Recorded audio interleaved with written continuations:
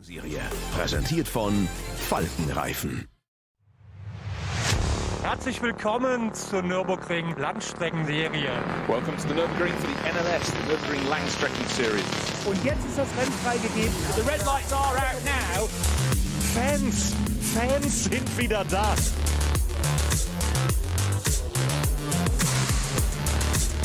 I would think that's very, very close.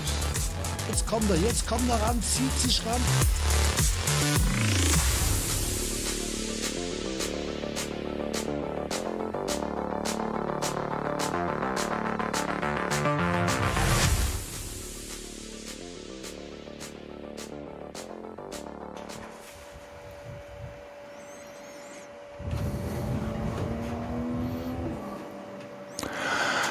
A very, very good morning to you, or good evening, depending where you are on the planet. This is the final round for 2023 for the Nürburgring Langstrecking Series. NLS 9, we could call it, is the 8th round because, of course, we had a doubleheader. But we have a bumper field of cars. I had 124 entered, 117 went out to qualify, and unfortunately, one did not come back. We've lost one of the Cup 2 Porsches. It was car number 123. That took to the edge of the circuit. That's Mulner Motorsport. So we're down to 116, but it's a hearty field of cars, and the front end of the grid, the SP9 category that will lead us away, is truly bolstered, almost 3 times the size it was last time around, just a few weeks ago. My name is Bruce Jones, delighted to have alongside Peter Snowden.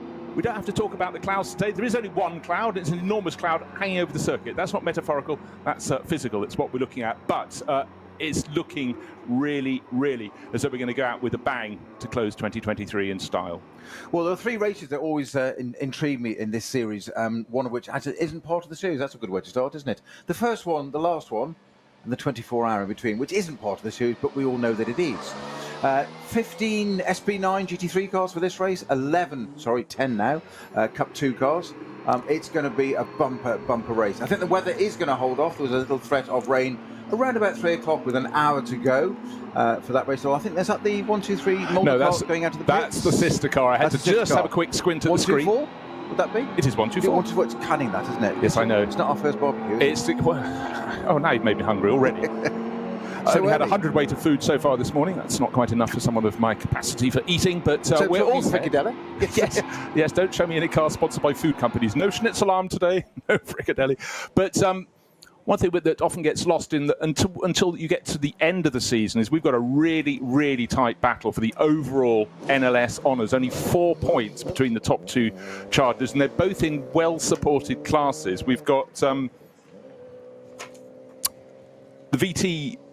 VT2 R+4 class, BMW 330i, class leaders Philip Lyson, Oscar Sandberg and Daniel Zils. They know what it takes to win a championship, and they're just 4 points ahead of the Cup 3 Porsche, number 959, Heiko Eichenberg, Fabio Grosser and Patrick Gruter, and they want the number 1 on their door that this year is carried by the people they're challenging. So for Lyson, Sandberg and Daniel Zils, it could be 2 titles in a row. We'll watch that through the course of the race, and we will see how it unfolds. But all today, it was about, as always with these events, beautiful weather.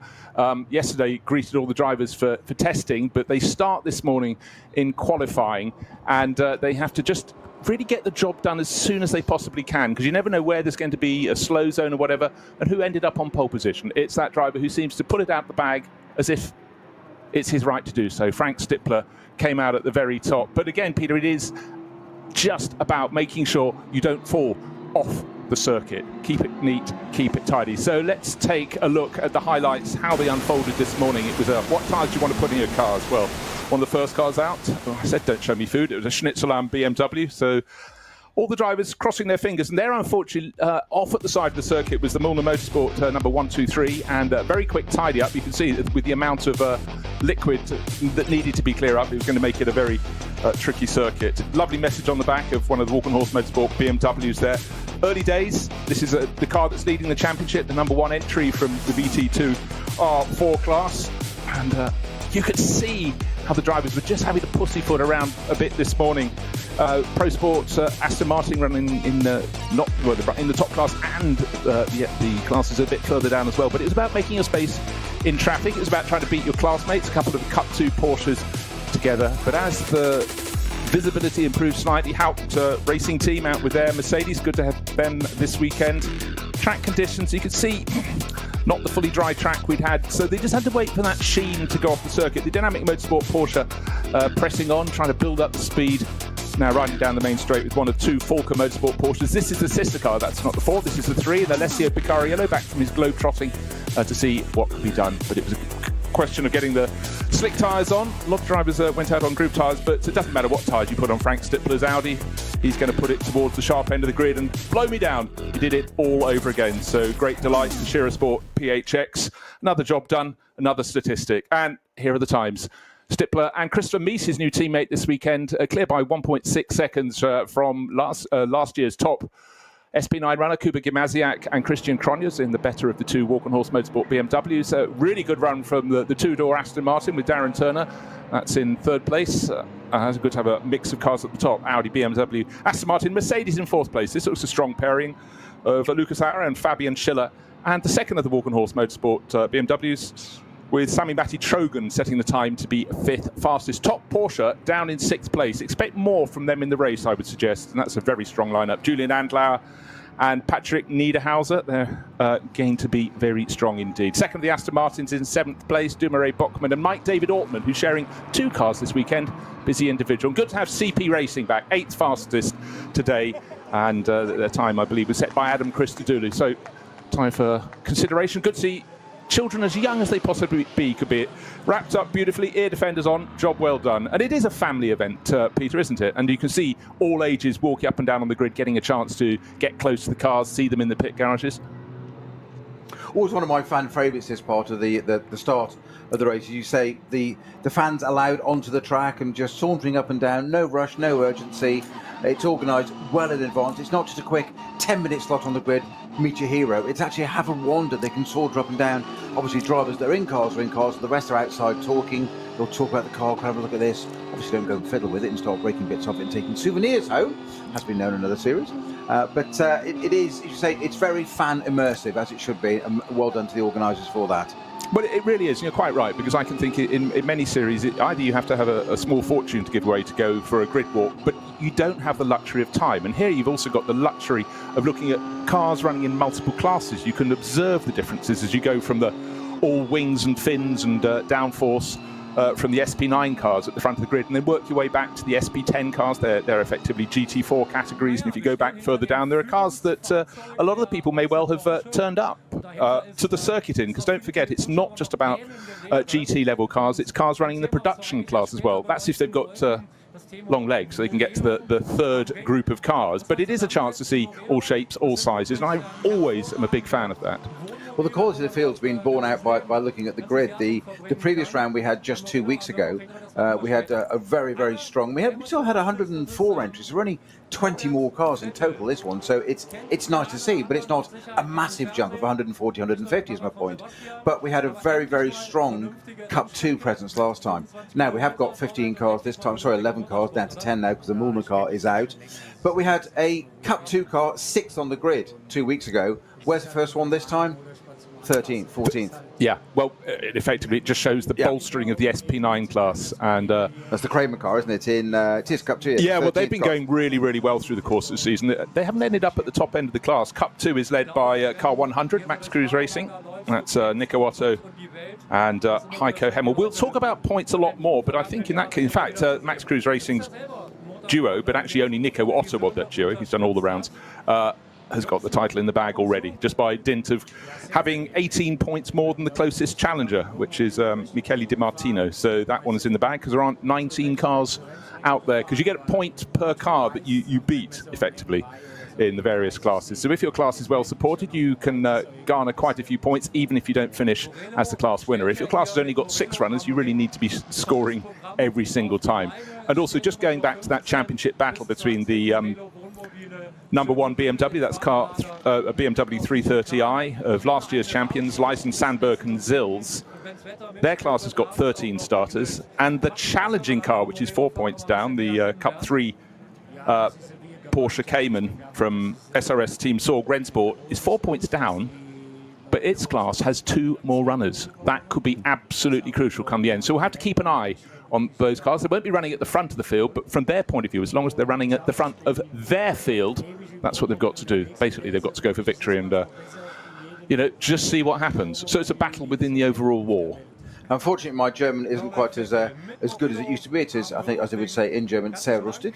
And it's just seeing Norbert Vettel, Sebastian's father, being interviewed on the grid there. Shame we don't see Sebastian out in this series. I think it'd be great. I think it's the kind of thing he'd enjoy. He did drive one of his RB7s or 9s around at the Formula event, Red Bull Formula weekend, at the beginning of the month, as did David Coulthard. I forgot which car it was, Luscious Lucy or something. Part of the series. Exactly, one of the series of names he gave, because he linked full-time Formula 1 world champion, linked to hypercar drives, etc. in the future, which could be quite interesting. Aston Martin, on that note, back to sports cars, being announced this week that they're come back to Valkyrie with a to WEC with the Valkyrie. That'll be interesting to see. And new GT3 and GT4 models coming as well. So that is long overdue. Well, long overdue. But I mean, the fact of the matter is, if you said about 5 years ago, when people were starting to talk about the hyperclass, they were trying and ally what's happening in the World Endurance Championship with the IMSA Sports Car Series, and it's all come together. And the wish list, we've pretty much got every single car that manufacturer that you would have wanted in there. Incredible. Have we not? Absolutely. I thought some would fall by the wayside. A lot of these manufacturers, my father used to work for one, so I know this, you have the cycle between the marketing people being in power for about 3 years, and then in come the bean counters, and all those great plans get dashed. But for Aston Martin... And sport somewhere meets in the middle of those. Somewhere, yeah. But I would put, for 2025, I would put down, for that Valkyrie, I'd put Lance Stroll down as one of the drivers. Ooh, I hadn't crossed my mind. Well, could well be. He'd be testing through 2024 and then see how it goes. But just going back, having seen Norbert Vettel on the grid down there, I think you're quite right. I think Sebastian just loves motor racing too much. I think he would pop back to do the odd event round here, because why not? Why wouldn't you?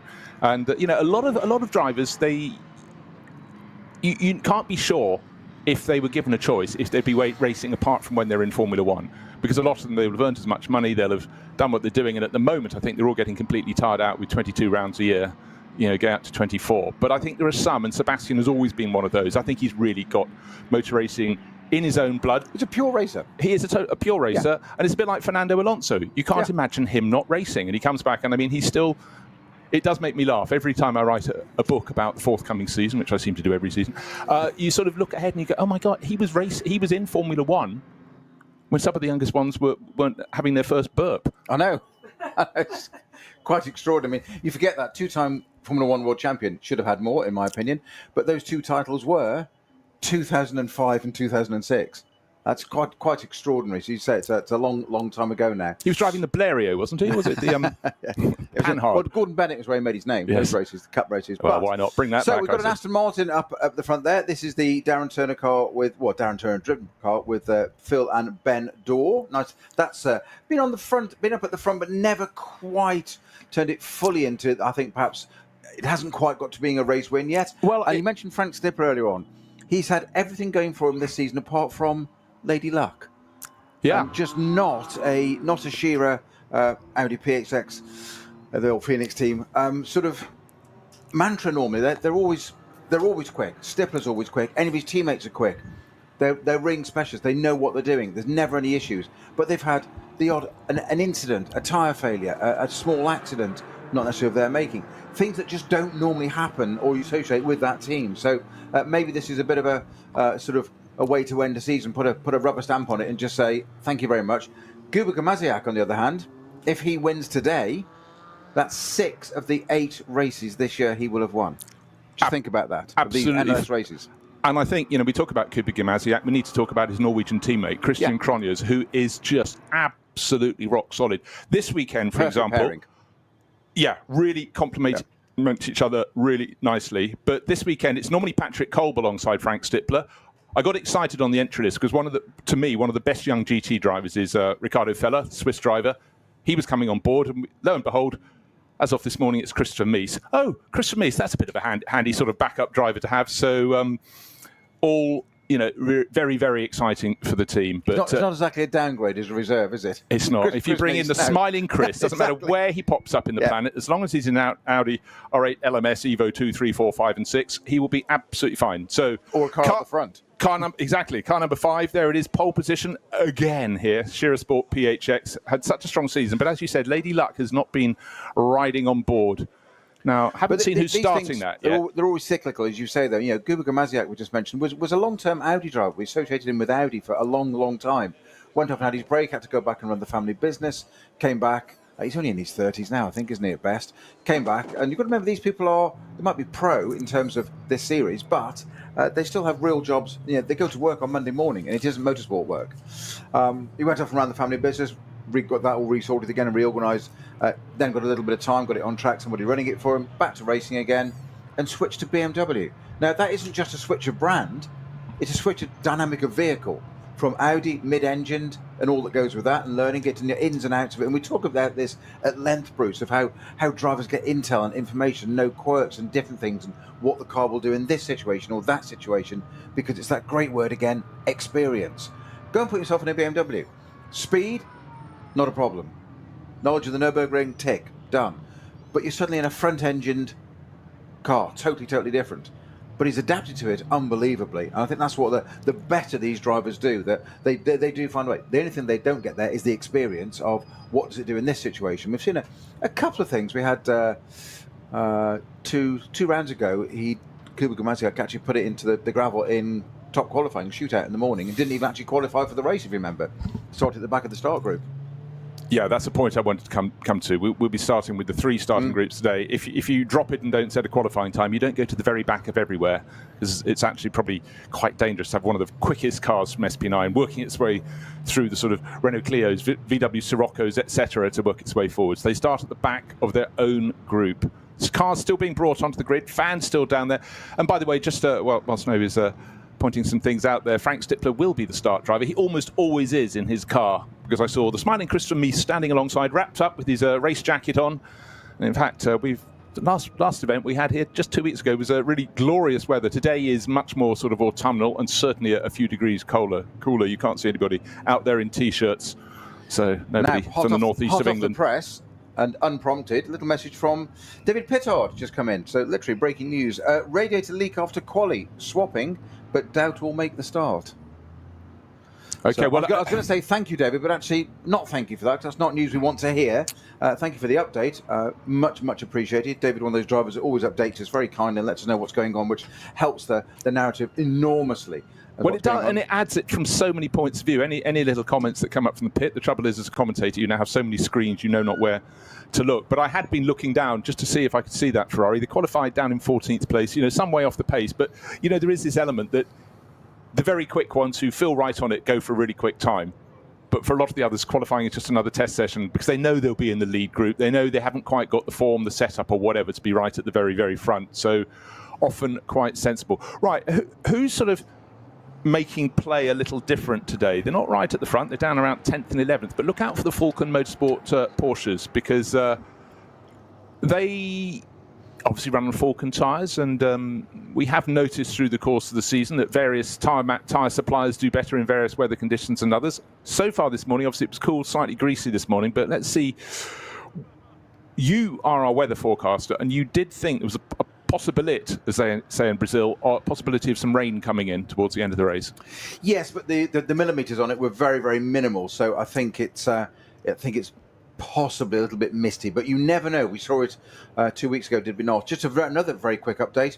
The Mühlner Motorsport Cup 2 123 numbered entry has made it onto the grid. Good. So that car has been repaired after its qualifying incident. There was we saw a bit of it, a long shot on the helicopter shot during the highlights, where it had obviously gone off on the right-hand side. Doesn't take much to do a radiator or toe link on one of those cars, right at the front there.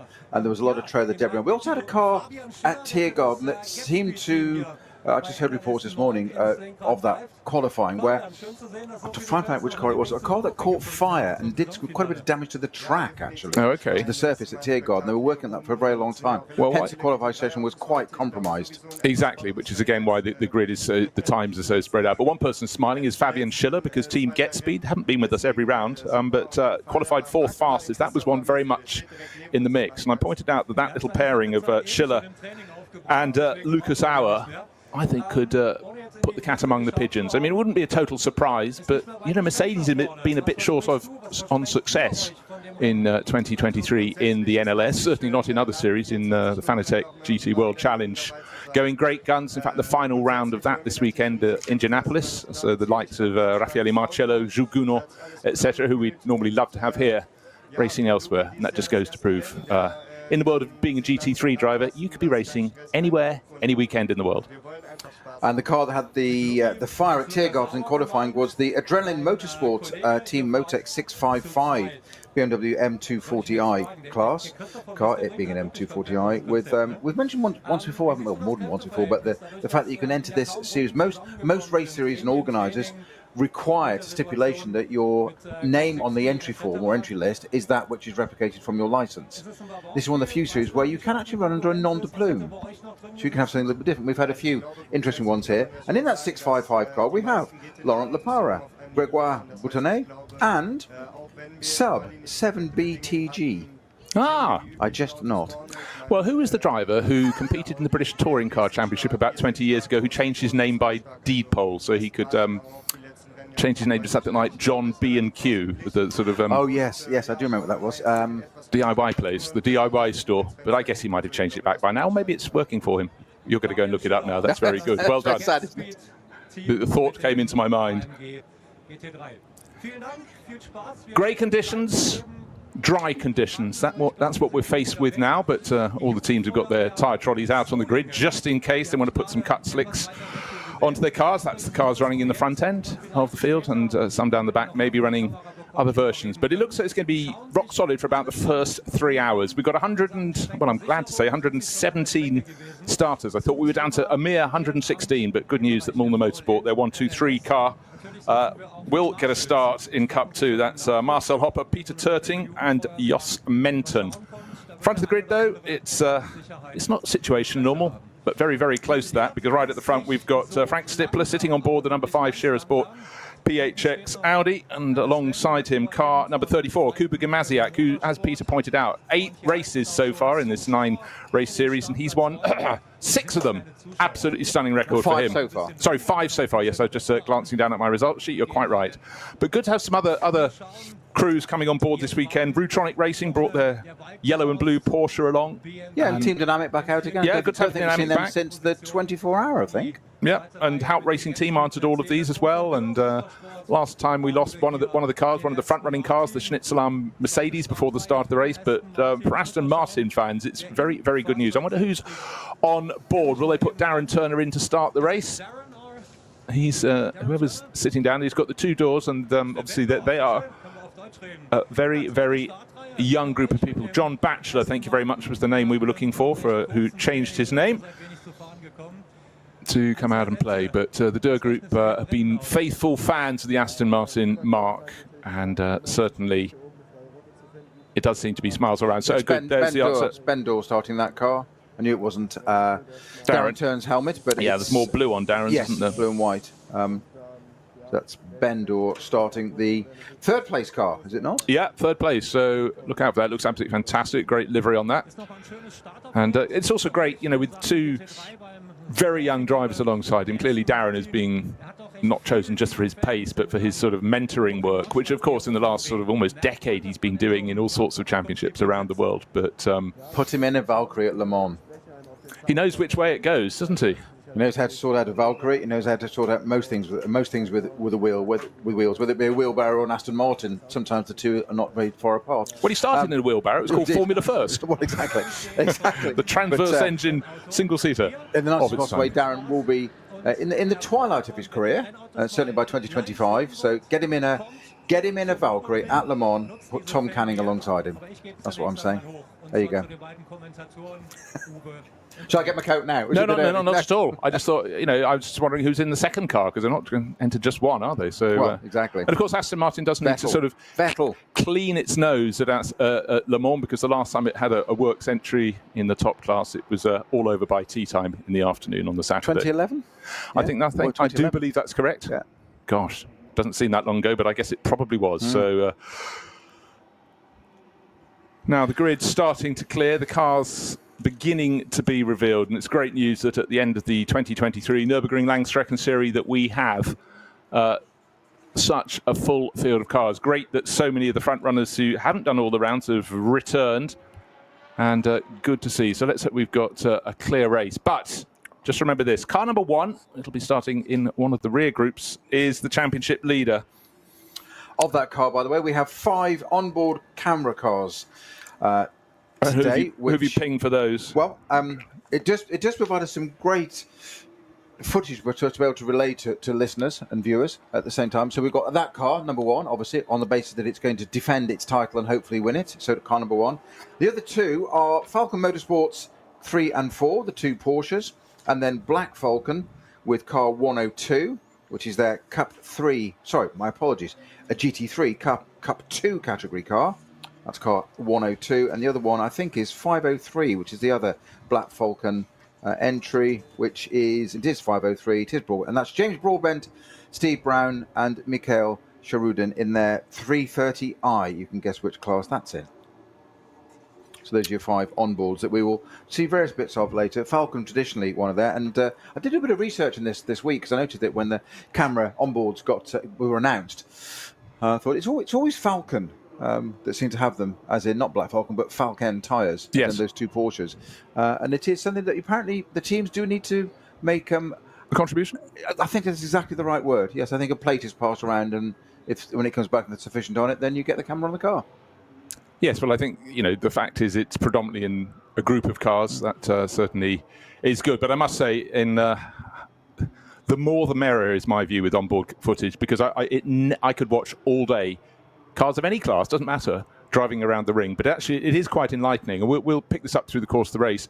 When you've got one in an SP9 class car and you see the pace of that, and then you compare marginally slower in certain parts or a lot slower in certain parts, cars from other classes around the ring. And that just emphasises the difference. But it's the very essence of the Langstrecken Series to have this variety of cars, the variety of classes. And you can see why it draws drivers from all around the world. And actually, when you're looking down the order, you have to look some way back as the cars start off on their formation lap to get to a name that's quite well known. That's why you've always, when you print out your entry list or read it on screen, you've got to look down. If you look down into the M240i BMW class and you look all the way to the penultimate car in that class, you find a person called Timo Glock. And it's not a nickname, it is the man himself. So again, talking about drivers coming back because they hate sitting at home at weekends. I wonder how many laps Timo's done of the Nordschleife. But anyhow, he's sharing with Anton AB and Michael Albers. Up to race, well, he certainly is. That's the name of the team. So let's see how he goes. Toyota Formula 1 driver? He did Toyota, he did Jordan. Yeah. Gosh, it's funny when you say things like Jordan. It came with such a bang into Formula 1 in 1991. Of course, it's changed its name so many times since then. Midland, Spiker, Force India, Racing Point. You threw me then, because I was just looking up Timo Glock's age, and he said he came into Formula 1 with a bang in 1991. I was thinking... Oh, Jordan I was talking about. That's strange, because he'd be 9. It's actually meant the team, yes. I'm seeing into the future again. Oh, just write down 6 numbers quickly. UK lottery, get them done. We'll split it with you. Yes, Kerry, you can have some as well. Yes, before I knew FOMO kicking in straight away. That's it. Yeah. Oh, she's the same. You had all the jelly babies, have you? Yes, you have. Extraordinary. So, starting groups. I know we always do it, but for those who might be the first time somebody's listening, I'm now going to try and find my start group order for you, which is our three sessions. And of course, now I can't find it.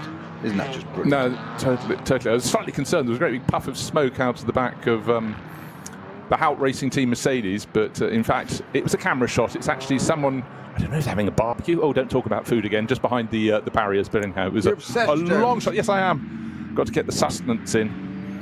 So, of course, the very front group will start with the SP9 class cars, and behind them the Cup 2 Porsches. And at various points, and as we've seen in qualifying, one of those last round qualified 6th fastest, they're super consistent. They also run longer before they need their first pit stop. So that's sort of... Oh, no. Hello, just had an Aston Martin. Rejoining from the grass. I think that was car 176, I would think. That's an SP10 class car. Oh, I might good today. Right. There you go. So it's one of the You're on fire today, Bruce. Oh, I better stop now. Until the season ends. Isn't it extraordinary? Wait to the very last round to get it all right. Yeah. Extraordinary. So start groups 1, 2 and 3, which follow the German flag, red, yellow and black. 43 cars in the first group, which we'll see going around now, predominantly those being the 15 cars we mentioned earlier from SB9 category. Start group 2 has a static car, that 505? It could well be. Just taking a look, it was one that qualified right at the front of the group, typically, but no danger at all because the car is... Start group 2, actually, my apologies. Yeah, start group 2. Yes. Yeah. Start group 2, that has 48 cars in it. And start group 3 has 32, so healthy numbers in all those. The first group does have SB 7, 9, 10, 40, 80 SB Pro and the Cup 2 cars, 15 SB 9s and 14 Cup 2s. And then we get down to TCRs and Cup 3s in start group 2, and just a few entries in start group 3, the biggest one being the M240i class, which has 12 in, an M2S, just the one, unfortunately, in that class, so they can win that. But of course, you get less points for being the only car in the class. Indeed. The more in the class, the more prizes. 505, the car that was static. I haven't noticed because the shots moved away whether that did get away. That's the QTQ Race Performance, BMW 330i, Florian Quant and Maximilian Kurtz. Well, fingers crossed for them. Looked like a technical issue, didn't it? Because the car hadn't moved at all, so it's like it just wouldn't fire or something, or just couldn't get it in gear. We are speculating as ever, but just hadn't moved off the line. That's the thing. I'm curious what happened to the 176 Aston. Maybe cold tyres and just cold track. It has been. We did mention it was sort of what I call mizzly this morning, when it was sort of one thing or the other, not really quite thing, and maybe just you just warm the tyres up, you put a bit of heat into those sidewalls, and just all of a sudden the thing just has a sudden loss of traction, shall we say, and physics takes over, and all of a sudden you're on the grass. Keep seeing that smoke in the background. Of course, on the GP loop there will be Falcon tyre drifting going on, won't there? That's what that'll be. Entirely. Yeah. I was rather joking about the barbecue, but yes, the shot we were seeing was on the exit of the chicane, where the Aston Martin should have been on the right-hand side of our screen, therefore on the left-hand side of the track as we were looking at them head-on, but was on the other side on the grass. So whether it's might be Guido Dumoulin in that. It's down as a 2-car entry. But anyhow, the good news is that got going again. So that's the second of the Pro Sport Racing Aston Martins. No, it's the third, in fact, because they got 2 in the SP10 class. So Guido Dumoulin and Yevgen Sokolovsky, that was the car that went off, but rejoined Hugo Sass, Fabien Volvend and Celia Martin in the sister Vantage in the GT4 category. I'm just being cunning and using my... Don't do that again. Tracking system, GPS, and 505 is now on the move. It's got a long way to go, and according to this, it is on the Mercedes arena. It is going around the hairpin. Yes, it's on the way back. It's got going ahead, more importantly, ahead of the third start group. So if he gets a wriggle on without putting it off, as in haste to catch up, he can join the back of his group again. Now, whether he can join the back of the group and retake his position in that group, I'm not sure. I think I would just try and take the position and argue later. I think so too. Final round of the championship. Why not? No, of course, all drivers have a very, very clear briefing, and one of the many, many merits of the Nürburgring Langstrecken Series is the fact that a lot of the drivers compete every round, and some of them every year, almost every decade, so they know what's going on. But there's a very clear set of rules, and a lot of the incoming drivers will have to have their particular driver briefing for those who are new. But well, it's very easy, because actually that second group is only, the front of it is just going down through Hatzenbach, and the tail of it is just going through Sabine Schmidt, so he's actually just caught up now. Does the 505 return to that link? Does it turn left or does it turn right? And if it turns right, it goes back to the pitch and it indicates a problem, which it hasn't. It's continued on and joined, according to our GPS tracker, it has joined the back of the group. That said, 498 has just dropped back a bit. That's now going again. So, and it does look like 505 is passing other cars and retaking his original, or their original grid slot. Very good news indeed. So we'll wait to see what happens. But Nürburgring Nordschleife is a place beyond the wildest imagination. It's a circuit that couldn't be created now, but fortunately it was created around a century ago, twisting its way through the Eiffel Forest. Weather, the weather. It could be anywhere, anytime. And it could be at one part of the track and not at the other. There's plenty of gradient change, ups, downs, sideways, 170 something corners around the entire Nordschleife. That is why drivers coming here for the first time just have their minds blown. And during the course of the pandemic, when a lot of people went online for their racing, a lot of the younger competitors in that thought this was a made-up circuit. They couldn't believe it was the real thing, and it very much is the real thing. It's old school. You don't learn it overnight. You don't learn it by sitting on a sim. You need to get out there and understand it because, of course, the vagaries of the weather and the areas of the track that are in the shade can just make the biggest difference. The rest of the track could be dry, but you plunge into a section running between the trees, and it could be anybody's guess. And again, was that proper rain?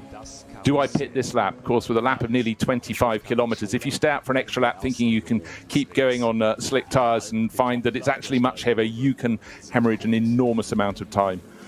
So you've got to have your pit crew helping you, and every pit crew doesn't need a drawer full of spanners and wrenches. They need a meteorology kit in there to detect what's coming up.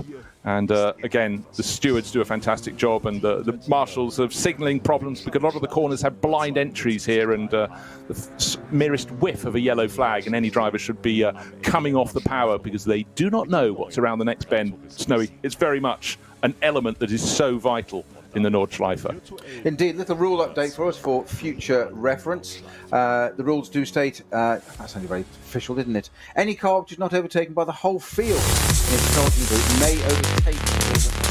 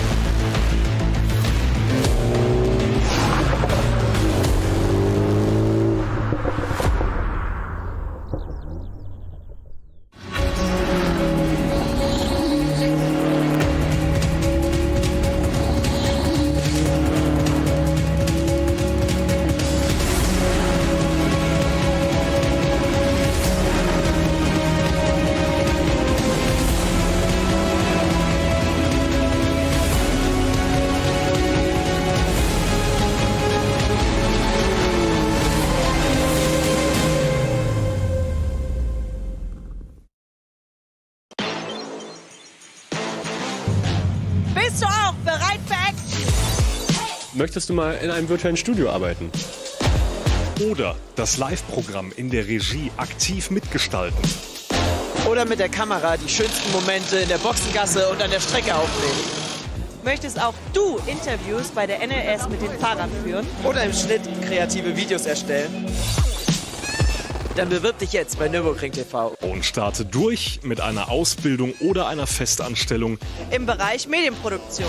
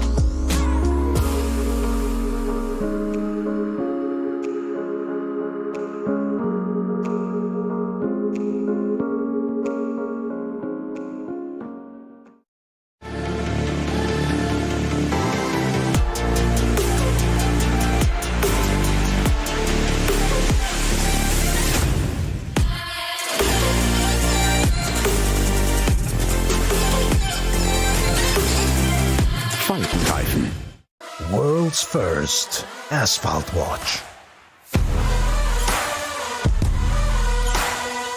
Nürburgring Asphalt 1 Over 90 years of racing history.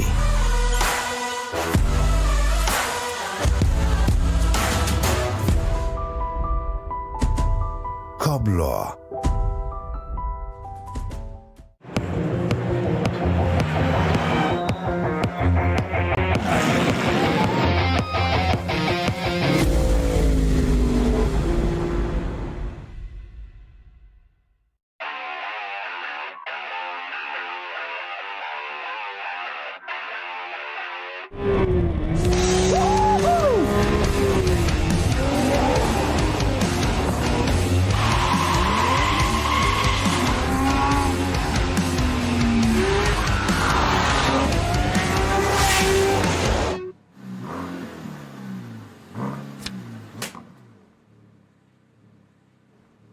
Liebe Fans, besucht unsere Social-Media-Kanäle Auf Facebook, Instagram, YouTube, Twitter und TikTok. willkommen bei der NLS.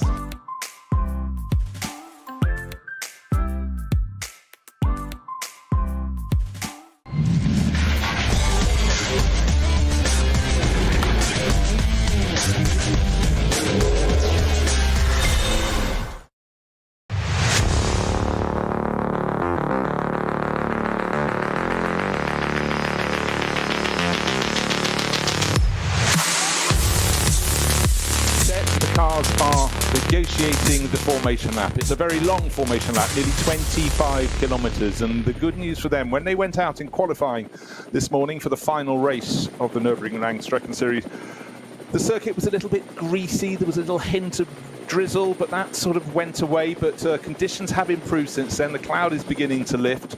But right now, it's they're all thinking about what they're going to be doing in about 5 or 6 kilometers from now. No, they're not doing another lap. That's just the length of this lap to get back to the grid.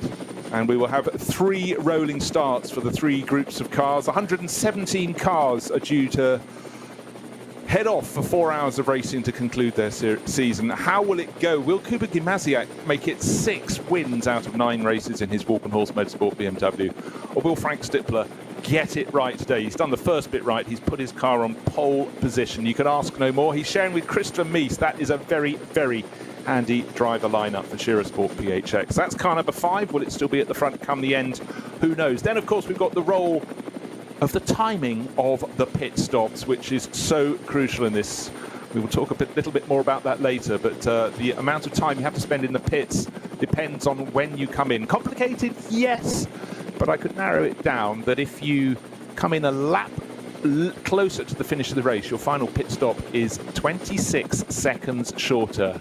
So you gain at one end of the race, you lose at the other, but bear in mind, it's a very, very long lap. The field is now running along the Dottinger Höhe on the left-hand side of the track, just over the hedge is a main road. On the other side used to be green fields. It's now an enormous industrial complex full of works teams and racing teams and tyre suppliers. It's a micro business for this area. And finally, one of the reasons this circuit was built nearly a century ago was to put money into a deprived rural area. It's certainly doing that. It's a global centre of motor racing.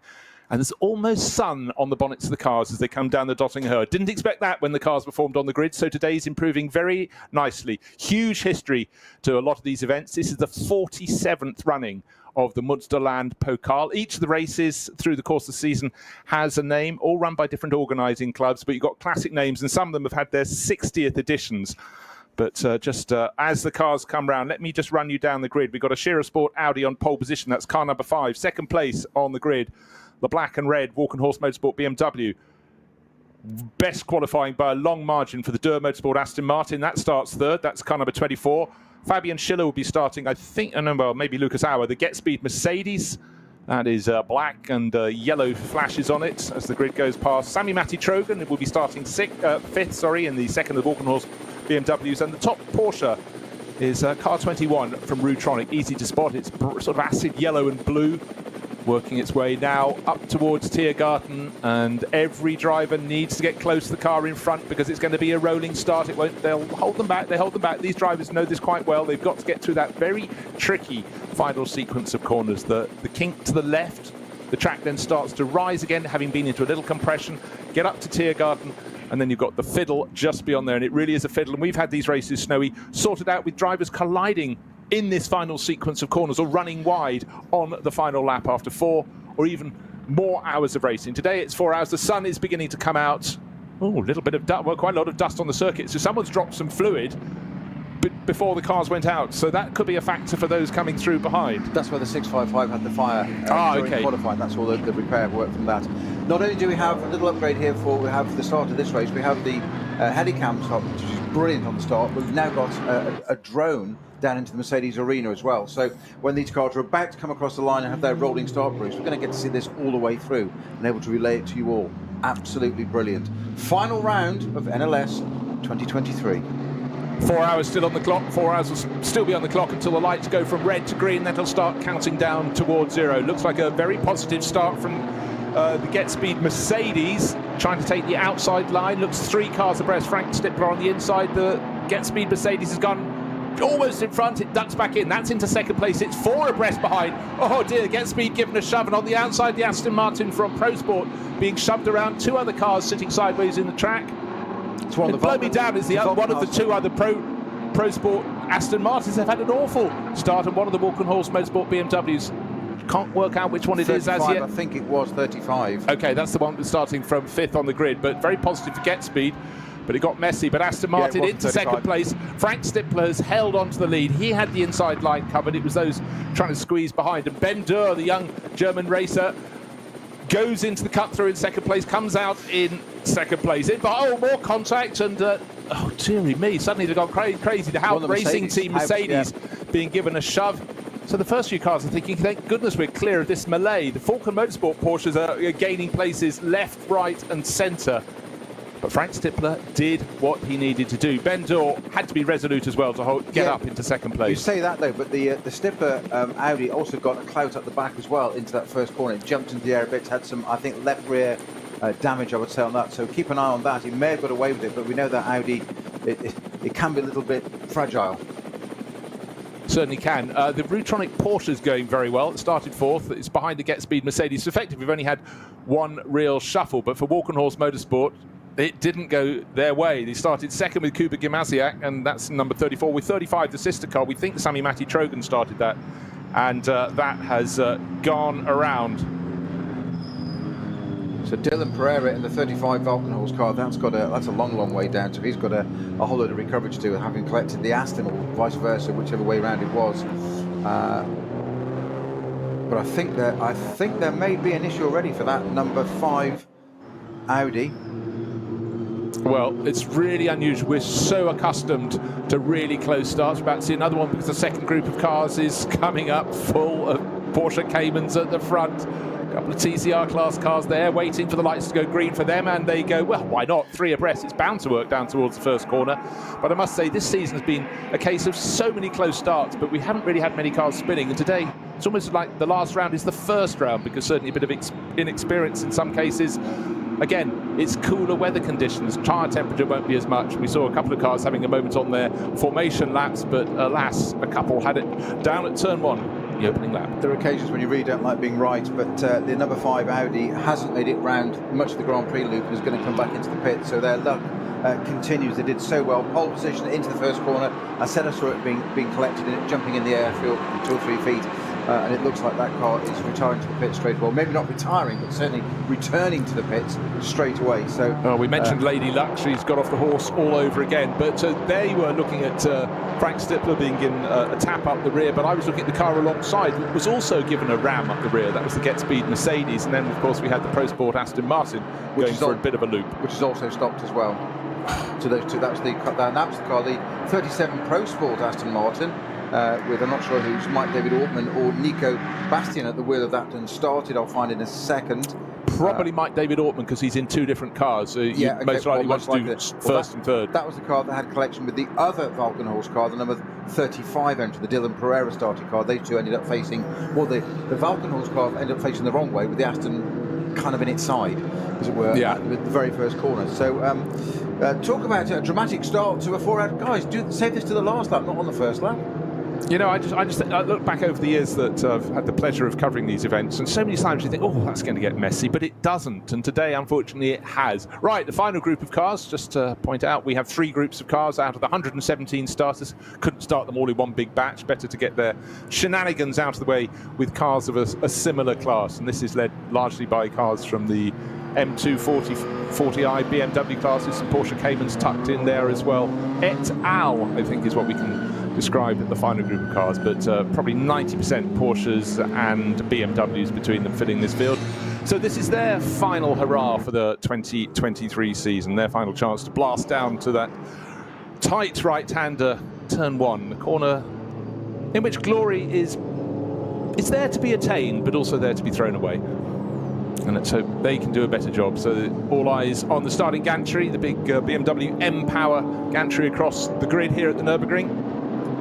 Look at the long holds, caught a few of them out at the front and in behind, people gaining places already and having to touch the brakes. They've got too close to the car in front, but this looks clean. The rear group, the third group of cars, is invariably the one where people have to pay their own bills, so they pay a bit more attention to who's around them down into the first turn. And they're trying 1, possibly 2 abreast rather than 3 abreast, so that is good news. All getting through pretty much. 3 more cars to go. Yep, we've got all of them through. Well done, ladies and gentlemen, in that third group of cars. However, in the SP9 class, the front runners are falling not quite like flies, but with the driver who started from pole position, Frank Stippler, being given a thump up the back as the field turned in en masse into the first corner. He's got damage, he has slowed, and bear in mind also the Get Speed Mercedes was given a cloud up the rear as well. These cars are pretty robust, but maybe the Audi slightly less so. We've certainly seen that in contact over the years, haven't we, Peter?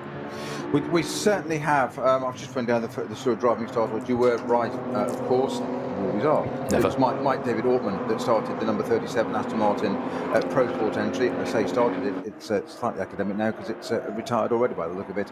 And of course, for my top few cars, any car I hadn't got a start driver, of course, it was number 30, which was Piccadilly Racing 296 Ferrari, which sadly is a DNS. It did not start the race, very, very sadly. I'm waiting for a quick update from David Pittard as to why they couldn't. Oh, now that's set now right on cue. That car is in the pit lane now. Now, is there a driver in it, or is it? It looks like it's been prepared, ready to go. There isn't a driver in it, is there? But it is. Been, unless they've got a completely black helmet. But I think Klaus Abelland's helmet. Unless it's a Stig. UK viewers know what that means, the listeners. But I've just gone and put helpfully DNS right next to. I hate it when that happens, don't you? Next to the number 30 Friccadella Ferrari, and there it is, appearing to be prepared, ready for the race. So that would be great to see it out of the race. Now, it is a 4-hour race, and this is one of the things that I reflect on. Right, in fact, as we said it, so I'm guessing. Yes, I'm guessing it will be Klaus Abelland, because David Pittard is messaging me. Thank you very much, David. Much appreciated. I mean, couldn't get more live updates, could you? When your driving career is over, pit lane reporting career beckons, David. Well done. Saying we will run. At what point, I'm not sure. Tyres going on now. Mega job from the boys with a muscle flexing emoji from Mr. Pittard. Drinks on Mr. Pittard, but also we'll have to send him some, because he could have gone first, but he had to stay and communicate with us, and therefore with you, as you watch and listen wherever you are. But conditions are looking very good, and the racing is starting to speed up very, very nicely indeed, because I fancied the Porsches from Falcon Motorsport. They're certainly trying to make up progress at the moment. They started 10th and 11th. Obviously, the sorting out early on. They're just about to complete the first lap, running through all the dust, and Nico Menzel is certainly getting very busy indeed. He's tucked in behind the Dynamic Motorsport Porsche there. 2, 3. So Frank Stippler appears to be leading the race. The car has not pulled off. It is leading the race. Ben Dorr coming through in second. So reports of the demise of the Shearer Sport PHX, we didn't put that in just for fun. That was reporting from out around the circuit. Anyhow, it's still going. So that's very, very good news indeed. Ben Dorr, really good opening lap to hold on to second place. Get Speed Mercedes in third, and the Rutronic Porsche in fourth. They're running nose to tail through the Mercedes arena, but little by little, Frank Stippler's just trying to gain an advantage. Well, that's brilliant news. I said that I hate to be right, and I'd love to be wrong on this occasion. So brilliant news. I was looking at, say, various reports coming from around the circuit. So apologies for misleading everyone listening there, but the pole position car, Frank Stippler's number 5 Audi is indeed in the race still. Not only is it in the race, it's the place where it started the race, at the very front. Yeah, well, the GPS tracker did qualify what I was getting reports of, that it was going slowly. So it must be a GPS sender unit or something. So maybe that's what got knocked. It is one of those curses for you report something, you build a theory to why it's happening, and then suddenly they're back on your screens. They just dropped out for part of a lap. But what I can tell you is Kuba Gimnaziak is in fifth place. You've got race leader Frank Stippler leaving the second part of the Sabine Schmitz curves with about a second and a half of advantage. The next three cars, the Aston Martin of Ben Dorr, Get Speed Mercedes of Fabian Schiller, and tucked in behind Brutronic Porsche car number 21 with Julian Andlauer. They're in their own little group. Then there's a bit of a gap, and then Kuba Gimnaziak, best of the rest. It wasn't a good start for him. Started second, he's down in fifth, but I expect him to work his way onto this tail of this little trio that's going down through Hatzenbach now. He's under a second behind them, and now Falcon Motorsport, car number 4, has moved up into 6th place. Car 4, driven by Nico Menzel. The sister car has got Alessio Picariello at the wheel, and that's 2 places further back with the dynamic Porsche in between, with another Norwegian racer, Dennis Olsen, on board. But it was a tight and furious start. The Get Speed Mercedes had gone to the outside and was half a car length ahead of Frank Stippler going down into the first corner. No, Frank Stippler wasn't quite hit. It was very close. Ben Dorr almost hit his tail, went slightly to the left and just clipped the rear of the Get Speed Mercedes. At that point, Walkenhorst BMW of Kuba Gimnaziak had fallen back to 4th.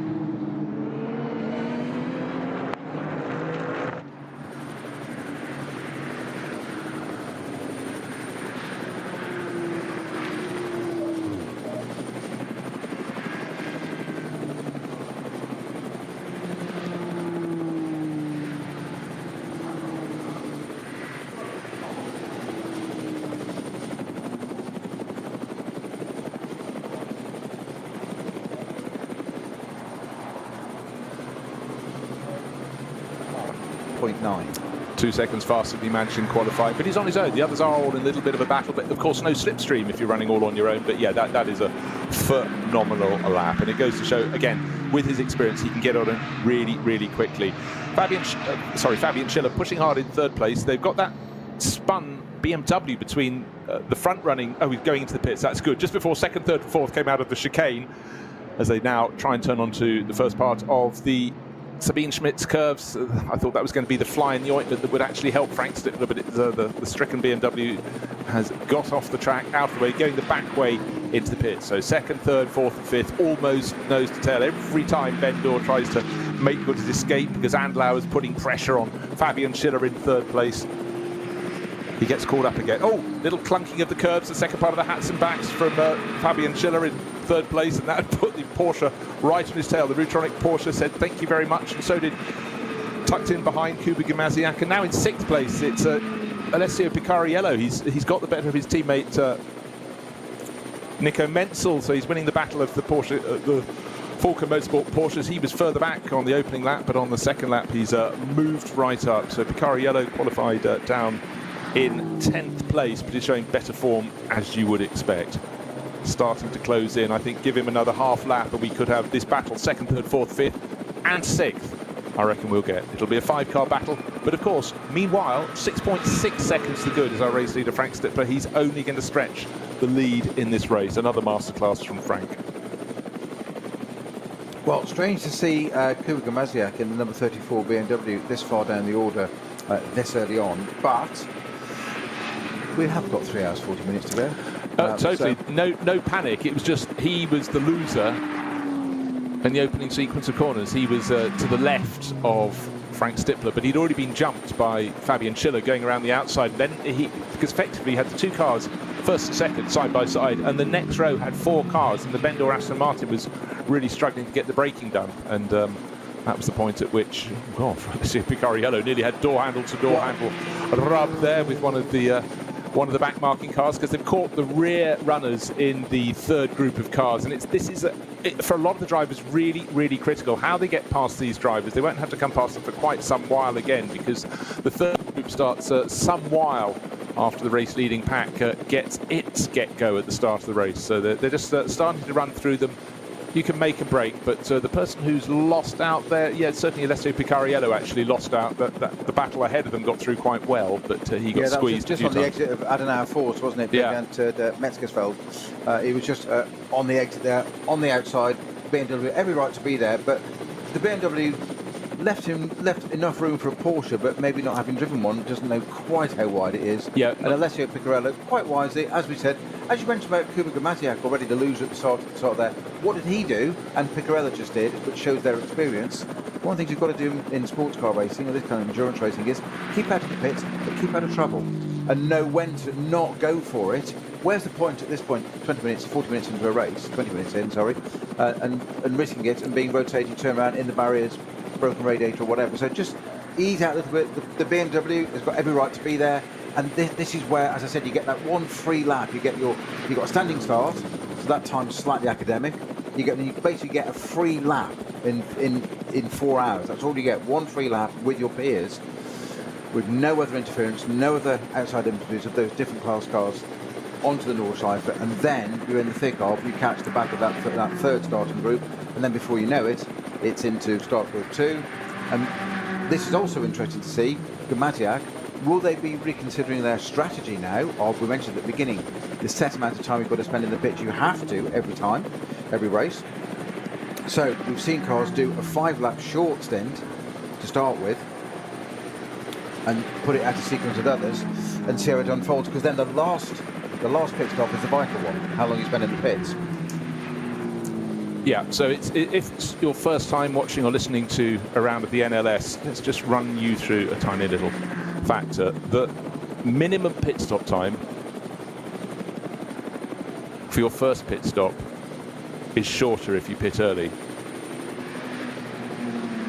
But the advantage of running a longer first stint is that your final pit stop, your third pit stop in a 4-hour race, will come closer to the finish of the race, and for every lap you get closer to the finish of the race, your final pit stop will be 26 seconds or thereabouts, dealing in fractions. shorter than your rivals who pitted a lot before. So if someone pits early, we have to keep our eye out for that, because then, of course, it will have ramifications for when they pit later in the race. And it's a game they have to play, but for Kuba Gimaziak, started on second position, tumbled down the order to, I think, about 6th or 7th, got back to 5th.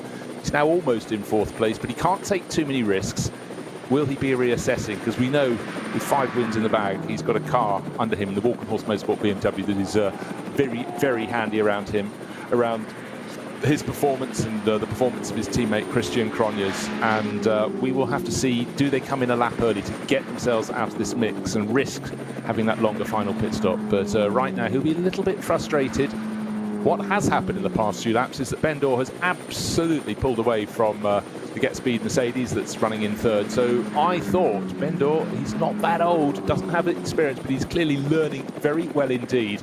And the Durr Motorsport Aston Martin absolutely flying at this point in the race. He's on a very fast learning curve, isn't he? No pun intended, but he's actually embracing it. That's the point. The steepness of the curve is not an issue, but the fact that he's actually doing something about it. Now, this battle we just mentioned, Gimaziak here, he's playing a little bit of a waiting game at the moment, I would suggest. He's on the tail. There's three cars in line here. Number 9, which is the Fabian Schiller-driven Mercedes, 21 Andlauer Porsche, and Gimaziak in 34 just behind. So they're coming on. So they're on the Dottinger now. So they'll get a little bit of draft now. All a little bit too spread out to gain any advantage there. So this is going to run on to the net lap before they do it. But of course, just at the tail of that and joining them very, very shortly will be the number 3 entry, which of course is Alessio Piccarella in the Falcon Porsche. So that'll become a 4-way battle before we know. It's going to be Mercedes,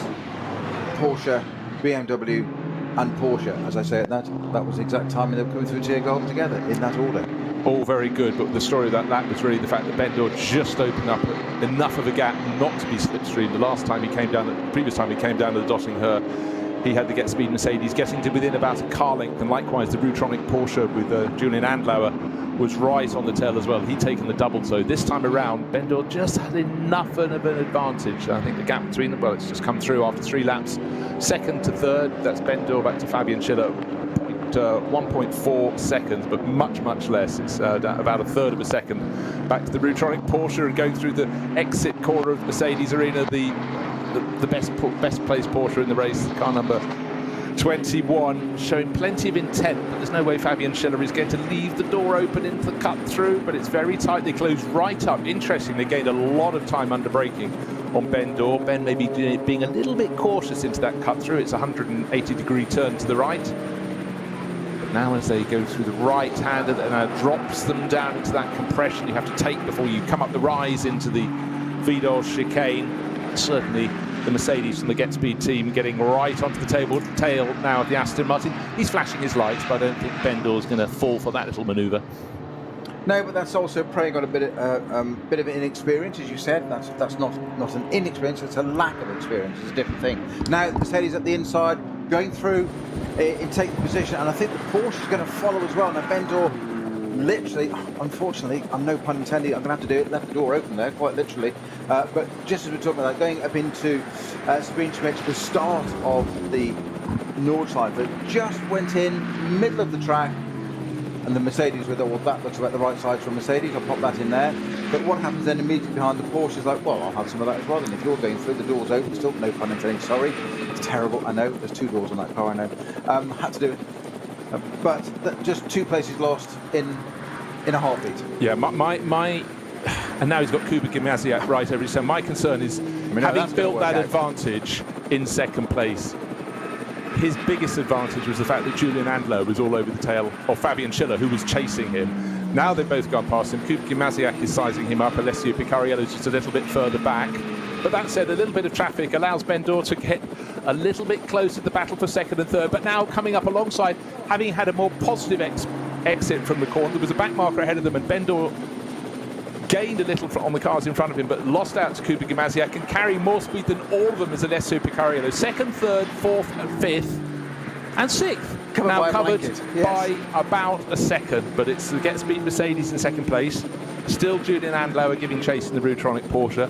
Kuba Gimaziak up 1 position. Ben Dor down 3 positions in a quarter of a lap, and I sense another one will come be taken away from him very shortly. But this is fabulous racing. This is mix of manufacturers, mix of race liveries, mix of nationalities on the world's greatest circuit, and the sun has even had the decency to come out. And again, on the tight corner there, I'm afraid another little mistake from Ben Dorr. The pressure is really coming onto him. Maybe the best thing that could happen will let Alessio Picariello back, go get ahead of him, sit on his tail, look, listen, watch and learn. He'll have plenty of advice from his teammate Darren Turner, but he's just got a little bit flustered in that Aston Martin. But he hasn't done a bad job. This is how experience is accumulated. Totally. As you said, watch, listen and learn. That's a very wise point there. And also all the different brands in there. Yes, we've got 2 Porsches. We've got Mercedes, Porsche, BMW, Aston, all mixed up there together. Absolutely fantastic. And people say, why do you love this racing? Look at this. Listen to this. This is why we love this racing. And it's also simply the simple fact that very shortly they'll come upon traffic. I look from one screen to another. They've come across a gaggle of 4 cars running, I think, in one of the production BMW classes, who are trying to overtake each other. How can all of this 5-car train go through? The simple answer is trying to go past one of the Schnitzelarm BMWs that Fabian Schiller nearly got it wrong in the Get Speed Mercedes. I tell you who's the most positive of all these drivers in traffic is Julian Andlauer. He knitted that very nicely in. Oh, dearie me, Ben Dorr had to go around the outside of one of the BMWs, 2 wheels on the grass, and that means he doesn't have quite the momentum. Alessio Picariello gets right onto his tail. You know, we're often used to gaggles of cars, but I've never seen that many suddenly arrive right on the noses of a quintet of the front-running SP9 class. Alessio Picariello there in the Falcon Porsche, like a little terrier. Every opportunity. We forget how easily they find these cars to drive at this pace. That's just normal. Tick that box, that's doing it. What can they make of opportunities? What happens in front of them? They saw the gap there, the back marker. He tried to squeeze it through that Porsche. It wasn't quite wide enough for a Porsche, so he just backed out a bit. In the process, the next car they got to, that set of, I think it was 4 or 5 back markers, as we called them there, meant that, as you say, Ben Dorr had to go slightly on the grass. What does that mean? As you said, a loss of traction straight away. Picariello, there you go. Every opportunity, I'll take the advantage of that. Can I go to the left-hand side and gain that bit of speed? Yes, he could. What's in the way? Another car. So you can't do it. And that's it, the ebb and flow all the time. The opportunity's there. Just because it's there, you can't necessarily capitalise on it, because something else might happen a nanosecond ahead, and what's quite funny, Peter, particularly when you're treated to a drone or a helicopter shot, you can absolutely see their placement on the road. And the track is so super narrow. Most of the Nordschleife is only about 3 car widths wide. It's astonishing. But often if you're at the back of a group, you can gain the most, because the cars ahead, you can see why they're being delayed, how they're being delayed. You can see the fact that someone's guessed one way, has to go back the other, and that's what we're seeing with Alessio Picariello. Hasn't gained him a position as yet. I'll tell you what has happened though. We've got 2 more Porsches closing in behind. We've got Dennis Olsen and then Nico Menzel. So and the other Falcon car, yeah, as well. Exactly. So yeah. Dennis is driving the car for Dynamic Groups. That's emerald green with black, and then the second of the sort of aquamarine Porsches tucking in behind. So they've been gaining. Well, they haven't been delayed as much. I think that group of BMWs had broken up a little bit, or been broken up, I suppose one could say, as they came through. Oh, yeah, I thought there was a mistake there from Kuba Gimasiak. It was actually just the way the light was coming across the track, because now we've got proper shade and sunlight. But it looks so for now they've cleared the gaggles up in ahead of them all. They're finding them sort of 1 or 2 at a time, not 5 or 6. And then Julian Andlauer completely blocked, falls off the tail of Fabian Schiller, and Kuba Gimasiak is now right on the tail of the Rutronic Porsche. So it giveth and it taketh away. That was most remarkable. I mean, he lost probably only a second, but that was all Gimasiak required. And then there was almost half a car width for him to look at. Now that and this, which we're just describing now, ADAC, the organisers, get that VT and run that as an advert, because that is the best advert possible for racing on NLS, on the Nordschleife. It's just absolutely extraordinary bit of racing, and shows exactly what can happen in a matter of 2 or 3 corners. And there are 170 on this circuit, so there's plenty of opportunities overlap. That's what can happen. Just brilliant.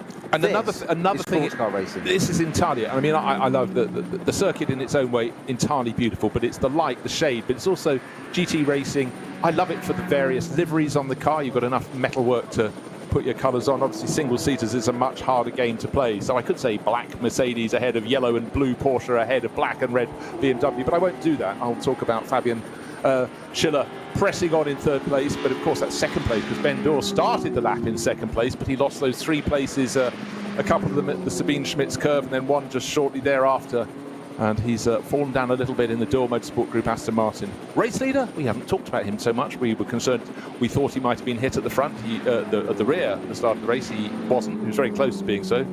But the end of last lap was 6.6 seconds clear. And at the end of this lap, it's Fabian Schiller coming through in second place. What's the gap going to be to Frank Stippler? 4 laps on the board. And one of the Falcon Motorsport Porsches dives into the pits very early indeed. Frank Stippler, 12.8 seconds was his lead. He doubled his lead in 1 lap, gained 6 seconds. That is massive. So which of the Porsches has dived to the pits? Number 3, Piccarello, Alessio Piccarello. Okay, so I'm going to have many sheets of paper to scribble things on. That is normally we see 4 laps. Yeah, we see a 5 lap. We got a 5 lap stint, opening stint as a short stint. 4 laps is clearly 1 lap less. And so has Marek Bachmann in the number 17 Pro Sport Aston. They've elected to come in as well from 9th place. So that's 8th and 9th positions. Cars 3 and 17, Piccarello and Bachmann in the Falcon Porsche and Pro Sport Aston have both pitted with just 4 laps of this race. Okay, that is it. We are very accustomed to cars diving in after 5, 6, 7, or occasionally on a good day stretching to 8, but often that first stint is 7, and some of the other runners stretch to 8 laps in their subsequent stints. Of course, 4 hours of racing, that's 3 pit stops by and large. The Cup 2 Porsches, the best of those, we haven't really mentioned them too much since the start of the race, 13th place overall, car number 121, but they will run a little bit longer, so they will suddenly go up the order, then fall down again. But that's Tobias Muller, showing with Moritz Grantz, Michele Di Martino and Christopher Brook. And Di Martino could just about, no he can't, he's close, but mentioned earlier that Nico Otto from Max Cruz Racing, car number 100, has the title in the bag. He's running 3rd in class, Otto. So just looking at that Aston into the beginning, also as the Frank Stippler did dive across the inside of the Aston, went round on the right hand side. So the Porsche, it was the Aston that actually stopped right by the number 35 Valkenhorst, Dylan Pereira driven BMW, simply because he had to, because the car rotated around its own engine axis, as it were. Well, it was given a helping hand. But he could do nothing about it, not by the Aston though. No. And that was the second car on the scene, so just a victim of that, had to sit there and did just touch the door, but shouldn't have put the Aston out. No, but Gimasiak, having fallen from 2nd at the start, he was in that 4-car group going into the first corner, fighting over 3rd place, and he just got squeezed from both sides, so he went out the back of that group, and that's why he fell down the order. Back into 5th, that became 4th when he got past Ben-Dur. And again, lap pace dropped off that lap, as Peter pointed out, that the best, a lap on which so many races for the NLS, the fastest lap of the race being set is on lap 2, because they first lap is a rolling start, but lap 2 was when we had that 7 minutes 51.9 second lap from our race leader Frank Stippler. Last time with traffic in front of him, he lost 8 seconds. Just a whisker under 8 minutes that lap, but still quicker than everyone else behind him. That's why he's 12.8 seconds to the good in this race. So it's looking very good for him, and also looking very good for the fact he's got Christian Mies, who's won more races and titles in an Audi R8 LMS and I would think anybody else. So he is no wonder they're smiling in that crew, determined to end a season that's been very, very difficult for them with a victory. So my second correction of the show, the number 17 Aston didn't go into the pits that we said Marek Bachmann had. I'm just forgetting, of course, I was so excited about the fact that the number 3 Porsche had come in. That highlights in purple when it comes to it. Of course, fastest laps come up in purple at exactly the same time on my timing screen, and just white, just at exactly the same time. So I misread that, so my apologies. That's all right. The 17 isn't in the pits and didn't do an early run. So the number 3 Alessio Piccarello Falcon Porsche did come into the pits. That has definitely done a pit stop at 4 laps. But the number 17 Aston didn't. It's the fact that the colour code is purple for a fastest lap for that car. At that point, did it exactly the same time, and I just one followed on to the other. So my mistake. Poor reporting. Poor journalism, Jones. Sitting next to an editor. Going purple into turn 1. Indeed. Well, so they're going to be thrashed. Yes, indeed. Out with the birch. So later in the race, so 4 laps in, just to get this on the nose, that pit stop for Alessio Picariello, 283 seconds. So that's 4 minutes 43 seconds. Those that come in a lap later, will be 24 seconds more. So if you pit early, your first pit stop is a quickie. That will give you an artificial position in the race, but that means your final pit stop will be, again, earlier than your rivals, and you will get pinged by a similar margin. If you're stuck in traffic, we debated whether Kuba Gimasiak would need, because he was being bottled up in that 5th place, if he would need to go, right, we've got to change. I don't want to sit behind these drivers. I'm quicker than them. And then you've got to play your joker. Talking of jokers, not saying it's a joker, but unfortunately we've got a slightly bent BMW that's had a little front-end contact coming out of the Vidal chicane. And quite a bit more than a little bit of contact. Yeah, a fair bit of contact. Waved yellow flags, no surprise down there. And a course vehicle already around to attend. More to the point, though, what is it connected with? Entirely. It looks like it's punched a hole in the front in that the ubiquitous BMW kidney grille. That front splitter really quite damaged and hanging out. I'm amazed not to see any fluid coming out of that with the radiator immediately behind it. That said, it is parked to the right-hand side of the track, so it's off the racing line, so that's no issue to anybody else. Officials there straight away with attending to that vehicle, but I'm just not quite sure we've seen the result of it. I'm not sure what the cause is. No. And didn't see any other parties involved, but again, the car was static when we saw it. Race leader Frank Stippler, 12.8 seconds are good at the start of this lap. There may be more traffic coming his way, and it may come to those in behind him. Well, it's not may, it's a question, it's where they find it. Battle for second place, Fabian Schiller in the Get Speed Mercedes, that's car number 9, and the 21 Rutronic Porsche. Julian Andlauer is about 4 car lengths back, constant shadow, and any chance he'll definitely look to take it. The French driver, as I said earlier, has been incredibly positive in traffic. Race control messages, Bruce. I've just inadvertently and incorrectly thrown number 17, Marek Berkman, in the Pro Sport Aston Martin that's in 9th place, car number 17, under the bus with a pit visit that it didn't have. Having just corrected that, it has now received a drive-through penalty for incorrect position at the start of the race. So they get a drive-through penalty and they're actually currently in 9th position as well. Okay, and that was the one that you can't absorb that into a pit stop either. No. Drive-through. If it's 5 seconds, that's not so bad, because if you have a 5-second penalty or 10-second penalty, whether the time be, the big issue is driving in, losing the time, driving out again. The stationary bit is the penalty. You can absorb that in a pit stop, so you're coming in anyway, so you only get your 5 seconds. A drive-through is exactly what it suggests. You don't stop, you drive through the outer lane at a pace and go out again, and you've got to serve that. So that's pretty well the worst penalty you can get. It really is. Now, another penalty is if your car is in front of another car going along the Dottinger Her, you've got to try not to let them get the slipstream, but unfortunately Fabian Schiller could do nothing of the sort, and long before the track even kinked to the left when you get towards the end of the straight, Julian Andlauer had worked the toes superbly, so he's gone up to second place for Rutronic Racing. So the best Porsche in the race so far is up into second place. What the gap will be to race leader Frank Stippler, I do not know. It was 12.8 seconds the last time around, and that was back to Schiller. I'm going to come to a little point about Marek Bachmann in just a nanosecond, if I may. I just want to see the latest lap from Frank Stippler. 7 minutes 59.9, 7 minutes 59.6. But those behind, the traffic must have been kinder to them, because Julian Andlauer 7 minutes 54, 5 seconds quicker than our race leader. But again, you can't get overexcited about a lot of these times, because often there are slow zones. We haven't had any of those as yet. Waved yellow flags and traffic are the things that back you up. But the point I wanted to go to, you were talking of Marek Bachmann. Last time around, his best lap, his last lap of the race, was quicker than Stippler, who was leading the race. So the Aston Martin from Pro Sport, obviously a quick set of wheels today. There was some discussion that Mike David Ortman was going to start that car, because he qualified it, and I've been talking about him doing 2, and I had him down as a start driver, but seemingly it is Marek Bachmann. But that penalty will drop the car that's running in 9th place overall, actually a long way back from Ben Dorr, who's fallen down a few more places. I tell you what, Kuba Gimasiak's lost a place, and Nico Menzel's moved up, and so's Dennis Olsen. So remember, we had the 2 Porsches. Gimasiak has pitted as well. Oh, he's pitted. Okay, yeah. Who came in this lap then? So Gimasiak and Ben Dorr, 34 and 24, okay, and indeed Spengler in the Audi as well from 11th. Okay, that was car number 20 from Car Collection Motorsport. He's showing that with Marcus Winkelhock. I think that was one that did a bit of pushing and shoving into the opening corner, but we'll look for more problems. Yeah, we've got our first Code 60 of the race. Of course, that's for the 510 BMW that's being attended to on just after the Mercedes Arena on that hairpin loop back again on the on the right-hand side there. We're still unsure to what the cause of it. We know what not the result is. Some heavy front-end damage, or relatively heavy front-end damage. You wouldn't like it on your road car, put it that way.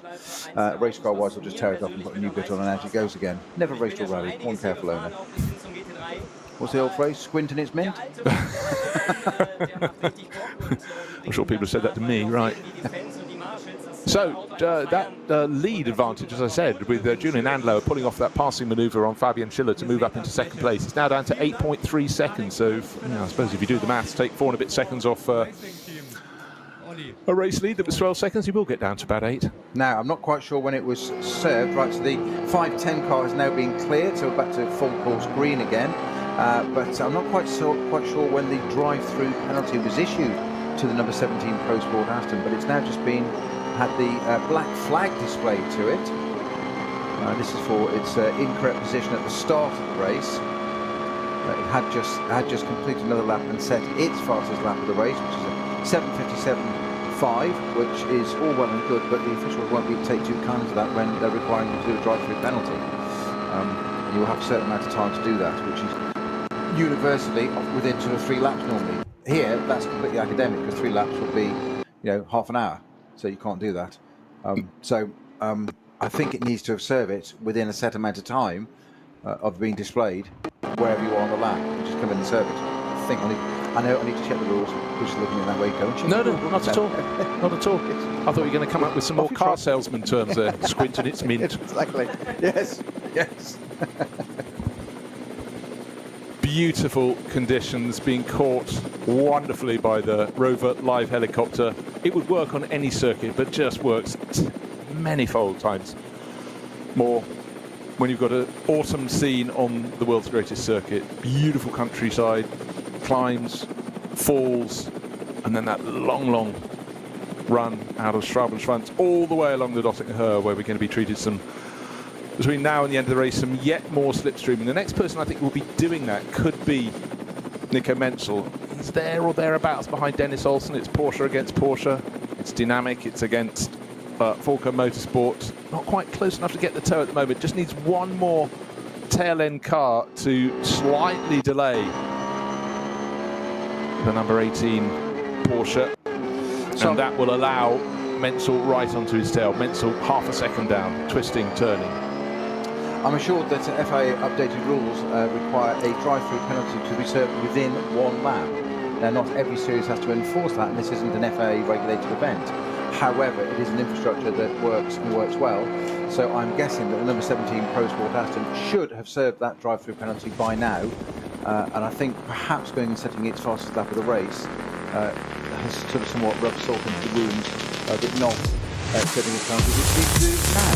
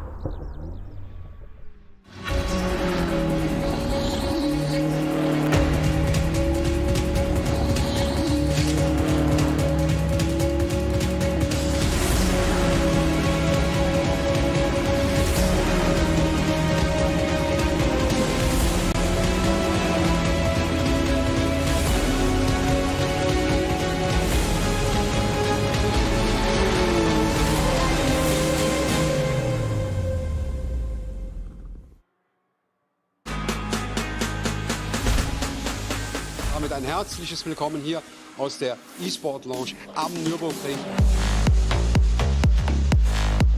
Motorsport ist sonst ein bisschen unser Hobby und das macht einfach nur Spaß. Auch der Klang wird super wiedergegeben. Er weiß, wie es geht.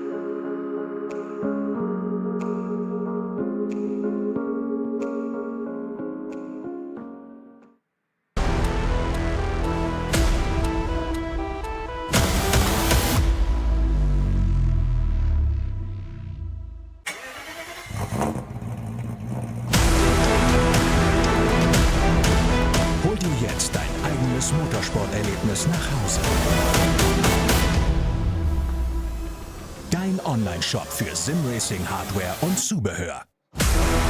www.simraceshop.de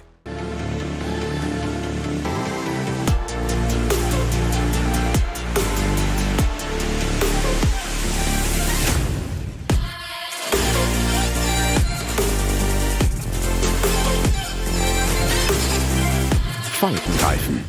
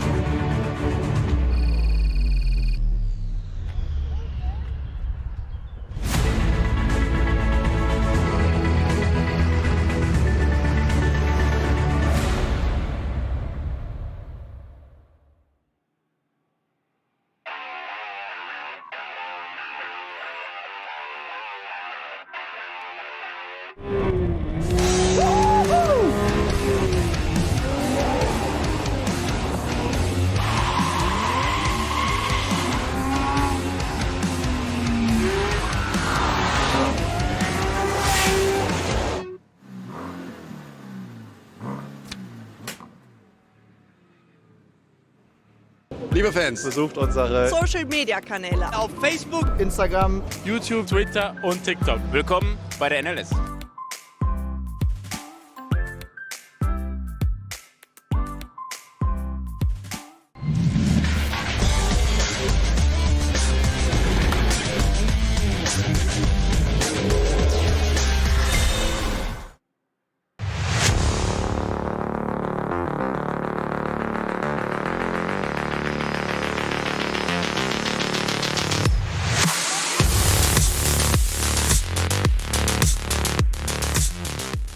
But at the moment, 6.5 seconds is Frank Stippler's lead. Now, talking which, diving into the pits, of which, Bruce, has the number 17 Pro Sport Aston Martin served its its drive-through penalty, get the words in the right order. Just one little update on that. If the drive-through penalty was in the last 70 minutes of the race, which is not, it can then be converted into a penalty of 30 seconds to be added at the end of the race. That's one of the few exceptions, but we're not there. So I just said it is normally that's what can be done. Okay. But I don't know. We've been so busy talking about other things here. I'm not sure whether it served that or not. Now, just looking very quickly, we've got a very slow BMW 504. Doesn't look to be proceeding at the pace it should be, and that is on the GP loop. Now it is being overtaken by GT3 Cup cars, Caymans. Just look very slow through that particular part. Yes, it is. So oh no, it's definitely limping. Just wanted to highlight who's gone into the pits after 6 laps. Car 21, which is Julian Andlauer in the Rutronic Porsche. Car number 4, which is Nico Menzel, second of those 2 Falcon Motorsport Porsches. That's 2 laps behind his teammate, mind, that we were caught out when Alessio Picariello came in the number 3 sister car after only 4. And 35, which is Dylan Pereira, driving the second of the Balkan Horse Motorsport BMWs. So right, Bertman has served his penalty. Okay, that would also explain why his lap time last time around was 8 minutes 24. So that sort of included the in and the out. After making 2 mistakes already in this show, I didn't want to make a hat-trick this early. Now, big question is, when cars are limping, have they been pushed or given a hit? And unfortunately, we saw a little bit of contact. We talked about the 504. Why was it limping in? And that is a car from the VT2 rear-wheel drive and four-wheel drive class, and that's the car that car number 1, our championship leaders, outright NLS leaders, are competing in. So it has slightly removed one of their opponents there, not for the championship, but just for space out on the track. Oh, now just getting news that Nico Otto, here he is, Cup 2 class leader, and just being spoken to, had a puncture. He was leading the class, getting the job done as he has all season. But to my eyes, on the maths, he's got 92 points, and the closest challenger is on 74, which is Michele Di Martino, and there weren't 19 starters, so he should be the champion. But you don't want to end your season not completing it, do you? So the car limped in, and right now he'll be a little vexed by all that's been going on. But you know, we will wait and watch and see what happens in that. But it's been a fantastic season in the Cup 2 class. Well, he's just telling us that he had a puncture at Schwedenkreuz, and that there was much dirt on the track. Schwedenkreuz, not a place you really want to puncture. You're travelling at some considerable speed. Your next corner is Arenberg, which tightens up a little bit, and there are trees and barriers and things. And there's what always has to be emphasised is the lack of width of the playing field here. Yeah. As I said, maybe 3 or 4 cars could just about park side by side around most of the circuit, but when you're racing, that doesn't equate to you can run 3 or 4 cars abreast. But at Schwedenkreuz, you're absolutely pressing on. You've just gone through Flugplatz, past the airport, the airfield over there. You're down into a bit of a compression, but you're accelerating. The track is arcing to the left, but then that feeling. Yeah, so Nico Otto just telling us there after his punch that he'd lost around about 3 minutes of that, but they're going to keep pushing to the end. And you make a very valid point, Bruce, that you don't want a puncture there. And in fairness, there's not many places at the Nordschleife that you want a puncture. No.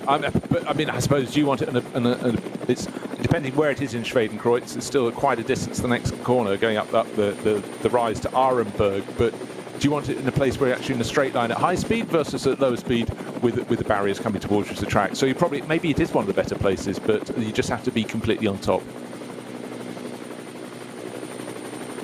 So we're back to full course green, as it were. We did have a little code 120 a few minutes ago at the brief code 60, Mosh Post 183, which is just coming down towards Dottingerhöhe, I think, if I'm right. 183, just there to board, yeah, Schwalbenschwanz, yeah, so just before. That's on the sort of middle part of Schwalbenschwanz. So I'm not quite sure what that was for. No cars indicated, so it might just have been that somebody's run a bit wide and put a bit of debris onto the track and just being sorted. But good to see us back to the full course green. Just going back to that first lap we mentioned, that rolling start and then that first flying lap. That was the advantage of that is evidenced by that fastest lap of Stippler. That was a 7:51.9. His next lap was then as he got into the traffic of start group 3 and possibly the back of start group 2, and that went up to a 7:58, 59. 59.9, I remember, exactly, just a whisker under. So that's the difference. That's what it makes that one lap of freedom in a GT3 car in the autumn sunshine around the Nordschleife and no other cars other than equivalent around you. Bring it on, yes please. Yes, and in fact, having sort of survived that first corner shuffle with quite a few of the cars running from about 4th place through to 7th, being really compromised, that was his chance to escape, and of course he was able to maximise. Ben Durr was holding down 2nd place at the time. Now Stippler and Schiller both into the pits, our race leaders, as it were, first and second. Into they come in on lap 7 laps completed, 7 laps exactly complete. as predicted, as we thought they would do there. So I'll just make a little note of that, otherwise we'll forget that for Was later. it just the 2 of them? No, it's more. No, we coming now in. have Dennis Olsen in 4th in the Porsche. That's the number 18 entry. That's the dynamic car. And nice to see that back out again.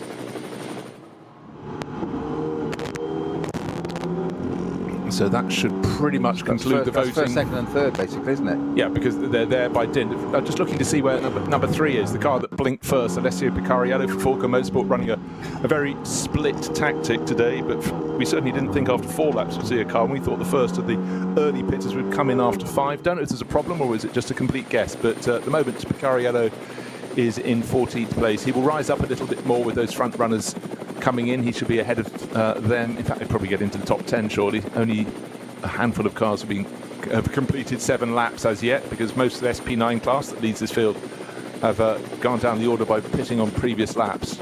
And just looking to see who's achieving good speed. In fact, Alessio Picariello, because he was on a flying lap last time around, did an 8:07.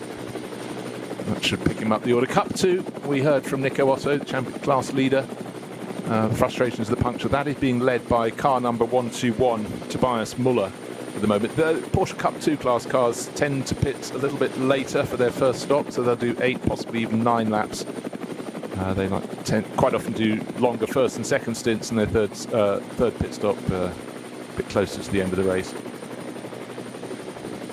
So the car to watch for me at this point hasn't really played its joker yet, as it were. That's the right terminology. Is the Valkenhorst car number 34, Guba Maziak and Christian Krognes. I know it got delayed at the start, kept out of trouble quite wisely. I just thought it might have come back a little bit more at this point, but it hasn't really shown its hand yet. So which lap did we get Gamaziak pitting on? Because I've scribbled on my notes. Just like back at school, isn't it? Yeah. Dog's eating my yoghurt. Homework, wasn't it? Dog's eating my yoghurt, indeed. So that car's actually, well, looking at where he's placed, he's 10th. He's 10th at the moment. So moving up the order. So the car that pitted first was Alessio Picariello. He's up to 9th now as the field comes through. So Gamaziak, I think, might have been on the following lap after 5 laps. I just didn't put him down. I'm just going to have a look at that for us. Good, thank you very much. Because certainly after 5 laps, we had car number 5, which is our race leader, Frank Stippler's car number 24, which was the Duo Motorsport Aston Martin, car number 20, which is the car collection Audi.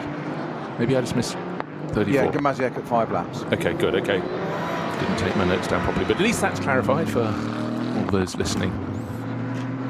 Just can't get over what a grey day it was at the start of play at the Nürburgring versus what we're seeing now. Bright autumnal sunshine. The old misery Snowden talked about a bit of rain later in the race, but I'm not prepared to listen to that sort of banter.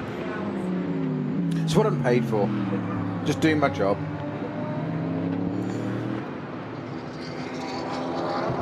Now, after the pit stops, Frank Stippler is not that far ahead. I was just looking Lucas at that 2.9 seconds. I was just looking at that very thing. It just piqued my interest. But as ever, you were ahead of me, Jones. Cleared the hurdle. You've got longer legs. That's it. That's it. Sorry, you have a competitive advantage. You should be handicapped. So again, but don't be deceived, because when cars are running close and they've come in on different laps, it means whoever came in earlier is going to have to pay back a little bit more at the end of the race. And just to reiterate that, car number 5, Frank Stippler's car, came in after 5 laps.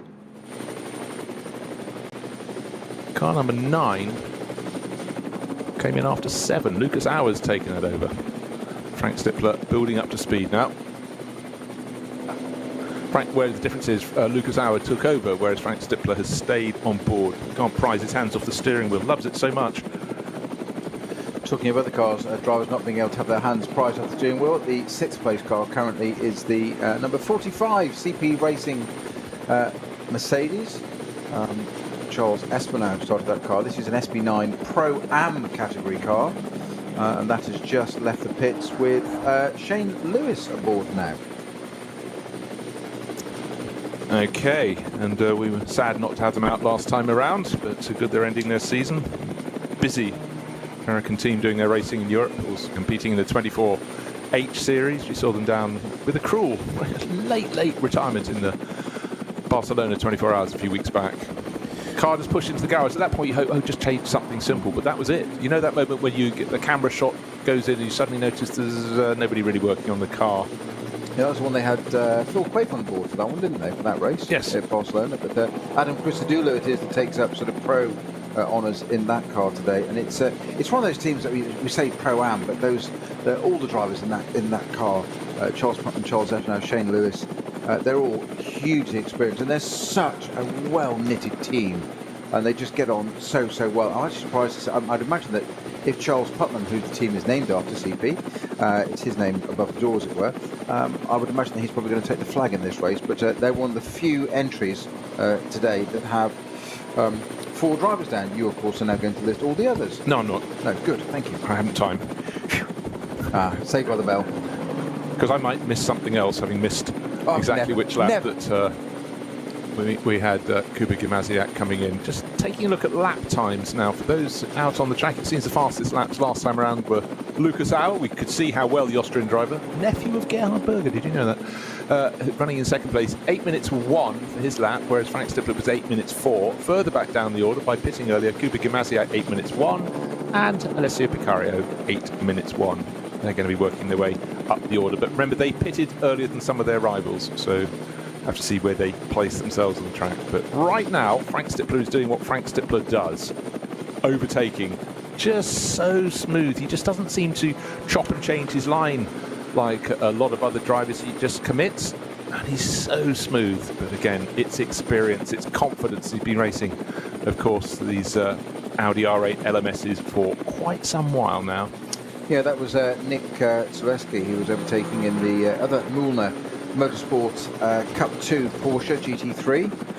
Number 124 entry. Of course, the 123 entry did start the race, despite its despite us assuring everybody it wasn't. And it's one of those cars that also has 4 drivers in it, but the 124 car doesn't. You want to list them, don't you? I can tell by the tone of your voice that you want to run through every car in the field. I'll just go downstairs and make coffee. Yeah. Well, that was the hint. That was the hint. He's got there. Kerry finally realised. Right, Kerry makes a lovely coffee. Thank you. Let's just run you down the order in Cup 2. Let's not neglect Cup 2 for the Porsche GT3 Cup class. It's 1-2-1 leading the way. It pretty much has all race. Nico Otto, of course, was right at the front of car 100. He's the championship leader in class, but he had that puncture for Max Cruz Racing. Yes, indeed. But as I said, they will come in probably after 8, possibly 9 laps for their first pit stop. So you get this sort of artificial situation. But then we get the interesting thing when they come out of their pit stops. They're often quite close to SP9 class cars, and you think SP9 is the top class here. But in a straight line, the Cup 2 cars are very, very good indeed. And in fact, was it 2 weeks ago we had one of them clattering into the back of. It was down at Barcelona. I was trying to think where it happened. We had a Cup 2 class car clattering into the back of one of the front runners, pitching it off into that famous gravel down at Turn 1 at Barcelona. And you're thinking, hold on, an outright lap, you shouldn't be as quick. But yeah, through. And hold on, 3 cheers for that chicane at the end of the lap at Barcelona being consigned to history. Finally. Why did they take so long? Because it just, well, anybody who was watching 20 years ago will understand what a brilliant corner that final sweep was. I was racing it 20 years ago in FIA GT, and I always thought that was the worst, one of the worst things you could do. Most chicanes ruin a circuit. There's only one exception I can think of. That took the biscuit, didn't it? Which is Dingledale at Brands Hatch actually improved the circuit. I will say that. Certainly for the photographers. Oh, another car off the ground. Exactly. But it did ruin it, and I always used to feel during commentary that I remember the days when that wasn't a chicane, it was a double fast right-hander, and lo and behold, glory be, it is back again, reinstated. We'll talk about Cup 3 cars, Cup 2 cars, sorry, GT3 Porsche there. These GT3 cars, don't forget, in this series are not quite a fully fledged FIA GT3 car. They are a little bit restricted, a little bit bopped as in balance performance, just for the Nordschleife, so that does play into their advantage. But it lets those Cup 2 cars, as you say, they're quicker in a straight line because they've got less aero, and the power difference isn't a great deal. And what was interesting, I was chatting to Alex Rundle this week, I saw him a couple of days at Goodwood in a row, we were working on something, and he was just saying that he's very interested in doing NLS next year in a Cup 2 car, because he said it ain't that slow, you can have a very good result, it's very competitive, but clock this, it's about the third of the price of running an SP9 GT3 car. What's wrong with Alex? Why can't he just take his historic racing Mustang and come and do this? It could become the crowd favourite now the Foxtail Manta is retired. I think he's got to rethink that. But Alex is one of I shall put it to him. Contemporary racing drivers who's obviously got immense levels of petrol in his veins, but he truly adores this circuit because, to race here with Father Martin and now we've got 2 inexperienced drivers, novices having a little tussle. D. Turner and F. Stippler coming over the start-finish line. It's nose to tail. The Aston Martin in front. Darren will be having a big smile. Lights flashing in the background. That won't deter Darren. Over the line they go. Frank Stippler in front. This is what we come here to see. So they're 7th and 8th overall. But don't forget, we've got 1, 2, 3 Porsche Cup class cars from Cup 2 ahead of them. A sense a couple of them might I just saw in the background diving into the shot, but this is a lovely little vignette, whatever that means. And Darren Turner leaves the door open in the Mercedes arena. Straight through, yeah. You know what? I was saying that the flashing of the lights wouldn't deter him. They've clearly put him off his stride. But you know what? His job in this team is to make sure that his co-drivers, Ben and Phil Dorr, get a really top result. So why try and put up a fight, have massive resistance to Frank Stippler? Frank's determined to put a win on the board this year. There is nobody more aware than Darren Turner that this isn't about Darren Turner this weekend. It's about Phil and Ben Dorr. That's what it's all about. And if ever anybody that's worked it all out and knows how to literally play the game and properly and professionally, it's Darren Turner. He hasn't got the gigs he's got by being an egotist. No. He knows how to drive a car. He's completely confident in his own abilities. He knows exactly what to do, and there's a perfect example of it. What's the point in racing something you don't need to race? It's not about them. It's not about proving what Darren Turner knows what he's done. It's there. The record's there. It's set in stone. It's about the boys. You know what's quite extraordinary though? He knows who's sitting in behind him, Frank Stippler. He knows that Frank hasn't had a win this year, and that doesn't sit very well with Frank Stippler. Fiercely competitive driver, but his record here over the years has been phenomenal. But just looking back at this is the year so far. Listen to these results for Frank Stippler in 2023 in the Nürburgring Endurance Series. Retired, 23rd, 7th, 4th, pole, but retired, pole. Another pole today. It's just, it feels weird to be saying that. No win. 3 poles, no win. Just so. Let him through, but he knows that combination of Frank Stippler and Chris Vermees is going to be fairly unbeatable. His job, though, is to try and get a top 3 finish. When I say his, I'm talking about Darren Turner. And Ben and Phil Dorr showing with him. Ben will have learned an awful lot, showed good pace. Then it's about also how it works when you come across the back markers. He lost out a little bit. Second became third, fourth, fifth. That's our number 1 car in the pits, having a tyre change. Last year's champions could be this year's champions. Running in a different class to the people who are challenging them for the title. And certainly the Adrenaline Motorsport BMW 330i looks brilliant. Black with orange and grey livery sitting in the pit lane. That's running in the VT2 rear-wheel drive and four-wheel drive class. And the Cup 3 class, which is for the Porsche Caymans, is where the challenger for the overall title will come from. So a different class of car, but the Cup 3 class car is only down by 4 points, and its class, by my reckoning, certainly on the entry list, has 2 more starters. And if you win a class with 15 cars in it, you get 15 points. If you win a class with 13, as is the number 1 BMW 330 that's being refueled right now, you only get 13 points. That means the gap closes to 2. So come what may, effectively the 959 Nürburgring Sport Porsche Cup 3 class car knows it has to win its class, because you can't rely on anyone else having a disaster and rely on the Zils Sandberg Leisen BMW not winning its class. Second or third would be okay in its class, but if it was 4th, it would not. Maths, eh? They told you should have paid attention at school. Now that car, actually, just talking about the number 1 BMW, the 330i of Zils Sandberg and Leisen, sitting at the end of the pit lane.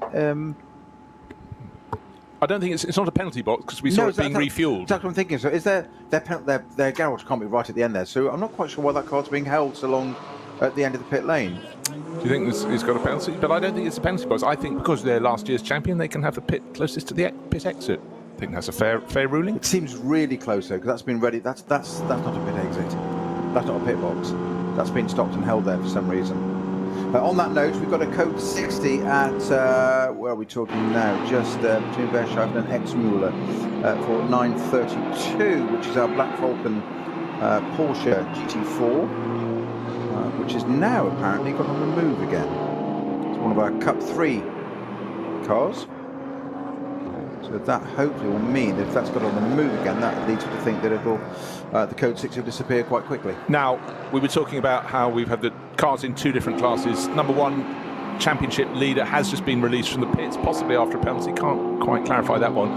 But I said that the 959 entry from SRS Team Nürburgring Sport, which is the championship challenger, just to make the math simple, needs to win its class. It's leading Cup 3 at the moment by nearly 17 seconds. So Fabio Grossa doing a good job. He should be about to come in and make a pit stop. But, you know, drivers just want it to be simple, don't they? What do I have to do? Win my class. Okay, fine. Yes, boss. And out they go. It doesn't always work, but rather than saying, yes, if you come 7th and they come 9th, you don't want any of that sort of mathematical shenanigans. Up ahead of you, Waved yellow flags at the exit of the Vidal chicane. There's a course car, I think. We've got the code 60 further round, but can't tell you for yet why it's waved yellow flags there. Still being waved, but there's nothing on shot that could be seen. I can't see. Intervention vehicle going out on track. Okay, so that has just gone. That in that case, that has just turned through the Sabine Schmitz curves, and that's why they were still waving the yellows at the Vidal chicane. Right, one of the championship challengers, championship leader at the moment, Philip Lyson. He's done his stint in the BMW 330i from Adrenaline Motorsport, car number 1, last year's champion, along with his teammates. But right now, hot. Is he bothered? And we'll find out as we get some translations on what he's saying. But certainly with the championship challenger from the Cup 3 class leading its cars, car number 959, there isn't much space for manoeuvre, I would suggest. But to win this championship once is a huge achievement. To try and bring it off twice and carry the number 1 on your car door for the following year is really something that's very tricky indeed. It has been done, and invariably it's not from the cars at the very front of the field in the SP9 class. It's usually from a BMW Cup class or a Porsche Cayman Cup class, because they tend to have larger entries and therefore more drivers in your class, the more points you get for a victory. But can they do it today? Well, we've still got time of plenty in this race. 2 hours 45 minutes remaining in this 4-hour season finale. But you know what, as he talks, the smile is coming onto his face. So, but ifs, buts, maybes, we get a lot of them here on the Nordschleife. But right now, I suppose one good thing, Snowy, is the fact the weather seems to be holding fair. It does for the moment, which is just what we need. We'll see what happens at about 3 o'clock. That's when it's forecast to maybe change, but we'll see. And one thing that is always a factor here, you can never relax in a Nordschleife race. That's obvious because the track's difficult, but it's also, we've got a code 60 at the moment. These things can suddenly obscure, block you, slow you drop to 60, and one of your rivals could be 30 seconds behind, and it's cleared before they get there. So of course they will gain all the time that you've had to lose. You have to obey the officials at all times, but it's amazing how many races in this Nordschleife series suddenly a code 60 hits one driver and not another just because the incident has been cleared up, and suddenly what looked like a very comfortable moment can become a whole lot tighter, even overturned completely. And you know, imagine how dispiriting it must be when you had big distance between you and the next driver in class, and suddenly you can see there in the background of the shot they've gained 45 seconds on you in the space of a lap, almost exaggerating for emphasis, but it can really happen. So you just simply can't switch off. You have to just keep reading the situation out on the track, getting information from the pits. Today, so far, with the weather having gone from dark grey to bright blue skies, at least the weather may not be an issue. But then, of course, with a track as long as the Nordschleife, nearly 25 kilometres in a lap, if you guess wrong about a little flurry of rain thinking it won't affect too much, and you go off onto a further lap without changing to wet weather tyres, that is when it can really come undone. It can. I'm just looking at my GPS tracker of the number 3, my apologies, the number 4 Falcon Porsche, which now has Tim Heinemann aboard. My GPS is slightly out because I've got onboard footage of that as well, and it's suggesting it's right behind Darren Turner, which is onboard is showing that it clearly isn't at the moment. So GPS is slightly misleading. A couple of glitches on that today, so that's why I've got a couple of errors of disinformation for you. And as soon as you get something like that happening, you start to doubt it working at thereafter, which is very sort of confusing as a commentator. Do I trust it? Do I not? Then you find you spend your time sort of double checking, and you can almost second guess yourself. I tell you one thing that's worth pointing out is they've only gone and done it. They've released the Winkelhock, so Marcus Winkelhock is out there, and he's just picked his way past Lucas Auer. He passed the Get Speed Mercedes, and he's not satisfied yet. It's a red meat sort of day, and the next target for him is Tim Heinemann, the number 4 Porsche, one of our camera cars today. He can't see Marcus Winkelhock, A, because he's looking forward, and if he looks back, that Audi is very low indeed. It's black, it's low, it's mean, tucked in behind him, but they've got a couple of the SP10 class cars, so one of the great-looking Toyota Supras right up in front of them as they go through Hatzenbach. No space on the inside, no space on the outside. Drivers bouncing over the curbs there. It's a wonderful sort of cupping motion as the track bends to the right and then to the left, and then as they go through there, he's negotiated both of them. That is Tim Heinemann, but he knows full well he's got Marcus Winkelhock in that black Audi, tucked in behind him. The pace starting to really build as they stretch their legs, Flug Pats. Further around the lap, pressing on. Still no sign of an attack from behind, but you know full well, while our driver is looking forward, Tim Heinemann is looking to the front. In behind, he's got that low Audi, and certainly, let's check, pace of Winkelhock last time around, 8 minutes 11. Of course, we know there was the code 60, so that's not representative, but clearly looking very pacey indeed. Picked off Lucas Auer, and his next target is most certainly Tim Heinemann, who's holding down at the moment 6th place. Again, all these instant judgment calls, just watching Tim Heinemann there, flat left, around all of the back markers, keep your foot in, go around the outside, hope your back marker stays where it is, down to the foxhole now, coming up out of the dip, using all the curb on the right hand side to run up there, but he knows it's there, he can use the curb, it's not grass, but you can't let that Audi get any closer behind, but nor can you make a mistake and put it off. Just absolutely mesmeric, metronomic driving, just judging the gaps, reading the traffic, but all the time driving a car at this pace and keeping your foot in. Oh, that's the point. Knowing where to place it is one thing, but at speed, that's the bit. Okay, well, wind it back to the early laps of the race. We had Ben Durr and his Aston Martin holding down 2nd place. When they came upon traffic, he momentarily just didn't quite keep his foot in, and that was when he went 2nd, 3rd, 4th, 5th. Not going up through the gearbox, but unfortunately for him, going down the order. Some great scrapping in Cup 2. We often don't get treated to as much of this on screen as we'd like, because it's always competitive. And just looking first to second in that class at the moment is being led by Gabriele Piana. Well, that's no surprise. He tends to lead things. He's an absolute expert around the ring. Timo Glock has wandered into the pit garage. And what is Timo doing here at the Nürburgring? I'll tell you what, he's smiling. He's having a good time. That's why he's come back to play racing. He's not playing at it. He doesn't do playing at racing. But it's great to see him. He's sharing an up-to race BMW. That's in the M240i Racing Cup class. Well-supported class. A dozen starters in that. Sharing with Anton Aby and Michel Albers. But this, to me, is what it's about. You know, drivers shouldn't just put their helmet away when their professional career has come to an end. He's probably, you know, got a relationship with his team. They said, would you like to come out and play? And he said, yeah, why not? And just going back to that interview with Philip Lyson, he said they don't have the pace today. They've just got to hang on and fight for the championship. That's the outright championship for right across all the classes. Doesn't matter which class you're in, as you tally up your points in your individual class. They came here with a 4-point advantage. At the moment, the car they're fighting is continuing to lead the Cup 3 class, the class for Porsche Caymans. And so they've got a nervous wait, number one. Did you ever find out if they had a driver penalty? I don't think they did. We saw them for a long time at pit exit. I think that was their pit garage. We'll look out for that for you and try and clarify that. Yeah, 680 that Timo Glock's been driving. That's the up-to race points. Anton Eby, Timo Glock, and somebody called Michel Albers in it as well. He's done a bit, hasn't he?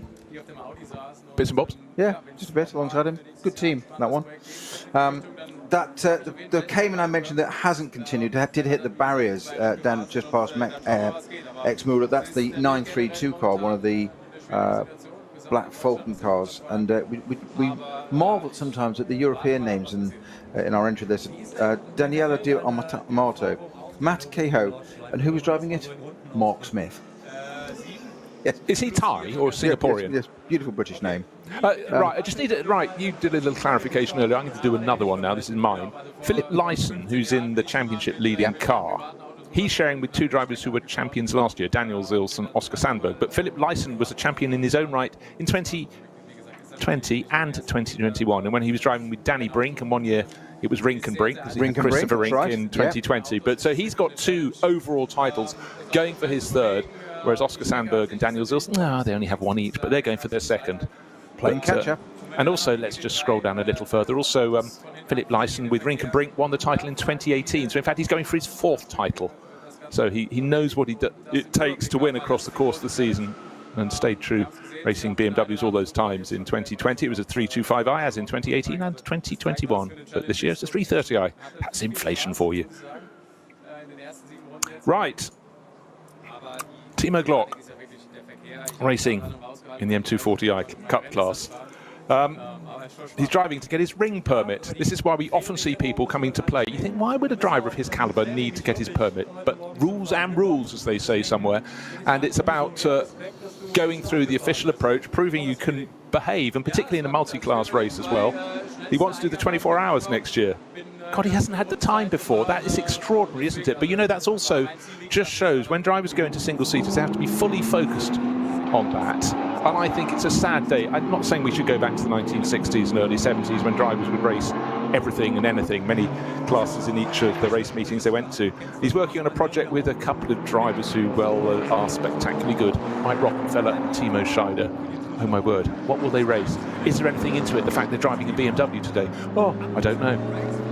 But we will wait and see. But again, the calibre of drivers, I think the Nürburgring is just going through a golden patch at the moment, and the fact that next year the Nürburgring 24 Hours is being added to the list of drivers of races in the Intercontinental GT Challenge as well. We've got the final round of that this weekend at the Indianapolis Motor Speedway, where to my eye GT cars still look a little bit strange. You know, I'm still totally attuned. I'm only still struggling, you know, when the Formula One races were there running in that sort of back to front infield circuit, of course, road cars used. To me, it's all about the 2.5 mile oval, Indy cars blasting around anti-clockwise. But anyhow, great to see. And again, it's lovely to see that drivers who often raced against each other can race together. Might have been teammates, but you know, there's still that gnarly business. But when they have to share a car, they've got to put those former concerns and little grievances behind them.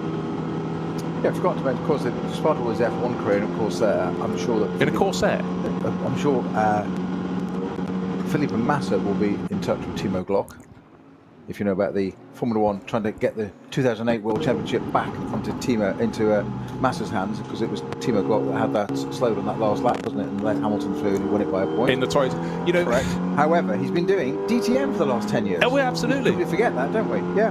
Yeah, I mean, you know, Timo rock solid, but that final lap at Interlagos in 2008 was extraordinary. You know, when the weather decides to do those weathery things, it's multiplied when you go into the tropics, and it was just who was on the right tyres at the right lap. People rather forget, of course, that many a championship been sorted, but that one, to have it all on the final lap without even you know, interference from race officials there, it was all just quite simple and straightforward in comparison to what happened at the end of 2021 between Verstappen and Hamilton. Of course, I was saying he was going to get his eye in for GT3 cars. Of course, GT3 cars are now the platform used in DTM, but he's also been doing Porsche Super Cup this year, as well as Italian GT Championship last year, and Stock Car Brazil. I don't think they're stock cars the way we think they are. No, they're certainly not. And if ever you get a chance to watch the racing from that, you find certain drivers like, I don't know, R. Barrichello in the field, went back to win the championship. And no, the racing is fierce and at times really quite unruly, but the silhouette cars, a really, really strong scene. And there's one race at the end of the year in the championship that is always an endurance or a longer version in which they have 2 drivers per car, and that is the one a lot of drivers from all around the world have been sort of penciled in as the second driver. But yeah, well worth a watch. Quite a few drivers have come up from that. Attila Abreu has come and raced in Europe from that, and certainly loads of other Brazilians have been able to get a lot of racing under their belts back at home. And you know, circuits ranging from the glories of Interlagos to rather lesser, shorter, rougher circuits. And it's much the same in Argentina, I suppose, with their racing scene. They don't have such a strong scene anymore, but they've got all these circuits up country, places like Rosario, Mendoza, as well as, of course, the wonderful Buenos Aires circuit. But again, there aren't enough hours in the day or days in the week to follow all the racing that you can pick up from around the world. But people watching around the world will be looking at this and thinking, why don't we come and do this? Why do we not just come and do one round? But then that concept, you don't start small. Well, you do start small and build up. They'll go one round and then should we do more next year? Should we do the 24 hours? I wasn't always this size. He did start small. He did start small. Well, very hard to understand. Now, Bruce, you know me. When I get hold of an idea, it's a prisoner. So I will explain. Number 1 car. You mentioned earlier on, putting everything together here, and hopefully they've got all the ingredients. I'm not sure what the rest is going to be. Proofs in the eating. Tell me how the cake tastes, if you understand that. So, number 1 car. I said it was held at the end of the pit lane for a very long time. You asserted that it may well be. That's their pit box. I thought that was too far down. However, you did mention earlier on about minimum pit stops, time during the race. This is the car that's in contention for holding or retaining the championship. Yeah. They came in at 21:39 and went out at 21:42, so their pit stop was 3 minutes 7 seconds. I felt they were being held. Are they getting enough time on their clock now so they can have a shorter stop later in the race when they need it to make sure they're thinking ahead for that championship? That is very much a possibility. They have to have 8 minutes pit time stop in the 4-hour race. Well, we will see. SRS Team Saw Great Sport run a lot of these cars at the front end of their various classes, but 488 from their stable is not going well. Matthias Barr, Achim Feinen and Karl Struber. That is a very, very rare BMW. Indeed, a 128. Well, 128. Okay, that's a European. TI. That's a German spec version, then a European spec version of the 135 they have back in the UK. But it's, when I say it's a very rare BMW, it's because it is, I'm going to say it in hushed tones, front-wheel drive. Don't tell the drivers. Just send them out there. Pause was palpable. I know. Can't move on, can we? No. We're lost on that one. Yes. Throw my book out the window. I know. Right, what is settling down in terms of pace? At the moment we've got Alessio Picariello. Remember this, he pitted first. At the start of lap 11, he was 7/10 of a second clear of a chap called Gimasiak. Champion, Never 5 wins in the bag. Poor start today, went from second on the grid down to about 6th place, worked back to 5th, got on the tail of a group of cars, worked his way forward, but they pitted not on the same lap. So, you know, for them to be running as close together as they are, that's actually very good news for the driver who pitted second in that group, which is Gimasiak, because he came in after 5 laps, which is 1 lap after Alessio Picariello came in, who pitted very early after only 4 laps. Didn't expect anyone to come in. He came in. That put him into what is the lead of the race, but that means his final pit stop will be necessarily a lap earlier. Sorry, what am I talking about? Yes, a lap earlier than Kuba Gimasiak, and therefore 26 seconds longer. He led onto this lap by just 0.7 of a second, so it really is advantage Gimasiak at the moment. But then again, he pitted earlier, and some of those behind. He was 2 laps ahead of the number 5 Audi. That's up into 4th place, still with Frank Stippler on board, so that is still sitting pretty by my maths. Car number 21 came in... actually, can't see in my scribbles. Yes, it came in after 6 laps, so at the moment... Yes, Stippler's sitting very well. He's only 9 seconds down on Julian Andlauer in the 21 Rutronic Racing Porsche. That will have an earlier final pit stop than he does, and in turn, Gimasiak will have an later final pit stop than Picariello. So at the moment, Frank Stippler's doing the hard yards. Christopher Mies is drinking the coffee, eating the biscuits. He'll have to do the second half of this race. What a safe pair of hands to pass that baton over into. Now I'm just trying to work out where we've got our code 60, because we've got a little bit starting on the exit of Callanard, which is actually just a waved yellow at the moment. It does say it's, yes, it's a slow zone. Marshall Post 110, Callanard exit. That then leads a little bit further into, by the time it gets to Versiphen, or we start to blend around to the right-hand side, it's 120s. By the exit of that, and as we lead up to Exmuller, it becomes a code 60. And I think that was for the Cayman I mentioned, 932, I think it was. But that's long since been recovered. My point being, that's quite a stretch of track with no car on it. So I'm guessing there's some kind of barrier repairs or something in pursuing in that at the moment. Then it's clear by the exit at Exmuller. So yeah, Marshall Post 115 it's clear by. Right, looks like we're about to have a change for the lead. No, not at all. Frank Stippler has now moved up another position, so he's... is that Picariello he's got past? Because how Picariello lost so much ground. Hold on a second. No, Tim Heinemann was... okay, let's look at the number on the door when that Falcon Motorsport Porsche comes through. Of course, we've got 2 in the race. I can't remember which one has the red wing mirrors. I think that might be car number... Oh, I'm not going to guess. It's 50% chance of being wrong. Come through. It's car number 3, and coming in again. Okay, so that's Picariello bringing that in. He's done the first, well, not quite half of the race. We've got 2 hours 28 minutes remaining, and that means he's come in after 11 laps. Okay, so Picariello came after 4 laps and now after 11 laps. So he did a 7-lap stint. I would have thought he could have gone out to 8 laps. I'm beginning to think that was nearly a problem for that first pit stop. Was there a puncture? He thought, well, we might as well just roll the dice and come in, because the pace has been very good from Picariello, as expected from the Belgian racer, but that first pit stop has really compromised their race. Not getting out of the car with a great deal of rush, but you don't need to. Oh, another car's just being pulled back onto the pit apron behind that. That's a car that we lost from the running. Car number 30, that was one with Marcus Winkelhock on board that had been going very well indeed, and that's pulled out of the pits. No, sorry, car 30, it's the... that's the Ferrari, isn't it? Well, car 30 is the Ferrari, correct. Now, there's huge issues with it. It's a splitter, and so the diffuser and the rear end coming off this number 3 Porsche now. Now, there was a massive flat spot on the left rear. I saw that tyre, that wheel being pulled off and literally sent on its own by the mechanic to the other mechanic in the garage across the pit lane. As it rolled across, you can see that there was a massive flat spot. Works then ensued on the left rear of this number 3 Falcon Porsche. The diffuser is hanging off.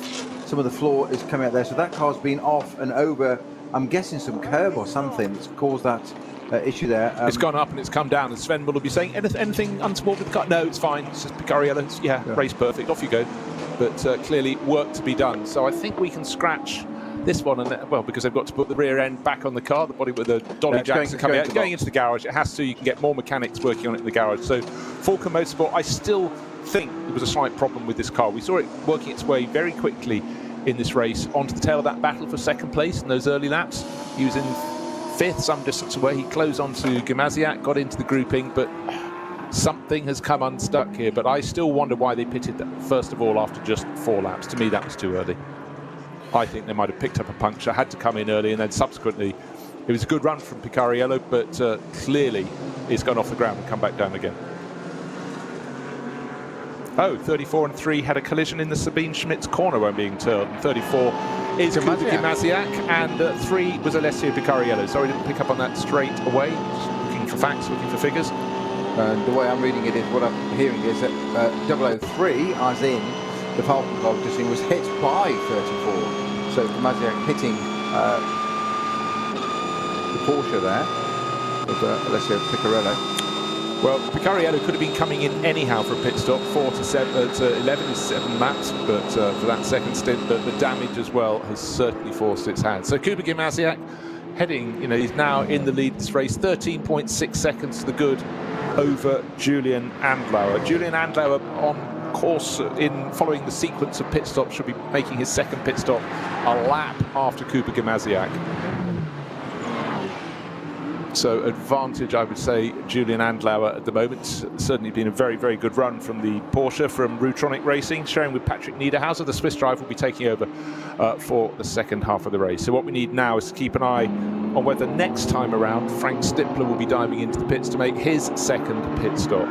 Would it be one further lap? He's on to lap number 12 now, so it is quite possible he'll come in. But certainly for Falcon Motorsport, it was they started 10th and 11th. It looked as though they were capable to getting the top 6, and I rather fancy the number 3 car of Picariello and Sven Muller to have a tilt at the top 3. But number 3, their car is in the garage, and Alessio Picariello scratching his head. But certainly if you've been given a little bit of a thump up the back, you're not going to be smiling, and that's the situation for him as he's interviewed down in the pit lane.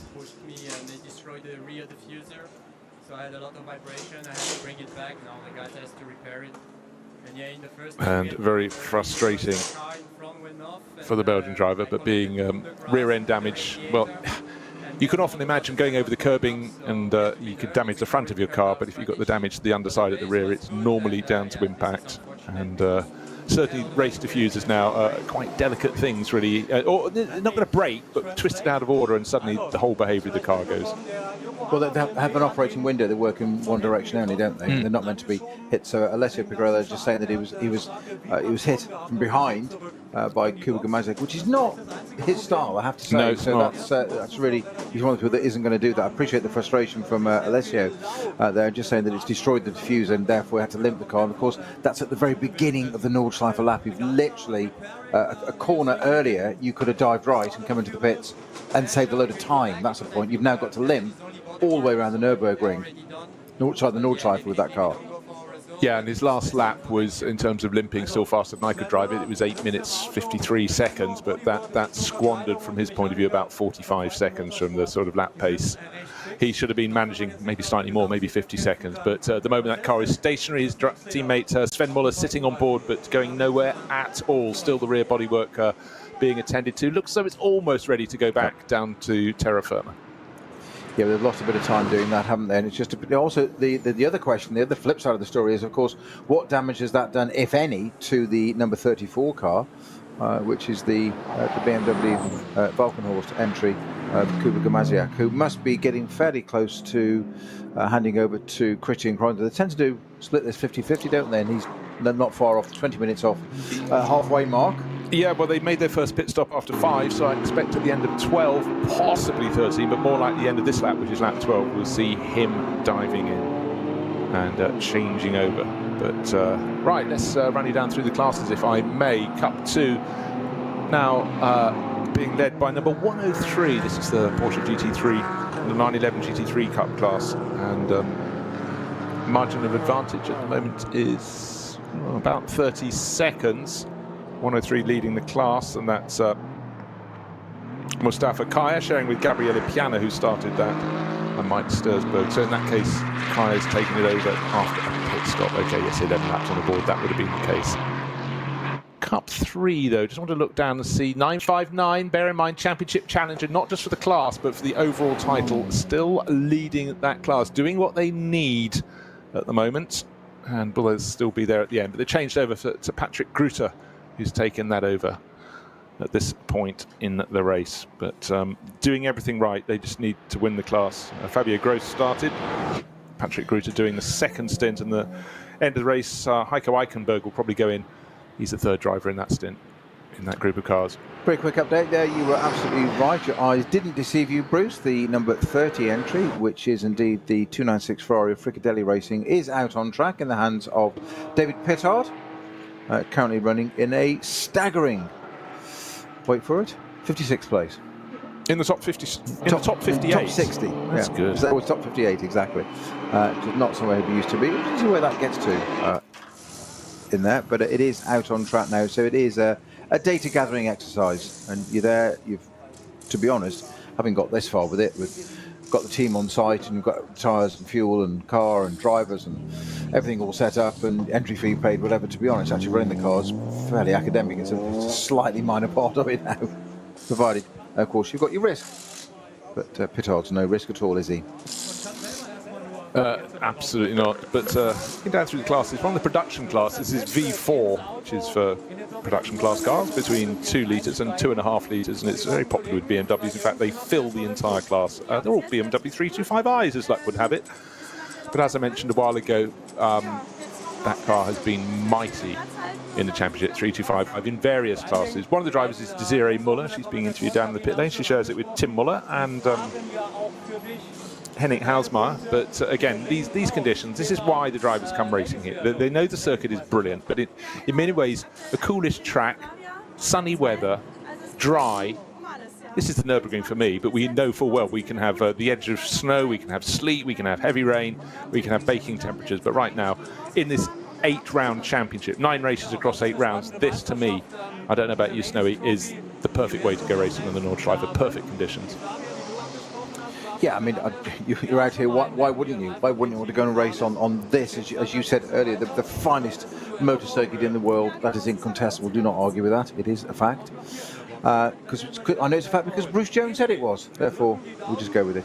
But beautiful autumnal October afternoon, Nordschleife, fine weather, racing cars, full course green. Okay, a couple of waved yellows at one point, but it doesn't really matter. They've just got to dry them out. Just means be aware. That's all. Didn't mean able to slow down or anything. Didn't hear that from me. What a beautiful, beautiful day to be going to racing on the Nordschleife. My only regret is, and a note of sadness is, it's the last one of the year. I know. Did you hear it? Yes, your side as well. Yes. I know, but actually... Don't start, we'll have Kerry crying in a minute. No, she'll be off. Someone bit the head off the jelly babies. She's brutal like that. Yeah, absolutely brutal. Keeps us in line. Yeah. Well, no hesitation, straight in there. Head fighter.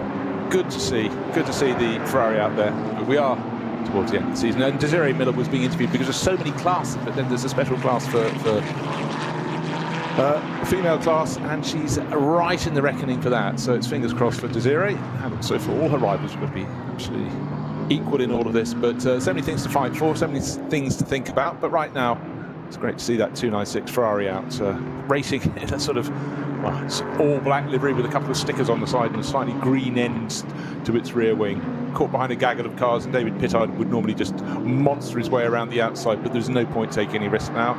Going around the Grand Prix loop, he can pick a few of them off before he gets to the Vidal chicane. He's picked off 2 of them. He's got to go up the rise to the Vidal chicane, and he will get to the head of that group, going past one of the Pro Sports SP10 class Aston Martins. Gets that done, and then out onto the Nordschleife itself, getting wonderful drift on the exit. So not the sort of thing you'd want to do if you want to keep your tyres too sweet, but he's doing it because he can, because he's in the race, but only just in the race. Of course, it's been more of a test session for them.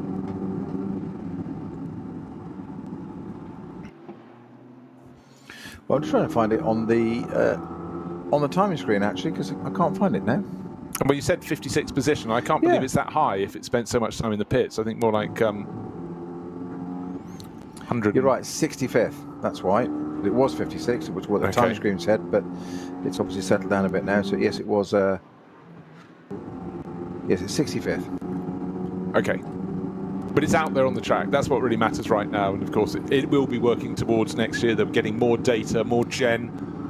Neither driver, Klaus Abelin, or the driver on board at the moment, David Pittard, need the track time to gain experience. But you can learn something every time. It doesn't matter if the conditions are the same today as they were 2 weeks ago. Driving a different car, wind conditions can be different. Everything. Don't just look at track temperature and air temperature, and many, many factors. So David Pittard will be logging more valuable experience. Well, it's set. It has completed a lap already, so it's completed an 8:08, which would put it in approximate times in the top 10 in terms of times. So we'll just we'll have an idea. So Pittard, you say just data gathering there. We found out, didn't we, that in the last race they missed out on the top step of the podium by 2 minutes because they did a brake change, having used the discs and pads from 17 hours of the 24-hour race again, just to test for the Ferrari technicians how far those discs and pads could be used. And that's what they did with that car. Another few hours in the NLS 4-hour race. We now know it does just about 18, 19 hours on those discs and pads.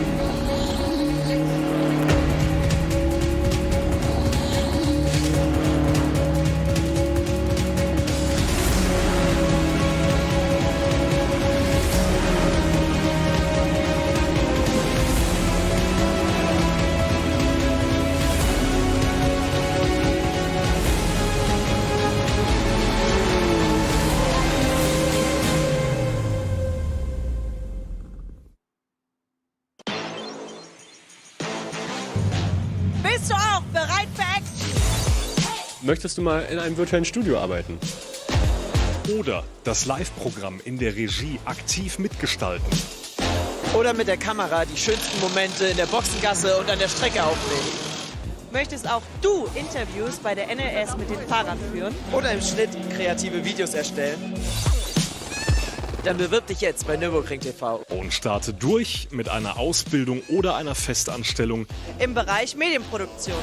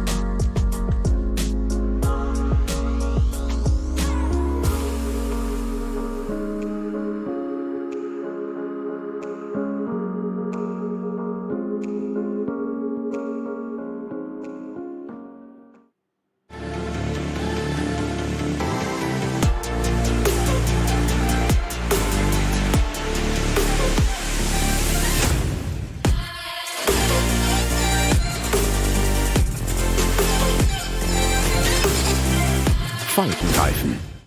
World's first asphalt watch. Nürburgring Asphalt 1. Over 90 years of racing history.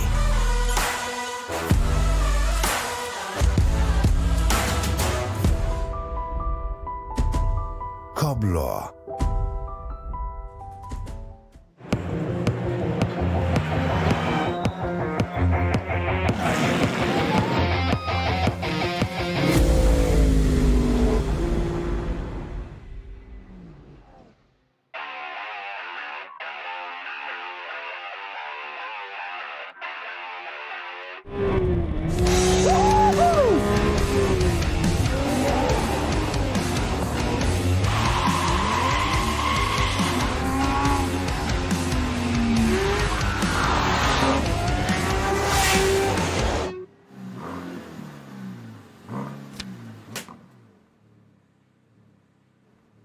Liebe Fans, besucht unsere Social-Media-Kanäle Auf Facebook, Instagram, YouTube, Twitter und TikTok. Willkommen bei der NLS.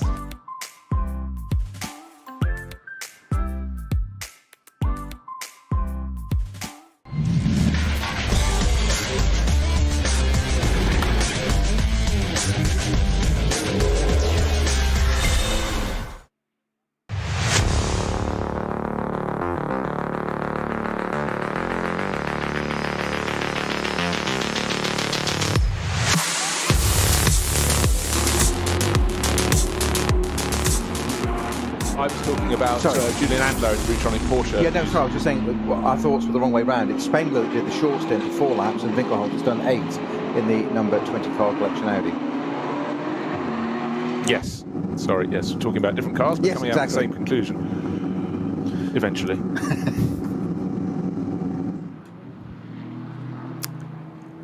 So, dearie me. We heard from the number 1 crew of that are championship leaders at the moment, reigning champions, or 2 of the trio. Daniel Zils, Oscar Sandberg, Philip Leisen, who shares them this year, has won 3 titles before. He didn't share last year's championship.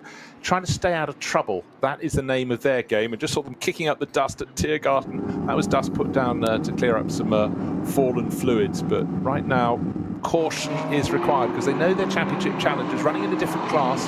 Car number 959 is leading the Cup 3 class. So will take, if it continues for the next 2 hours and 9 minutes in the lead of the class, it will take maximum points in Cup 3, and that's precisely what the number 1 crew is trying to do in the VT2R class. And dear me, getting very, very close indeed through the Mercedes arena to the 505.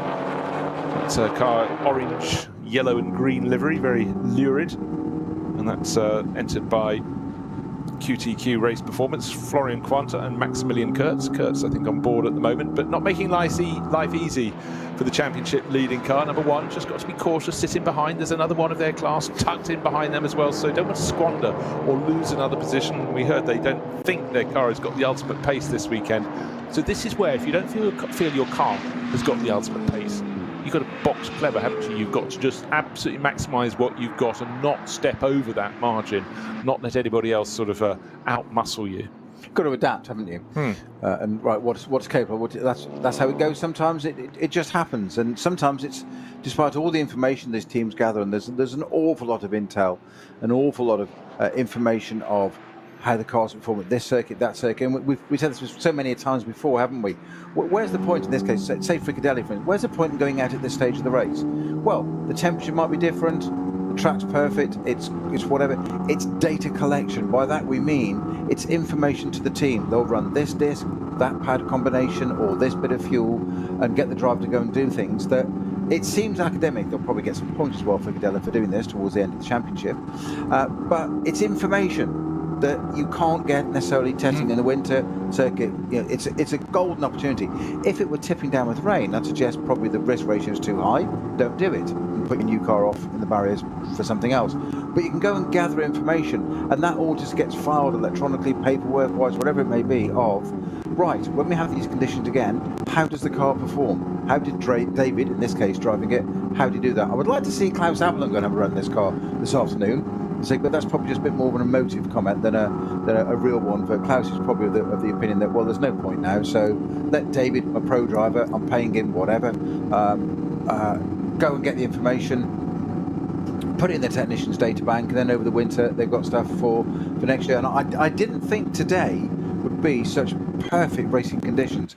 I didn't mean rain or snow or fog. I just thought it'd be a bit cooler than this, and it's absolutely ideal. It's beautiful, absolutely basking in the autumn sunshine. Yeah, well, I think sort of half. And that's just us in the commentary box. Yes. Half of Northern Europe is getting fine weather coming up from the south. I thought this was Nürburgring was a little too far east to catch that, but certainly the battleship grey clouds at the start of the day have cleared away. But it looks like the sun is definitely shining on 959. Championship challengers, 4 points down on that number 1 BMW, running in a different class, but importantly leading the Cup 3 class. No longer leading the Cup 3 class, sorry, down in second place in the class. Can they afford to lose that position? It's Fabio Grosser back on board that 959. Porsche entered by Team Sorg Rennsport. His lap times, just trying to see how they compare with the car in front, which is 9.62, and in fact lost about 10 seconds last time around. But again, we've had the flurry of pit stops for them. And no surprise, Christian Krogness did get aboard the number 34 Valkenhorst car, as we predicted, and I'm sure he'll take it to the end as well now. Sort of 50-50, won't it? Roughly. Oh yeah, well in fact the second driver's getting slightly more because we haven't quite got to the halfway point in the race, but often that shorter first stint leads to that conclusion. Waiting for 14 laps to go on the board, we'll see who else dives into the pits. Expect the driver who's leading this race, Julian Andlauer, to do so, because certainly we are owed a pit stop by Rutronic Racing. So the big question is, where is Frank Stippler's car going to be? It's running third at the moment. It's lapping much faster than Julian Andlauer. It's in third place overall, but Frank Stippler will be coming in to hand over to teammate for the weekend, Christopher Mies. What a handy teammate to have. Yeah, and that's on 6 laps as well. And that car did 6 laps on its first stint. We thought a lap early. We thought it's done 6 laps now, so its 7th lap is in progress. Due any time now, I would say, for the number 5 car. So that means that the Porsche of Andlauer and Stippler's Audi are due in the pits together at any point soon. Yeah, at the start of the lap, there's 4 seconds between them. They should be diving in, and certainly Frank Stippler trying to eke the maximum performance out of that Audi is going to be really trying to maximise his in-lap. Now we've got Dorr at the wheel of the number 24 Pro Sport Aston Martin that is currently running in 5th overall. That had Darren Turner in. I must admit I missed that pit stop. It was Ben Dorr that started it's now the car. Phil Dorr who's just... And I'm guessing it's Phil Dorr that's in the car now, so that's one of the 3 drivers. They've rotated through the 3 drivers. Exactly as you said, Bruce, that Darren Turner was there to basically coach, support and mentor, etc. Phil and Ben Dorr in their eponymous team named Aston Martin Vantage GT3, and currently running in a more than creditable 5th position. Yeah, that would be a really strong result. Right, Rutronic Porsche just now dives into the pits, so that is from the lead. That's Julian Andlauer, and he'll be handing that over to Patrick Niederhauser. And again, like a lot of these drivers, they move from manufacturer to manufacturer because, of course, the Audi program coming to a close, which supported drivers. So they're going to be into Formula 1 in 2026 when they take over the Sauber team. But a real example of, Sauber, of course, it's the Alfa Romeo racing team, has been for about 4 years now, but you know what I mean when I say that. And then Patrick Niederhauser will be one of the drivers looking for drives elsewhere, so it's good to see him going so well in a Porsche today. Car 34 coming towards the end of that, Christian Krogness, but of course he's just Heinemann in the pits, and the number 4 Falcon as well. Okay, so who's coming this lap? 21 and 4 so far. Heinemann, yeah, 21 and 4. So Rutronic and Falcon. Yep.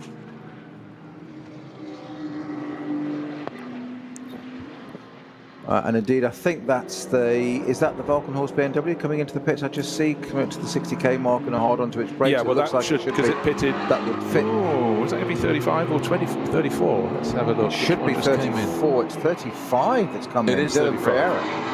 has come in. So that tells us that. So of course, Christian, they just swapped over, haven't they? So the lap before, take one round. Sorry, yes.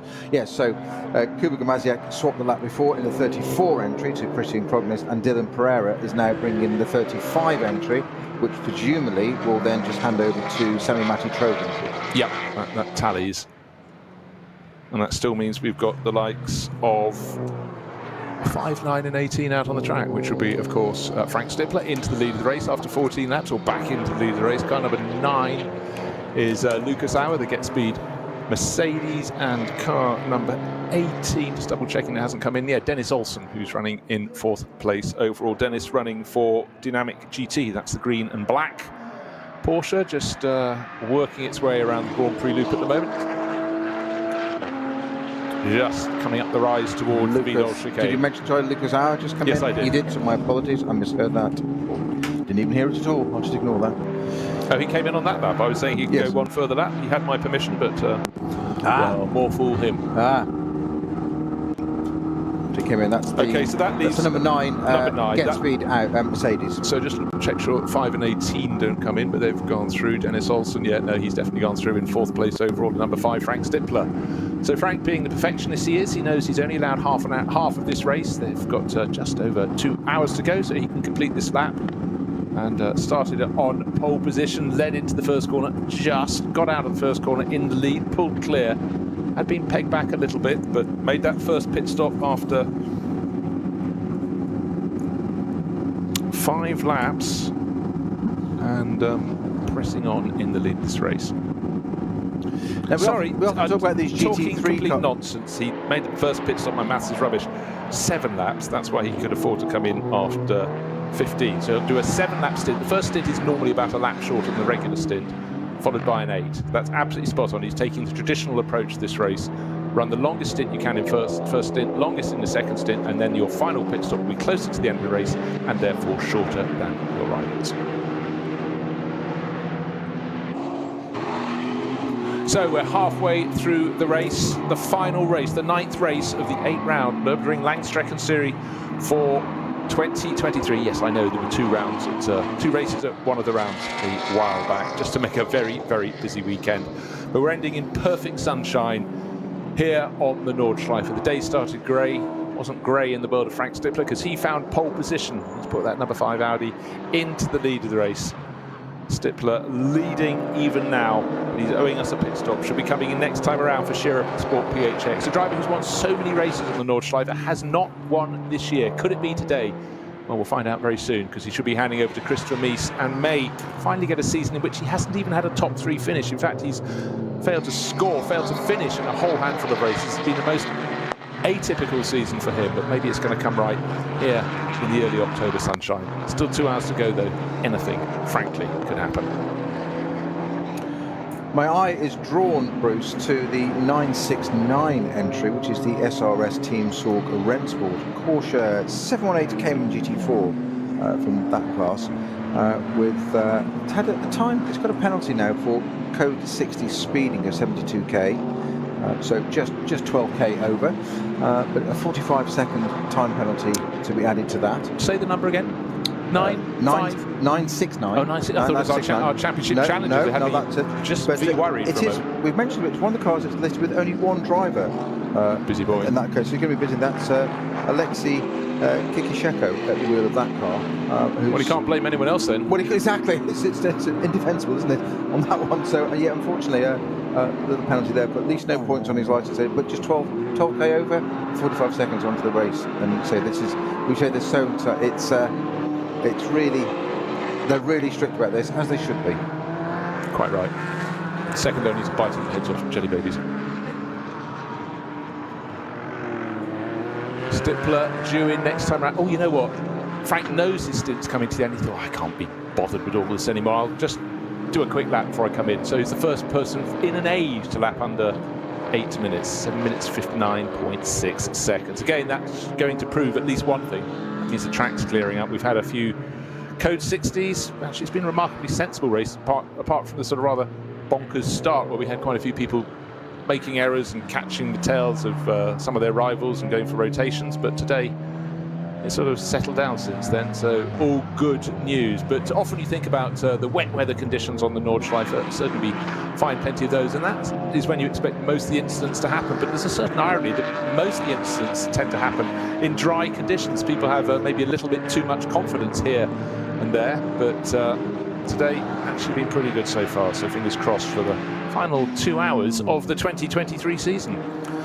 Our 9th race of the season. We've had 8 weekends. Of course, the 12-hour last year counted as a single race. It was split into 2 bits, 2 6 hours with the part-family rules. This year it wasn't. It was rounds 6 and 7. So it was a 6-hour race, round 6, 6-hour race, round 7. Then we covered, that was one that Johnny Palmer and I covered for RSL. And last 2 weekends ago, you and I covered an LS8. So this is the 9th race of the year, 8th weekend. It's more busy. More complicated. It gets busy. It's good. Plus a 24-hour as well. So 10 times around the green helm. It's trademarked. Don't use it. And what is the best advertisement for a race like this? We've had phenomenal footage from the Rover helicopter cam, but now riding on board car number 1. Bidding for a second championship in 2 years, and you can just see how much caution they're having to take in their BMW 330i, because they're in one of the slower classes in the race, the lower performance class. And when you suddenly get a Cup 2 Porsche coming past, not only does it knit its way past, but it's off into the distance within about the next half dozen corners and out of sight a few corners later. And the curbing at some points fairly flat on either side of the circuit. Other points it's almost at 45 degrees, and many a time you've seen drivers run wide, clip the curb. Sometimes they bounce back onto the track, and sometimes it launches them up onto the grass beyond, of which there is precious little, sometimes as little as a car width of grass before the barriers. It's threading the eye of a needle. It's enticing, it's beguiling. The ups and downs, it's just phenomenal place to race. And when you look up and down the entry list, we always have 100 cars, sometimes about 150. You find people have come from all over the globe to race here. A lot of Thai drivers and Japanese drivers have a complete affinity to this race and a predilection to come out and play. But it's global. Of course, it's predominantly German, but when you look at the top class cars, it's truly, truly international.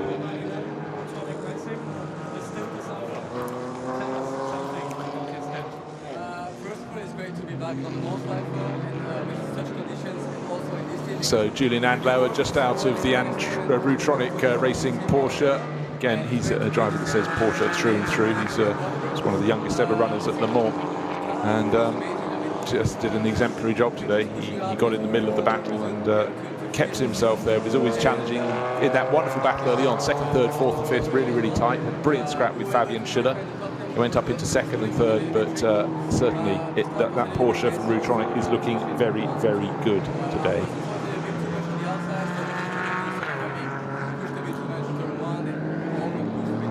Fully gesticulating in that stereotype. He is French, I'm allowed to say that. Plenty of gesticulation from him. But again, how can you not go around the Nordschleife and not use your hands to describe your lap, going, threading from one side to the other, up over a rise? Well, it's very much a racing driver thing. They always have that invisible steering wheel when you hear them being interviewed or hear them being interviewed. But he just conducted that interview in English, and I just managed to catch a few snippets of it there. And he was just saying at the first corner that he'd just run a little bit wide, and they'd all got pushed to the left, and basically it all just sort of kicked off, and that's what happens. What it is. The battle you were mentioning a minute ago, though, Bruce, just we had the onboard camera there for the Adrenaline Motorsport Team Motec car. This is the 330i number 1 car. Daniel Zills at the wheel of that, and he was sitting probably not much more than the thickness of a Reese Ray between himself and the similar car in front. That's the 505 entry with just trying to see who was aboard of that. It's Maximilian Kurtz. Yes. And those two were duking it out, and we had something else happened, I think, between. But we've talked so many times about this side drafting and pulling of GT3 cars, SB9 category cars, and how the Cup 2 cars can give them a run for money on the Dottingerhoe. These two were as well in 330i's. 330i BMWs have the aerodynamics of a house brick. Yeah, they have no wings. That's very unfair to BMW. It's a great product, don't get me wrong. But they are not an aerodynamic race car. They are a 4-door road car with safety compliant parts in, pretty well a stock engine, a different ECU and some bits and bobs, but it's not far off a road car. They're not got the aerodynamics that we see on the GT3 cars with diffusers and anti-dive planes and splitters and all that kind of stuff. And they were still side draft one another down the Dottingahoe, just as you would in a GT3 car. It doesn't matter what category. We've used the phrase again, the slower class cars. It's all relative. They're still battling it out. And this isn't for top place. This is 50-something down the field. But what it is for, pertinently, it's for the championship. Entirely so. And again, their battles are often interrupted. And as the SP9 class cars come through, and they have to just accept that. But they've got to get out of the way. No, actually, they have to just keep on their racing line. It's the matter for the front-running cars to get their way past, but it's just about trying to keep the momentum going, and that's what they have to learn. If you end up in a slightly compromised line, you've just got to be able to not lose momentum. You lose a little bit, but not as much as you might if you're not paying attention. So you really have to be on your toes. Chris Remise has now taken over the number 5 Audi from Frank Stippler. So Stippler came in neat and tidy as well.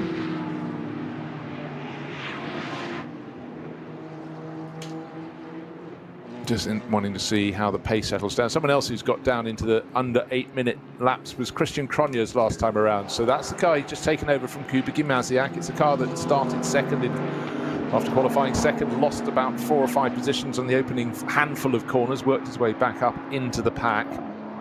But certainly its advantage was possibly lost by having to pit so early to make the first pit stop. Came in after only 5 laps, bottled up in traffic, and decided that was the tactic they wanted to go for.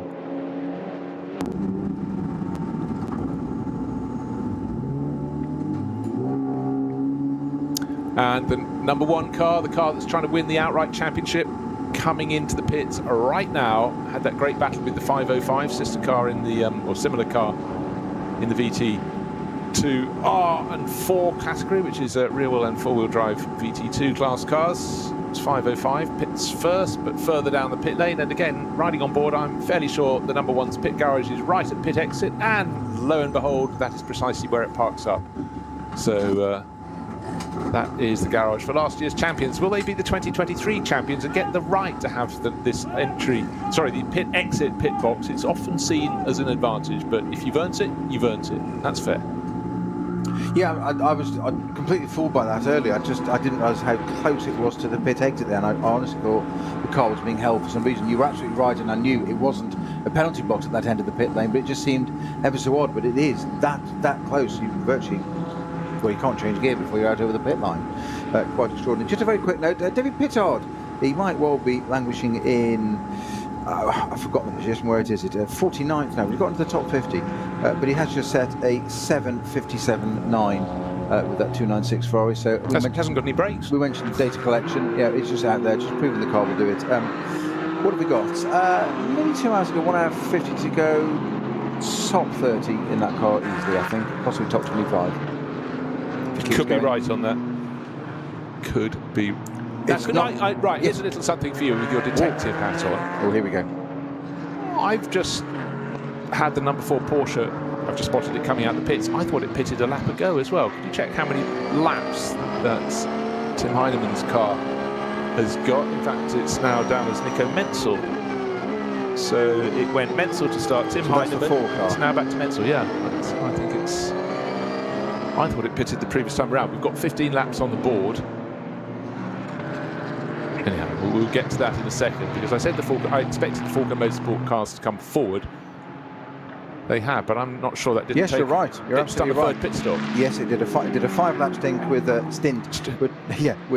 Nico Menzel at the wheel. Then Heinemann, Tim Heinemann did an 8-lap stint, and Menzel's just done a 1 lap. Yeah. Okay. Of an 8-minute 4. 8-minute 04, and then it's back in again. So, right, yeah. And then back out again. And talking back out, so is number 1. Drove all the way down the pit lane at the abated pace required, parked at the pit garage, and proceeding its way. That's the car that, like the championship challenging car from the Cup 3 group, number 959. It's all about them taking maximum points in their class if they possibly can today, and certainly 959, though it's 4 points down at the start of this race, does have 2 more cars in its group, so it can potentially score a couple of extra points, but really they need the number 1 BMW to be on the safe side, finishing 4th if they win their own group. But we'll keep an eye on that as we go through towards the end of the race.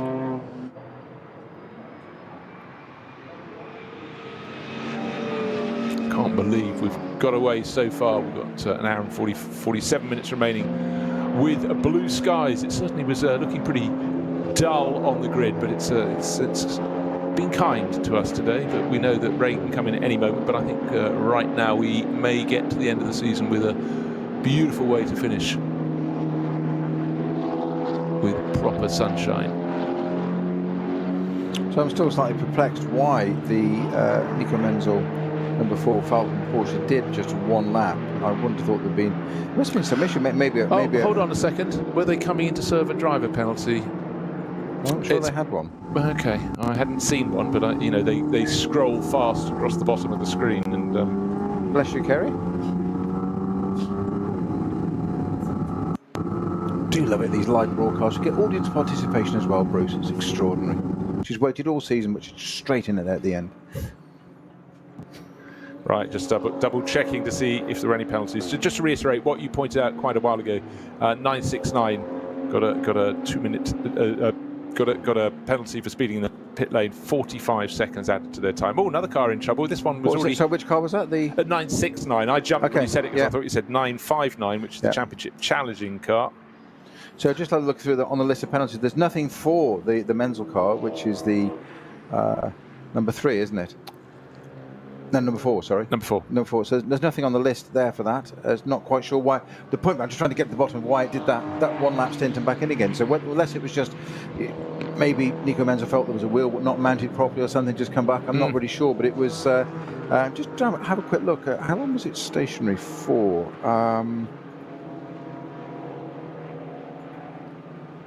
Yeah, it was too long to be a drive-through. What did it? Just let me see how long it was stationary for. It's just perplexing me, that one. There will be a reason, and I'd like to be able to report it. Just looking at the pace, Chris Vermees doing a very good job in the lead of the race, having just taken over. Of course, it's the effective lead after the second round of pit stops. We have 3 pit stops in a 4-hour race, or in the case of the number 4 Porsche, perhaps 4 pit stops. We're still trying to find out why that extra visit to the pits came through. Christian Cronjes, though, having taken over from Kuba Gimasiak, they've had such an amazing season. 5 wins so far out of the 8 races held. This is the NLS 9, if you will, or the 9th race, the 8-round championship after the doubleheader a short while back. And Cronjes is in the lead of the race now at 7 minutes 59. How far behind is Christopher Mies in the number 5 Audi? But don't forget number 34 BMW from Walkenhorst Motorsport will make its final pit stop earlier than the number 5 Audi. So whatever advantage it has on the track, which I would reckon is about 15 seconds, because the number 5 Audi is coming into view down the start-finish straight, waiting for confirmation. Oh, my eyes are wrong. 22.9 seconds. Right. Let's just throw one other little number at you. The final pit stop, if you pit 1 lap later than arrival, your pit stop is 26 seconds shorter. So there are only 23 seconds between friends. Advantage to Christopher Mies and to Frank Stippler. Stippler can do no more unless they put him back in for the final stint. He did the first 2 stints of the race, just over 2 hours before he made that second pit stop. Handed over to Christopher Mies. Maybe something is going to go the way of Shearer Sport PHX, the team that's combined from Shearer Sport and Phoenix well, at the start of this season. Let's see. No, that's right. I wasn't saying I'd put all of my money, both coins, out there on the table. You've got 2 now. Don't forget the marble. Ball of string, quite short.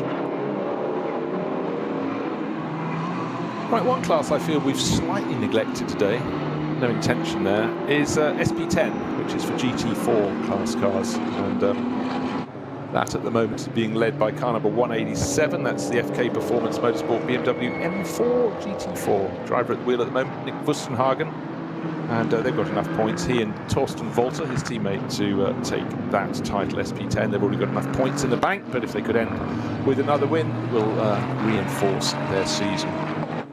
Out on track, looking for battles. Don't have to look too far, because Bruno Spengler is having a bit of a scrap with Phil Dorr. Spengler in the Car Collection Motorsport Audi, I beg your pardon, behind the black and white Aston Martin of Phil Dorr. 5th and 6th positions. It really does show how the Dürr brothers have advanced this season,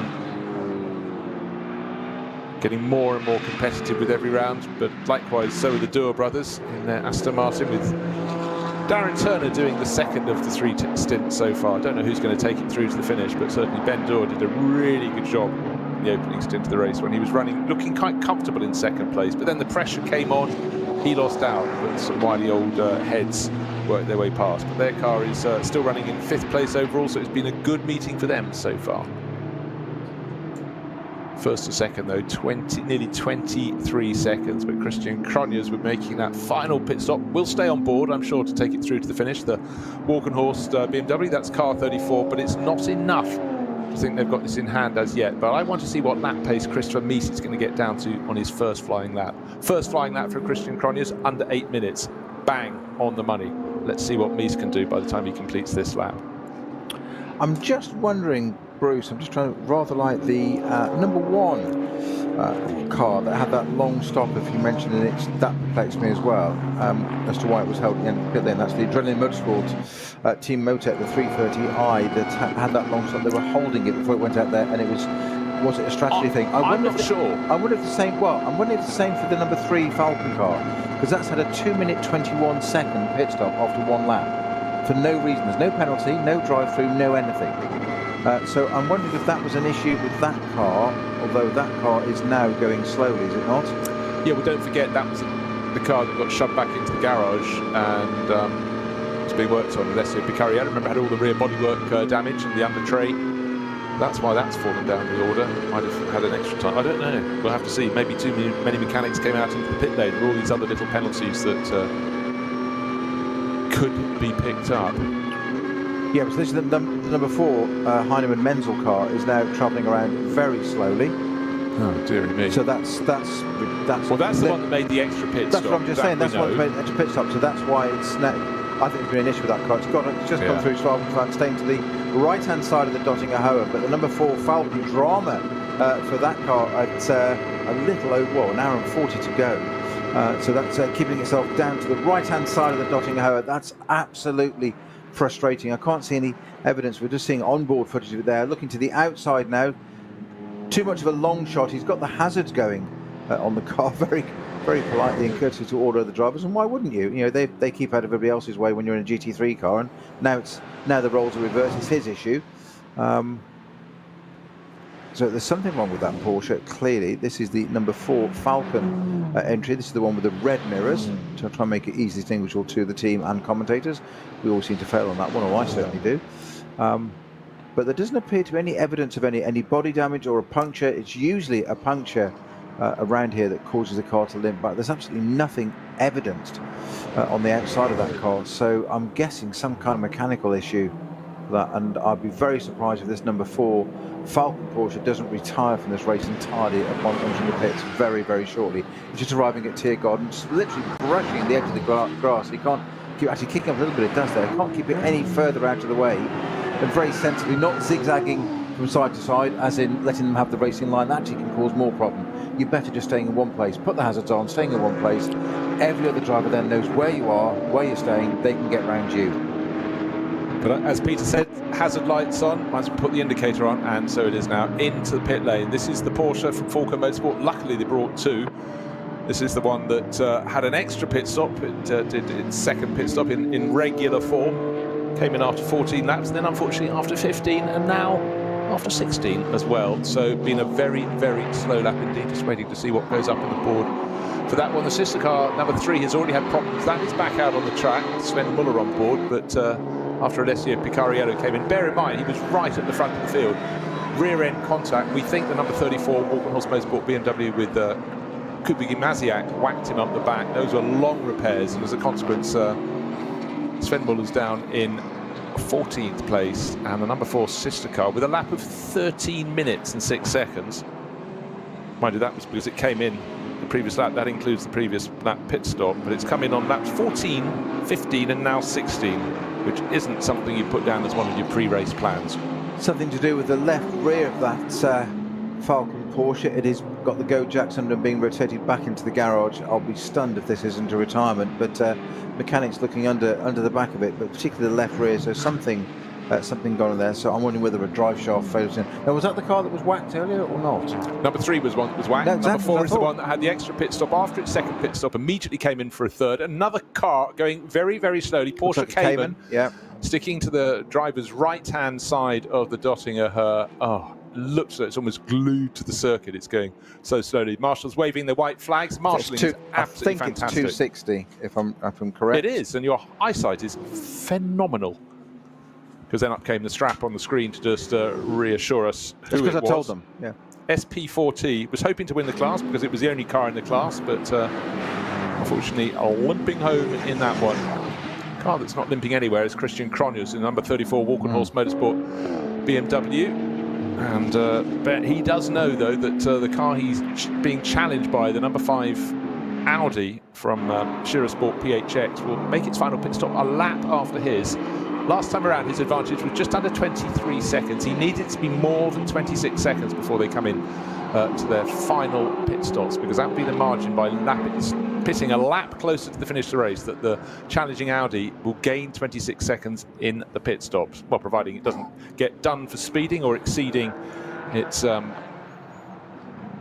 well, it's cutting under its minimum pit stop time. 19.7 seconds, so the gap's closed very slightly. Yeah, nearly 3 seconds gained on that lap. In fact, 3.1 seconds. So it is looking very, very good. And this is why Christopher Mies has been brought in to support Frank Stippler this weekend, because it's been a season of speed, but practically no results for Schurer Sport PHX. And for Frank Stippler to go through a season in NLS without a victory, something is untoward. Well, something's been untoward at pretty much every round. So he'll be watching the clock. An hour and 35 minutes remaining. He'll be keeping his fingers crossed. But, you know, there are quick drivers and there are people who are quick and a safe pair of hands. And Christopher Mies, that's why he's been so valued by Audi over a very long period of time now.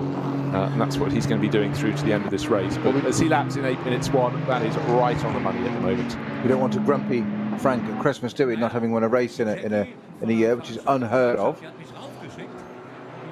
But, just looking slightly in their favours, though. I would say at the moment, though, that's still not done. No, I agree.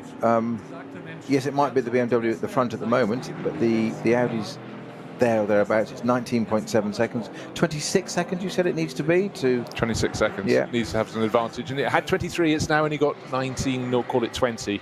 It's coming down. So what can they do to make things different? As we just approach, just coming 4 minutes off the hour and a half, that makes any sense. I know what that means in my head. Kerry's laughing again. Bruce is now joining in. It's I'm being victimised here. You're victimising yourself, man. Okay, well, yes. Architect of my own downfall. There you go. Don't all jump to defend at one go. No, I rush. was leaving space for others to join in. Just carefully don't trip over in the rush, will you? Well, there's a lot of rush out on the circuit. We'll move back to the action on the track. Who's lapping well at the moment? It's Fabian Schiller. Keep an eye. He was very handy in the first part of the race. Got up into second place. That brilliant battle with Julian Andlauer. And he's got that number 9 Get Speed Mercedes sitting quite pretty at the moment. Lapping, the only driver under 8 minutes last time around. He's gained a lot of time on Patrick Niederhauser. Niederhauser's taken over that yellow and blue Rutronic Porsche, car number 21 from Julian Andlauer, but his lap of 8 minutes 8 wasn't quite as quick as he'd have liked, so 14 seconds between them. Fabian Schiller gaining 9 seconds. We can do some maths on that one. Don't think we'll have to. I think the TV cameras will sort of work out the gaps. One pit stop we didn't miss, was I was looking at times and did miss. I wonder why the times for the number 30 Fricadelli car might be down in 48th. It's moved up 2 places. 1 place, sorry. We've done a 7:57, now done an 8:10. That's because Klaus Abelin is now at the wheel of that car. So we were right. So Klaus is having a little sort of season-end swan song, if you like, in his brand new. Of course, he won't have driven the brand new car, would he? Because he did the first round in NLS 1 in March. Yeah. Hence NLS 1 being the first round. Got it. And emphasised that to myself. I'm a slow learner, but I catch up. Allegedly. Of course, that was a car that went on to win the 24-hour in May and therefore was then retired a few months later. So this is the new car. So this is Klaus Abelin's, the team owner's first opportunity to drive the new 296. And it doesn't matter what you say, it's only a few months in. Is it the same car? Is it? Heck, it'll be a totally different car. They'll have learnt lots from it. I'm not suggesting that the 24-hour winning car is a dinosaur, but their things will have been changed already, I am sure. Yeah, one thing that always strikes me, you look back at books of sports car racing and GT racing in the 60s, there is no such thing as a one type of Ferrari 250 GTO. The modifications that went on at some circuits, they put great big cooling ducts on the side. Most of them look as though they've been done by a person with a hammer and a couple of spanners, but you think about the value of those cars now. But it just goes to prove there's constant change, and particularly with GT cars, and particularly 50, 60 years ago, when they were quite simple things, but they were just trying to evolve as they went, but often actually getting air into and through a car was something that they really had to work on, because some of those long-distance road events were phenomenal. And whilst there are preparation people, Europe-wide, the world over, that prepare some of these historic cars absolutely meticulously. They have to be safe, of course, going on the track, because they're racing cars, of course. They're dangerous machines. But I do think sometimes when I see them, beautiful though they are, and a piece of art they may be, they were never like that in the day. They were really quite ropey, actually, because they were workhorses. They were sold and used and moved on again because they weren't needed. We touched on this earlier with Ferraris. You just quoted them, and I do like something that's original, because it's only original once, and you get changed. And I was looking at this week at Goodwood. There was a Marshall there with a beautiful, I think it's a 55 XK140 Jaguar. And it really was that. Squinting, it's been 10 feet away, it looked fantastic. You got closer, and it's got cracks and splits and a little tiny bit of here, and the leather's out, and you've got bits and bobs inside it. And I'm looking at it, and he said to me, quite embarrassed, "Oh, don't get too close." And I said, "No, quite the opposite. It draws me in, because it's original. That's how it was. That's how it is. It might have had a respray at some point since the 1950s, but it's not immaculate. I don't want it immaculate." And I said, "Does it work? It's here, drive it." He said, "Yeah, he was out at 7:30 in the morning with it." He said, "I'll drive it home." Fantastic. Enjoy it. They should be used. Absolutely. A couple of weeks ago, I was driving around in southwest England. It was a sunny day, and in the space of 5 minutes, I saw a car probably from about 1920 being driven off down a side lane. I saw one from the 30s, and then a coach-built Bentley came around the corner. He thought, use your cars. That's exactly what they're for. And yep. I really, one event I do have a problem with, some people, I buy cars or admire cars that I would like for what they are. Mm-hmm. I know some people, they spend a lot of their time polishing their cars enormously. So Pebble Beach means nothing to me. Cars that have just been completely recreated, and in the end, what is it for? Yes, there might be beautiful shapes, but what are you more interested in? The performance, the comfort, or the polish? Well, there's racers and there's I'm never going to get an invitation to Pebble Beach now, am I? There's racers and polishers. Yeah, I know which category I'm in, and very comfortable with. Thank you very much. So these aren't polishers, these are racers. That's why we're on the Nordschleife. But at the moment, it's really starting to shape up. A bit of a response from Christian Cronjes. Christian Mies now starting to getting onto the pace, giving chase. But his final pit stop in that Scherer Sport PHX Audi will be a lap after Christian Cronjes. That means as long as he's within 26 seconds, it could be very tight to the end of the race. But he's been last couple of laps. He's taken a little chunk here, a slightly bigger chunk the next time around out of the race leader. But Cronjes and Gimasiak, who did the first half of the race in the 34 Walk and Horse BMW, know what it takes to win races, because this year has been a phenomenal season for them. Victory in the second race, the fourth race, the sixth, the seventh, and the 8th. They're on a roll, yeah. But Scherer Sport PHX have not had the form or the fortune. They've had the pace on a roll, but Scherer on a charge. Yeah. And we'll get that evidence in a minute, because the 34 car race leader Christian Cronjes in the Valkenhorst BMW is just coming out of Tiergarten and to cross the line. So we'll see what time it did. It was an 8:04.5 on the last lap. He should be crossing the line any second now. Indeed it is. It's a 7:56.4, just to put the mark down there. Just read that again. A 7:56.4. That's less than a second off the fastest lap that car's on. Now 19 seconds behind it was Chris Mies in the number 5 Scherer with PHX Audi R8. That should be crossing the line shortly, and see what time that gets. 23.99, 24 seconds. Game on. This could still be a Valkenhorst day. I didn't expect Cronjes to gain that much. We'd had the gap coming down. It's suddenly gone out. They're doing the maths. They've got the abacus in the passenger footwell there. 26 seconds they need. 24 seconds on the nose. 8-minute dent for Mies, so effectively 3.5 seconds slower. So that ebbs and flows, as you say, giveth and taketh. The Nordschleife, the previous lap, it was 3 seconds in the Audi's favour. It's now reversed that, but crucially, it's put that into that window of, we said, 26 seconds they need. Well, it's on 24 now. It was all going one way, but that absolutely shows there's no way that Christopher Mies, who was gaining in 2 consecutive laps, is going any slower. It's simply where they're finding the traffic, who's prepared to take the risks at this point in the race. Chris Mies doesn't want to say to Frank Stitt, I was having a really good go and I decided just to go around the outside and I fell off, because when Frank hasn't won for a season on the Nordschleife, you're not going to be the one that tells him that you've had a role in making sure that remained the case. I would jump in my car and drive away as fast as possible and send him a text. Yeah, maybe. So that's that one of the Muller? Yeah, it's one of the Cup 3. 124, the second Muller car. Which was 5th in class. But still 5th in class. It's just done a little bit of a bit of rallycross. Ad hoc rallycross as well. Why not? It's one of those moments when you look down your entry list and realise you haven't got the particular driver down on your list at all, which isn't very helpful. It's a driver who's been racing a lot of Porsches in Germany. Young Ertl, related to Harold. Not Bond, but Blank. There you go. There you go. See? We're good at this. Who else is on the fly? No, it was really interesting actually, just looking at the top 4 runners in. We suddenly had the slower lap, still a very good lap from Christopher Mies. That's how he squandered a handful of seconds. So maybe he just got caught by traffic, because Patrick Niederhauser behind him by about another 14 seconds took a couple of seconds off him, and 4 seconds taken off him by Fabian Schiller. Fabian Schiller actually is a bit spaced out at the front, but we do have the vagaries of who pits where, because it's 24 seconds from first to second, from Christian Cronjes back to Christopher Mies. Christian Cronjes to Christopher Mies, then another 13 seconds back to Patrick Niederhauser, another 13 seconds or so back to Fabian Schiller. And then a bit of a gap back to Bruno Spengler, who is leading the Pro-Am class. Bruno driving car number 20, which is from Car Collection Motorsport. Looks quite mean, all black Audi.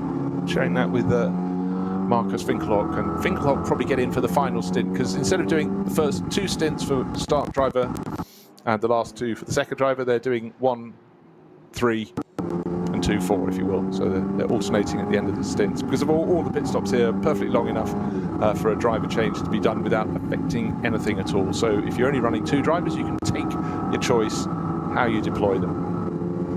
A little aside from driver messages for you, though. We mentioned David Pittard and Klaus Hablin in that Fricadelli car. And with Pittard obviously being part of the crew that won the 24-hour here in May, and Klaus Hablin driving that car in the first round. I've nicknamed him, he's become known as Pitbull Pittard because of his starts of his races, and I forgot to say that on the last race when he did exactly that and tried to take it down the inside of the pit wall, and Kuba Gamasiak firmly but fairly professionally shut the door in his face with the back of that M4 BMW, and he did mention he'd obviously listened to our broadcast, silly boy, he obviously got nothing else to do on a hot, cold, wintry night, but he said, I was just going to write to you and say that, said, it amuses me now, I was surprised that you and Bruce don't even mention my first lap Andrews now. It's just taken, it's just a given. It's like, well, yes, we do. That's what you're supposed to do. That's why you've got a nickname. And that frankly, is why he should have been out on the first lap of the race today, not hiding in the pit garage. Exactly. Right.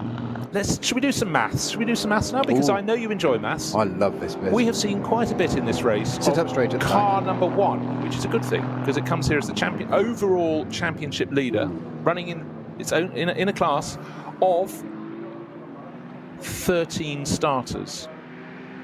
Where is it at the moment in that class? It's 3rd, so it should pick up 11 points if it finishes in those positions. Hold that thought.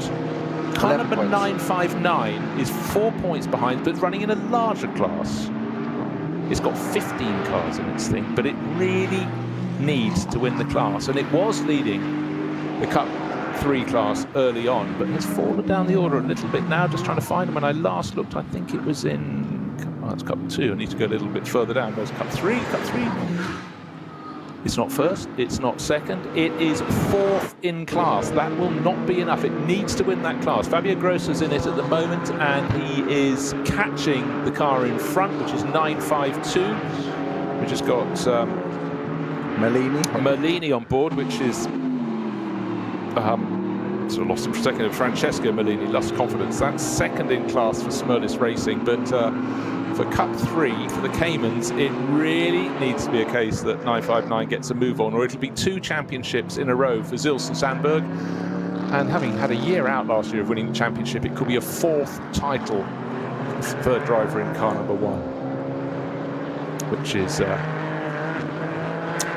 just double checking who's in number 1 at the second. So because they've now pitted, so that's put Gross into second place in the class now. So Rauer it is in the 960. Okay, that's in the lead. So Philip Lyson is the driver whose name escaped me for a second. But could be taking a 4th championship. But 959 so does well. Does second give it the lead championship? Well, at the moment they were running very well placed in their own class, whereas the 959 is 4th in its class. So that needs to get a move on and get up to, it really has effectively, with the number 1 BMW 330 running as it has been, smoothly, cleanly, but not as fast as they wanted it to be for adrenaline motorsport. They're doing what they need, but 959 absolutely has to win the Cup 3 class for Porsche Caymans, and at the moment it is not doing that. So suddenly it looks like number 1 is quite safe, but it's not safe. We've got an hour and 20 minutes remaining.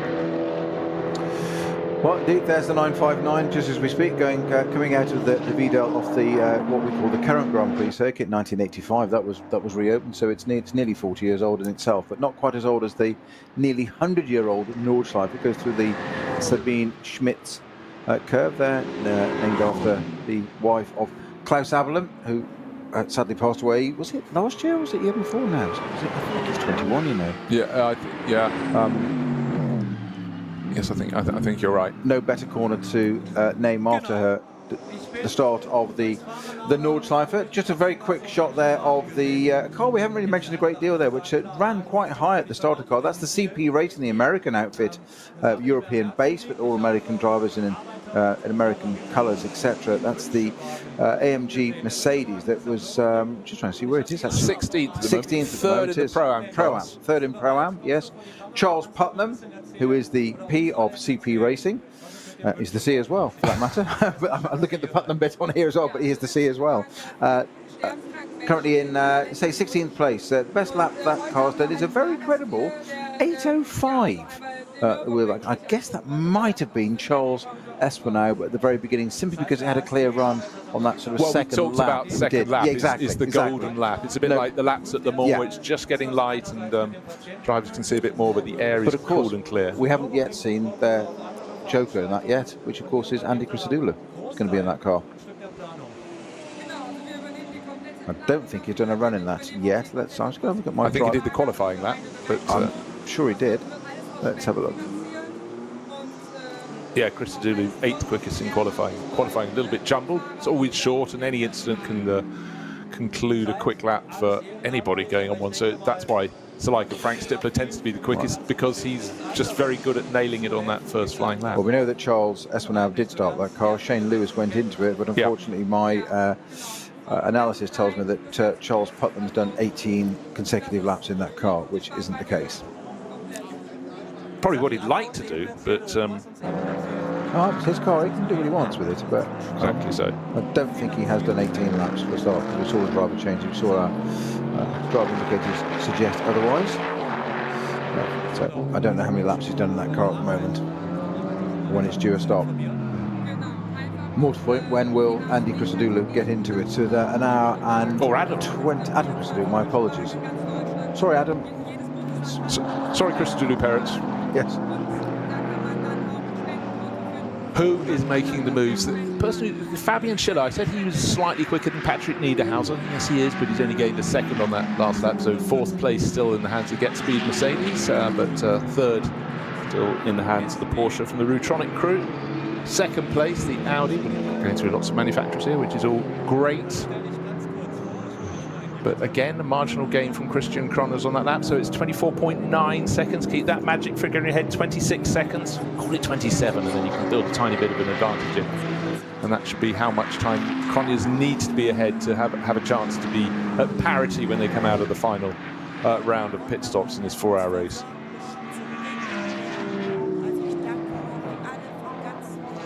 We just mentioned there, Snowy, about SP9. It's not one class, it's 3 classes, if you will, because we've got the Pro-Am category as well. That's being led quite comfortably by Bruno Spengler at the moment for Car Collection Motorsport. Running with Marcus Winkelhock.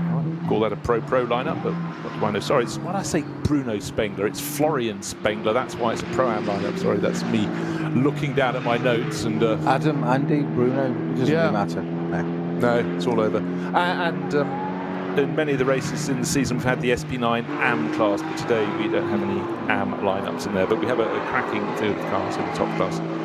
Now we have a interesting flag, the yellow flag at Marshall Post 131. The reason I mention that is because it's at Kesselchen, which is one of the fastest parts of the circuit leading up to Klostotol, and the very, very fast run up to the carousel.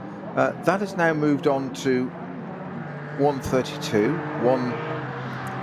Marshall Post 133, with the green being 2 ahead of it all the time. So it's a movable feast there, but there's no intervention vehicle and no slow car, is my point. So I'm just wondering why there's a kind of like a rolling yellow flag. And it's not a code 60, it's not a code 120, it's not even a waved double yellow. It's a single yellow that is moving along the track, as it were, according to my GPS, unless they're just testing out the GPS system. And it is moving. Now, what I do know is that after Marshall Post 138, and in fact at 139, that will be immediately after it, there is a gap in the barriers there. So if there is something that needs to be retreated behind, it should go there. And now, finally, it's caught up. It's car number 491, which is travelling incredibly slowly. Okay, I guess it's going to go behind the barriers. One up, I'll just talk about car 470. I meant to talk about this at the start of the race. We heard from Timo Glock talking about even a driver of his esteemed achievement and capability having to get a ring permit. How about car number 470? Walkenhorst Motorsport, BMW. No. They also run a Hyundai, and it's an i30N. And listen to this driver lineup. Jack Aitken, tiny bit of Formula 1 experience, very good in sports cars. Bailey Voisin, rising British driver. And Manuel Maldonado, that's a top lineup down there. And that's running in the VT2 class, front-wheel drive. So something you wouldn't expect. Why are they driving that car? To advance their experience of driving front-wheel cars? I don't think so. It's all about getting their ring permit. Exactly. And you always have to look down the entry list, and the fact they're still going this race, that means they're all having a go. They should have rotated through to the third driver in that car. And at the moment, it's all about experience. It's all about just proving they can behave out here, get the race under their belt, get their ring permit, and go and race something fun.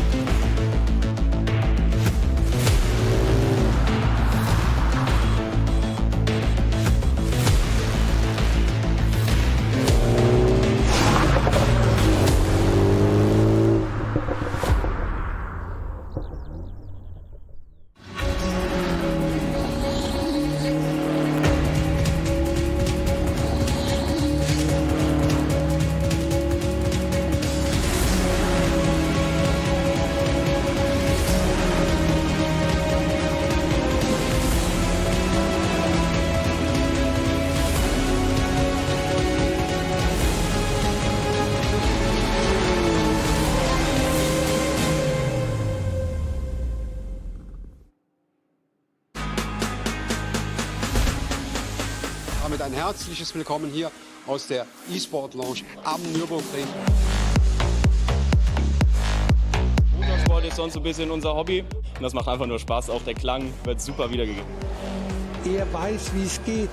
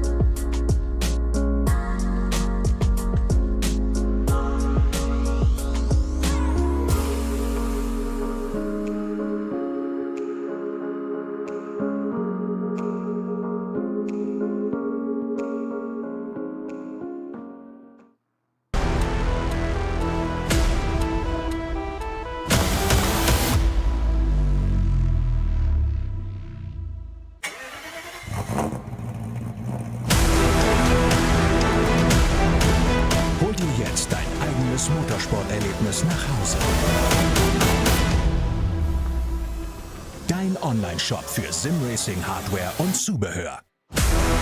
www.simraceshop.de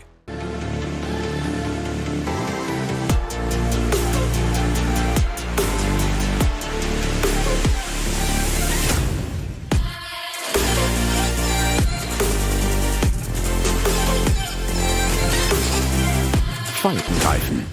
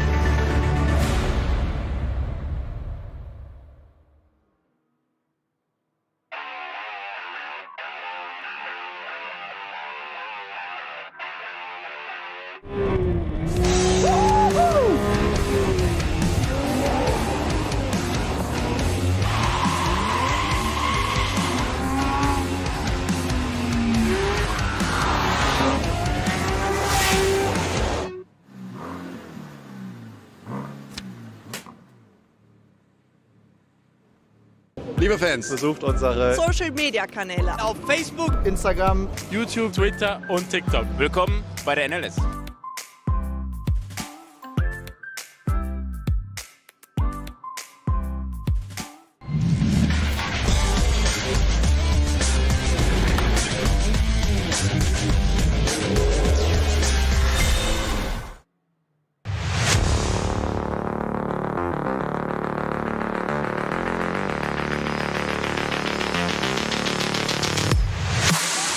You're not a betting man, I know, but what's going to be at the top? We mentioned this this gap at the top. Okay, well, I just want to tell you, 34 is in the pit, so Christian Cronus is making the final pit stops. That means he's done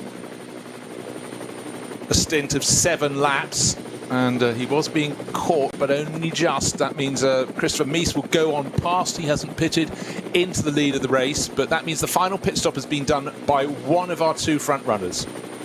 But even if the number 5 Audi comes in next time around, which it may well do, it will gain 26 seconds, or more to the point, have a pit stop that is a minimum of 26 seconds shorter than that of the Walk on Horse Motorsport BMW. Their pit stop looked very neat, very tidy, back onto the track, so no more fiddling in the pits. But of course, these pit stops, there are plenty of time built into them. It's not a case of hit the jacks, change the tyres or anything. It's simply you can do it within the given time. But the closer you get to the shorter the race, I know I bang on about this, the shorter that final pit stop will be. Yeah, but it's a vital element of the strategy for this race, which is one of the things I just love. I mean, we mentioned it just 2 weeks ago, didn't we, Bruce? I think we went into some depth. I'll try and do a some more précis version of it. But one of the things I love about this place is not just the circuit. It's not like any other circuit in the world, just from its sheer length, topography, gradient changes, distance, corners, 170, 20 plus K, whatever. That alone, that's just absorb that. And then put a series on it of different manufacturers, different classes. How many classes shall we have? Oh, I don't know. 15? 15, 20? That'll do. That sounds a good number. Let's do that. Yeah. Tyres, let's make a control tyre. Nah, let's have everybody have the tyres they want. Yeah. What we will do, though, we'll restrict pits to a set amount of time. You've all got to do a set amount of time in the pits. And if you imagined it on paper, you said earlier, Bruce, that you couldn't build this circuit now. You couldn't. Thank goodness it's still going. It's coming up to its centenary very shortly, just literally a handful of years' time. But they're still using it. It still has some of the best racing. Single mate formula is supposed to be the best. This isn't. Well, I've said many, many times, and it's a line I use. I have to credit him every time for our colleague Joe Bradley. It's a high-speed game of chess, and there's so much strategy. Do you come in? We've seen cars earlier. We've thought on 2 cars. Have they deliberately taken a bit longer in their pit stop now to enable a short one at the end of the race. They're using up their time now. They've got to do, say, minimum 8 minutes. Are they using time? All these different things come into play, and there's so many layers of this, and it's just fantastic. Yet at one point earlier, we've got 6 cars, line astern, a couple of seconds apart across a lot of them, but that's going through all the traffic. But that's a really, really good point, because you have it in the first stint, there might be nose to tail. You only get them reunited according to their different stints when you've had that final pit stop. Yeah. And so you might think, oh, well, this race is really sort of spread out a little bit, but then you suddenly find that, actually, no, it's closing right up again. It sort of gets a little bit lost. You think, surely, this circuit, with all those variables, all those classes, that's too many ingredients, not a bit of it. But that's where the strategists come in. You've got to have the confidence, and the drivers have got to trust the strategists and load those players off. You say it gets a little bit lost. It doesn't. It just settles down. But you've got to, you see it on, you hear it quite often, most often on Formula One, sort of, pit to car radio, and you'll have a driver coming back and just saying, this isn't the right tyre, this isn't the so-and-so, and the team will say, the engineer will say, no, stick with it. You've got to trust your strategists here. It's gone into that quiet period where you say it all balances out, because we know there's going to be a flurry at the end. It's all going to tighten up again. It's almost like a handicap system. Well, it just works perfectly. Then, in theory, they should all cross the line at the same time, and the handicappers just got the job done perfectly. And that's one of the things I absolutely love about this in a 4-hour race. And just remember, a Grand Prix is boringly 200 miles or 2 hours long. That's it. We have 4-hour races, and we call this a sprint race. Then we have a 6-hour race. Yeah. A 12-hour. Yeah, and do you know what? Let's mix it up. Let's have a 24 as well. As long as they don't go back to the events they had back in the late 1960s. Was it a 72-hour event around the Nordschleife? Yeah. Cracking racing in the Cup 2 class. At the moment, it's being led by car number 121, Christopher Brute. But when I say that, I don't mean that anymore, because he's just been overtaken by Hendrik Still. So that was Kate Kramer racing, the car that was second in the championship, just being overtaken by one that's not really in the mix at all, but being driven beautifully by Hendrik Still, sharing with Arnie Hofmeister. So that's still ahead then? It's just moved ahead. Yeah. It's swapped over. Binagana swapped over. Oh, someone else. They'll catch up in a minute. So that's 491, I think. I think that's the car you were talking about a short while ago, were you not? It would be that. Exactly. Of course it was. It was the one with Daniel Mertens on board. That's it. Yeah, coming back to the pits finally. Well, it may be about a day at the rate pace it's going now. Only just front right. At the looks like an issue on that. Yeah, just at the start of the Dottinger Her. I mean, almost not moving. That's been an awful long time coming back, and that is hard work for a driver, because you're desperate to get it back and let your team and your crew jump on it and see if it's recoverable and salvageable and get out into the race or not, but do as little damage to it as possible. And you driving it back too quickly can exacerbate the initial problem and make it far worse. Okay, let's see. Are we going to have car number 5 coming into pits? No, he's going for another lap. I thought he could afford one more lap, and that's car number 5, the Audi, Christopher Mies. He started his stint after, let me see, 21, 22. He's going to be coming in after 22 laps, so he'll be stretching his advantage. I thought if he came in a lap after the 34 Walkenhorst Motorsport BMW, we were dealing with 26 seconds, but he could be dealing with more than that. He's streaking through. Next car into sight is Patrick Niederhauser in the Brutronic Porsche, and not far behind him, and I would sense catching, is Fabian Schiller. Another good lap from Schiller. Schiller gets to within 4 seconds of Niederhauser. So at the moment, it's Mies leading the race in the number 5 Audi. Second place, Patrick Niederhauser, the number 21 Brutronic Porsche. Third place, the Get Speed Mercedes of Fabian Schiller, who is closing in very nicely. Yeah, I've just been checking. When you said, I thought it was a 96-hour race at the Nürburgring. I couldn't remember if it was 72. And there was. Right. It's 1971. 71. Yeah. Who won it? Before that was a 84-hour race. I knew there was one that wasn't in a factor of 24. So, well, there you go. That really boggles the thought. I mean, how many sausages in bread rolls would we eat in that time? Quite a few, I'd reckon.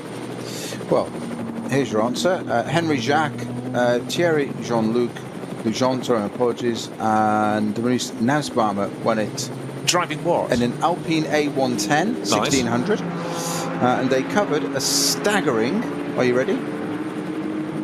487 laps. Golly, I wonder when their internal gyroscope settled down again after that. That really is absolutely extraordinary.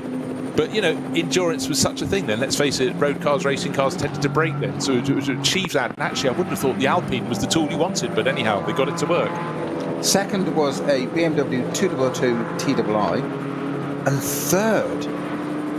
Someone in Cortina? No, a DAF 55. So, ladies and gentlemen, I'm afraid podium. Peter Snowden appears to be lacking oxygen at the moment. He's gone stirring bonkers. Now, there's a hand appeared between the screens, which I have to say is Kerry, our producer today, who's just offered the sole remaining jelly baby because she's eaten the rest of them. Bruce never saw a chance at one. She's offered it to me as a sugar hit there, but she's scoffed a lot of them. I'm intrigued to know, why did she bite the heads off them, though? Anyway, and we won't do that now. Go back to the race. No time. No time for such things. No time to frivolities.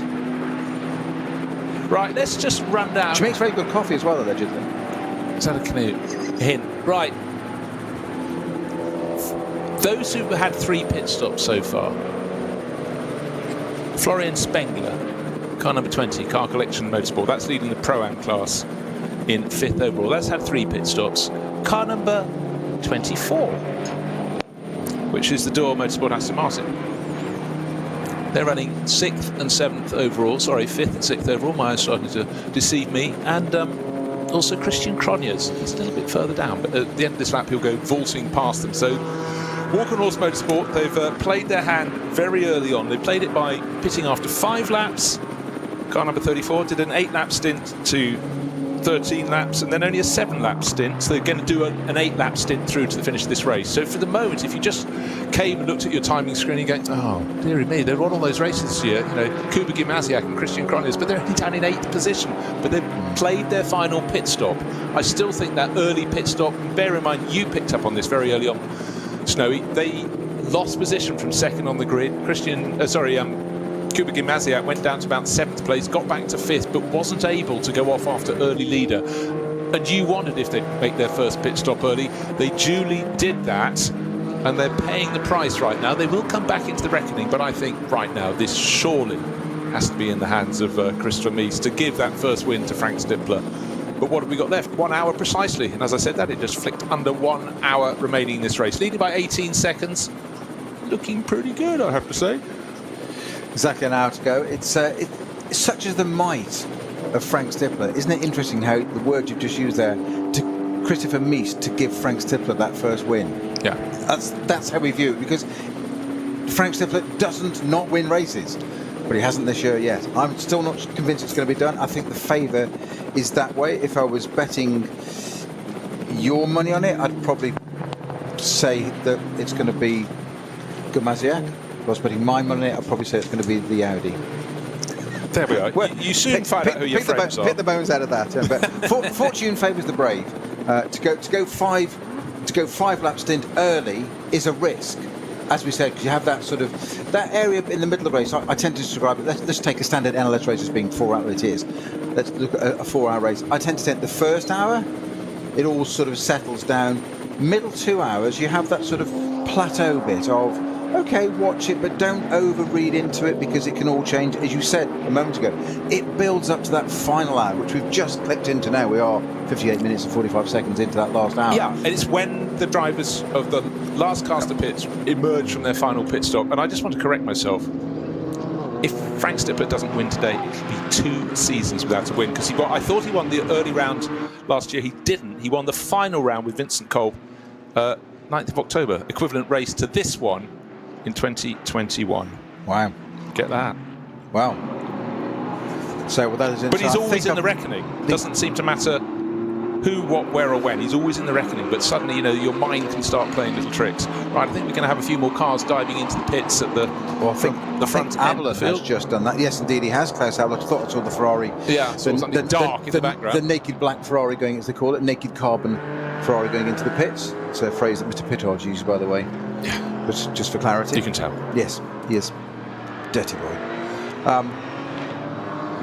So that's in the pits. I wonder if he'll put Pittard back in that, because they've got an hour to go. I suspect he probably will. You'd think so, because he's had a drive of it. That's just what he wants to do, go and experience it. And no mean peddler in his own right is Klaus Ablot. So, our fastest lap of the race still stands at a staggering 7:51.908, set by the car that's leading at the moment, car number 5, currently driven by Christopher Mies, the Audi R8.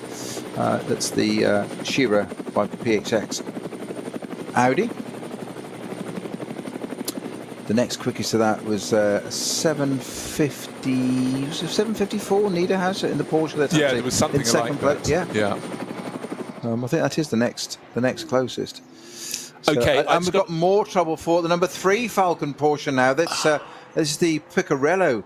Is it Picarello? It should be Sven Muller, I think. Sven Muller at the middle of this now. Yeah, well, thank you for turning up, but unfortunately they almost wish they hadn't, again, always gaining experience. But Falcon Motorsport, we're so accustomed to them being at the front of the field. They didn't qualify enormously well, but in race pace they're looking great. But we had a long period with the number 3 parked in the garage. Alessio Picariello, well, we do believe there was contact where he was hit up the tail end by the Walker the horse. split is loose on it. No immediate damage from the outside, I think obvious, but you can just see from the long shot looking back underneath the car, it's the diffuser at the back that's flapping around everywhere. Now, they've had issues with that area of the car already, so you'll hear that from inside the car and it'll just sound terrible. Initially you'll think it's a gearbox or mechanical or something, but it's the diffuser carbon is grabbing on the ground. So it's the leading edge of it actually. So the tail of it is fixed. So the leading edge of the diffuser is shattering along the ground, which would be infuriating. That might just be a fixing issue.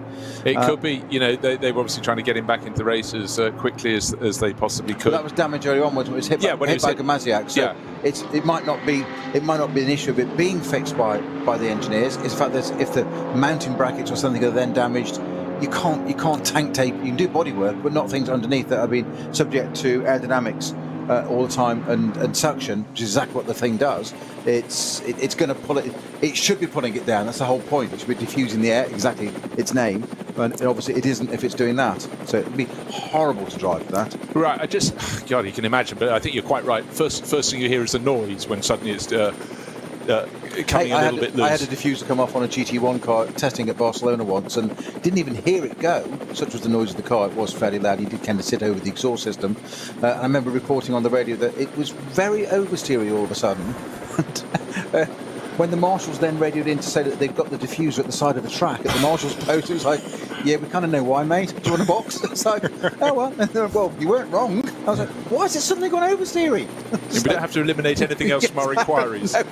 Right, I just wanted to keep an eye on that. You know, we're into the final hour of the last race of the 2023 season. We came here with all sorts of class championships needing to be sorted out, but the overall battle, keeping things simple, as we knew it was car number 1 leading the way. That's the Adrenaline Motorsport BMW 330i in the VT2 rear-wheel drive and four-wheel drive class. It had a 4-point advantage over the 959 Porsche Cayman running in the Porsche Cup 3 class. That had fallen down to 4th place in its class, 959, but recently, maybe by dint of those final pit stops coming up, it's moved, well, fleetingly, it was in the lead of the class, it's dropped down to 2nd place. I'll give it another lap until they've all served their 3rd pit stop. But that had moved back into the reckoning. Car number 1 will be further down the order. It's not such a high-performance car. That's running 2nd in its class. Oh, doing the maths. But at the moment, I'd say number 1's in a decent position. We'll just wait for the final run of pit stops and see how they shake up. And then we'll take a look back. So maybe in about 10, 15 minutes' time. But it's going to go right down to the wire. But for Daniel Zilsk and Oscar Sandberg, it could be 2 titles in a row. But they really won't know until we've reached 4 hours in this race. Now, I've just seen the strangest of sights. Yes, I am absolutely right. It is a Valkenhorst BMW on the Dottinger Hoa being slipstreamed by not a Cup 2 car, but by a Cayman, a 718 Cayman, who then pulled out and went past it into Tiergarten. My eyes do not deceive me. Your eyes absolutely did not deceive you. Where there's a will, there's a way, or something. Right, now what's happened is the Walkenhorst number 34 BMW has been caught by Adrian Delina. Obviously different. No, actually Adrian Delina must have been passed in that lap, so his last lap was slower. But well, he did get it back again, yes. Yeah. Okay, leading the race, but due to come in. Has it come in yet? No, I tell you who has come in. Julian Andlauer has pitted from 2nd place. That's car number 21. Has come in after 22 laps. But it does appear that number 5 has continued. Christian Mies going for 1 further lap in the race leading Audi. And don't forget, the later you pit in the race, the shorter your final pit stop will be, and therefore if he can do that, pull that off, he should be coming back into the lead of the race after that final pit stop. Who else is diving in for the pits this lap? Looks like we've got a few in after 21. Car number 9, Fabian Schiller has come in, and Sami Matti-Trog, car number 35. But importantly, Sport PHX, their Audi leading the race, has not come in to make its third and final pit stop. Everybody else, bar Adrian Delina, at the moment has Delina. Yes, we saw him going over the start-finish line as well, didn't we? Yeah, he's just going Christian Cronje. So he'll be coming in presumably next time around in that number 18. Beg your pardon. Sorry. Yeah, the Dynamic GT, the green and black Porsche. So they run the later stint time. SP9 Pro-Am is still being led by the car collection Audi, car number 20. Marcus Winkelhock on board, sharing that with Florian Spengler. Sorry if I threw you a wobbly earlier by saying it was Bruno Spengler. And second in SP9 Pro-Am is running 9th overall. It's the number 17 Aston Martin. It had its problems early in the race. It sort of had to run very wide at the first corner. It had a driver penalty, didn't it? And that cost its time. But at this point in the race, Maxime Dumaret is running second in class. Third in class is CP Racing, still Charles Putman at the wheel. That's about to come in for its third pit stop. So that's one of the others that's decided to go for long first stint, long second stint, and then make that final stint as short as possible, and therefore should gain ground accordingly, because that final pit stop will be the bit shorter than those of the rival cars. Now, talking of people conspicuous by their absence, it's good to see on Twitter at RSL_studio, Ian McCarthy finally coming in. He's just picked up the thing that's made him talk after 3 hours of this race. I knew he'd crack. Yes, 96 hours. That's Ian's sort of race. Exactly. Certainly one way to eliminate post-race blues would be have us begging for mercy instead. Full stop. Addendum at the end. Not saying I wouldn't watch, though. Ian, thank you very much. Always good to have you aboard. We know you. It is quite a thought, isn't it? But then again, those were races. Don't forget, a lot of manufacturers had their own testing circuits, and the length of times they'd go pounding around. I remember various journalists were invited across, probably in the early 90s, late 80s, to go to no less a place than Talladega. To go round and round. I think it was Saab that invited them. I thought, what an amazing thing. Well, that would be the Ian Botham days, would it? When Ian Botham did his famous Saab bits. Yeah, perhaps not. Yes. Those were interesting days. But yes, the Lommel test circuit in Belgium was used for all sorts of up and down. It was absolutely endurance in that sense, particularly at Lommel. Can we shake your car apart? No, apparently not. Well done. I do find it extraordinary when you talk about this racing that we do, when we say 24-hour races and we're off somewhere, and friends just say, what do you mean a 24-hour race? And don't quite grasp what it is you do, and nor do I, so answers on a postcard, please. And it's sort of 24 hours, and they look at you completely blank, as if you just walked through some time portal. What do you mean 24 hours? I said, well, the race lasts 24 hours. And they went, when do you have a break? I went, well, the car doesn't, the drivers do, obviously. And the pit crew basically doesn't either. The pit crew don't, yeah. And they're just... But you don't mean a day? But yes, a day, 24 hours. And you can see the look of utter incredulity on us of, what do you mean? It goes for a day. It's like, it goes for a day.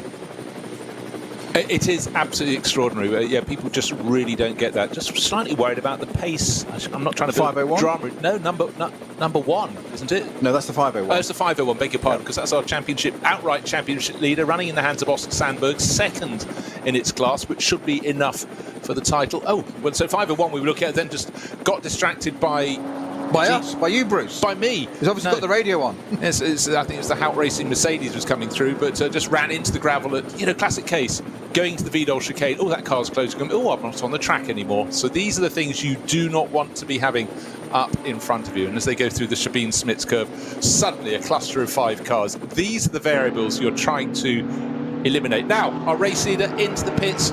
Could it be it should be for the final pit stop. This will be 23 laps completed. Christopher Mies will be in, and don't forget, this will be a much shorter pit stop than those that pitted earlier. So they've sucked up the pain through the course of the race. And in fact, they've done it so well, hasn't looked like any pain whatsoever. They've stayed right in the reckoning, and this final pit stop will presumably put them back into the lead of the race. Even the in-lap was quick, 8 minutes and 6 seconds from Christopher Mies. So beautiful professional job there. Just 47 minutes remaining in this race, but the advantage should be enough because those behind will all have made their third pit stops. Those in the overall reckoning, some further back haven't made them yet, including Adrian Delina running 6th in the dynamic motorsport Porsche. That should be in as well this time around.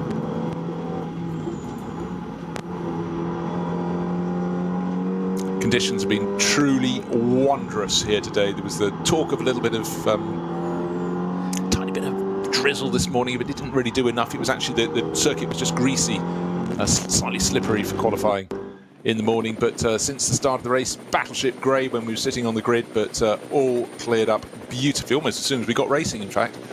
So the final pit stop, will it be the first win since this event, the Münsterland Pokal, back in 2021 for Frank Stippler? Nothing he can do about it. Oh, we're having a driver change. No, Frank Stippler, I think, is just leaning in through the door to say, you lose this and you owe me big time. Or something, encouragement. Yes. This is what people need. Yes, don't mess it up, or other words in that sentence. Sitting in the sunshine. There is no need to hurry, even though this is a shorter pit stop, because this is closer to the end of the race, and the rivals who pitted earlier all present and correct. The Audi going back down onto the deck. It's sitting, well, right, it's supposed to be at 45 degrees. The pit garage, I think we're talking about 43 there, but that's these standards are pretty impeccable. And that should go back into the final stint of the race. Will it come to victory? First for 2 years for Frank Stippler. But in a season that's had great pace, but not all the results to go with it. In fact, precious few of the results to go with it. Their best result, or Frank's best result this year, has been a 4th place, sharing with Vincent Kolb. And he's had 3 pole positions, but no wins as yet. So let's see as that Audi gets going back onto the circuit.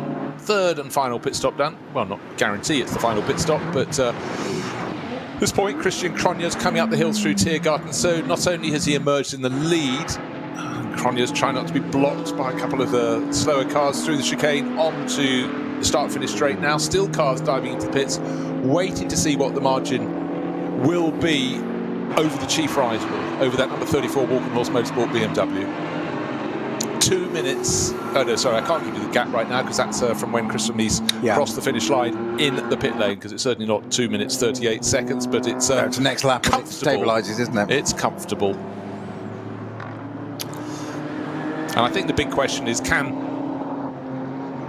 the number 21 crew, Rutronic Racing Porsche, started driven brilliantly in the first half of the race by Julian Andlauer, can Patrick Niederhauser complete that combination and come home in 45 minutes time in 3rd place for Rutronic Racing? Or will it be wrested from them by Fabian Schiller, who has done a very, very good job this weekend in the Get Speed Mercedes? That's car number 9. Well, the reality is that the number 5 leading car, the Audi Phoenix Audi, is just going through Sabine Schmitzke to start the Hatzenbach, and the 2nd place car, Christian Cronje, in the Walkenhorst M4 is just approaching that or thereabouts. Just coming up to the Vidal chicane. So there's a fair way to go yet. It's not an impossible task. But what will be interesting now, as we've said so many times, it's nearly always this last hour that suddenly starts getting interesting, and it's also incremental as well. It happens. It's 44 minutes to go now, so lap times, sector times are going to play huge parts now into what they can do. I think it's too big an ask, but it's not impossible. I think it's too big an ask, just because looking at Christopher Mies' previous stint, he hasn't raced at the Nürburgring much in recent years, certainly in comparison to his earlier career, but he was right on the sort of pace that we saw from Frank Stippler in the first half of the race in that Scherer Sport PHX Audi. Certainly Christian Cronje is running a really good race, but it almost went out of the window with that poor start from the outside of the front row. 2nd going off the grid, 5th or 6th in a 4-car side-by-side battle into first corner, and dropped a lot of positions. But the fact of the matter was Frank Stippler preserved his lead from pole position and then was given that buffer, because remember, Ben Dorr, brilliant start from him, from 3rd up to 2nd, and then was delaying everybody else behind, and that just allowed the buffer to be built up. A lot of it came back. There was a slow zone or something, and about 8 seconds were taken out of the race lead. But I think the combination of Stippler, dry circuit, Audi, R8, Nürburgring and Christian Mies surely is too good to be beaten today. Superb use there of the back markers from on board one of the Falcon cars. It was the Menzel car, I think it was, that the number 4 car, is that actually right? Yeah, it is. I was just wondering if the number 3 car has re-emerged, has come back out. It's in the pit still. It's still in the pits. It had the second problem with its bodywork. I've scrolled right past it, but it's way out of the reckoning. I mean, both of those cars are for the team. They're laps down. Now, Sector 2 is only a short sector, admittedly, just over a minute, but Christopher Mies, 104.5 through that. Christian Krogner's in the BMW in second place, 103.7, so 8/10 quicker. Let's see how that evolves over the lap. It's a lot to do, but let's see if they can do it. Can we have a nose-to-tail finish? Could we have it? Let's face it, though, the BMW finishes in second place. They've still won 5 out of 9 this year, which is, it's amazing how the ratio changes, isn't it? If they'd won 5 out of 9, it's just over half the races. If they win this, I don't know, it's suddenly 2/3. Jumps significantly from just over half to 2/3. I know it's more than that. Foolish. Yeah, but they started the season. It's a demerit for you. Yeah. Started the season. Andy Soucek actually was in the car at opening race with Kuba Gimasiak. Pole position, no points, 0 points, no finish. Then came a win, then came a retirement, then came a win, then came a retirement, then 1, 2, 3 wins on the trot. It looks like it could be second place today, but that is an astonishing record. But any race, if you start and score nothing in the opening round, you're on the back foot. But Gimasiak, we've watched him in traffic, absolutely mighty. Christian Krogner tends to do the second half of the race. He's doing a fabulous job at the moment, lapping below 8 minutes per lap. I expect this lap he'll be faster than Christopher Mies. I think the following lap we'll start to see the reverse being true. But let's see. But Mies doesn't have to push too hard. No, he doesn't. No, he doesn't. Exactly. It's at the moment it's Valkenhorst or Krogner's driving that car. Krogner's race to win at the moment, and Mies is not to give away. So that's the Sector 3, 155, 157. So a couple of seconds down over that, over a 2-minute sector. So ebbing and flowing at the moment. And we'll see what happens over the last few bits. But their last lap, of course, is a little bit academic as well, because Mies just started and hasn't he come out of the pit. So it was an 8:06 and a 7:59. So these two cars, it's the Audi that still had the fastest lap of the race, the 7:51.9, and the BMW with a 7:55.7. So it indicated it didn't quite have that pace or the opportunity during that, what I call that first free lap, i.e. the start of the race, not the very first lap, that first flying lap before you get into the thick of all the other classes and start groups. Another thing that's just come to my attention, we've got one of the doors, I don't know if it's Ben who started the race or Phil on board at the moment, he's put in another lap under 8 minutes. This is really, really impressive from the door Aston Martin team, the door group Aston Martin team. Because it went Ben, Darren Turner back to Phil, but yes, you're right. So logically, logic would suggest it's probably Ben back in the car. You would think so. If he did the first stint, you'd think, yeah, more than likely to be doing the last one to finish this race. But it's always interesting. You get drivers who've been doing racing in GT3 for a long time, but certainly these are the new faces. It's also good to see other people running Aston Martins, running other marques, and just getting to grips with them as they advance through the seasons. And you can be sure that they'll have a huge amount of prize with the announcement that Aston Martin's coming out to play in the World Endurance Championship. Of course, they won't be so interested in what they're doing for the moment with the Valkyrie, and in the seasons to come, they'll be going, hey, we're getting a new GT3 and GT4 class Vantage in the years coming up. So you can be fairly sure they'd be the sort of team that'd be putting their name down for 1, 2 or 3 of those, because this is a really good run for them. But it's impetus and manufacturer momentum, isn't it? If the manufacturer's doing that, it trickles down the order, which ultimately down to the road car, which is what the manufacturers are all doing it for, to sell road cars at the end of the day. Units, that's what you want to do. But from our point of view, selfishly from a sporting racing point of view, as you say, yes, it's great that they're in Formula One, great that they're in, I think, and you say, in exactly the right place, endurance racing, World Endurance Championship, that's where an Aston Martin should be racing. Great that they've got the Valkyrie out now with their hypercar, the special project one. Absolutely brilliant piece of kit. And as you say, GT3, GT4 cars coming down, GT3 cars having a class at Le Mans next year.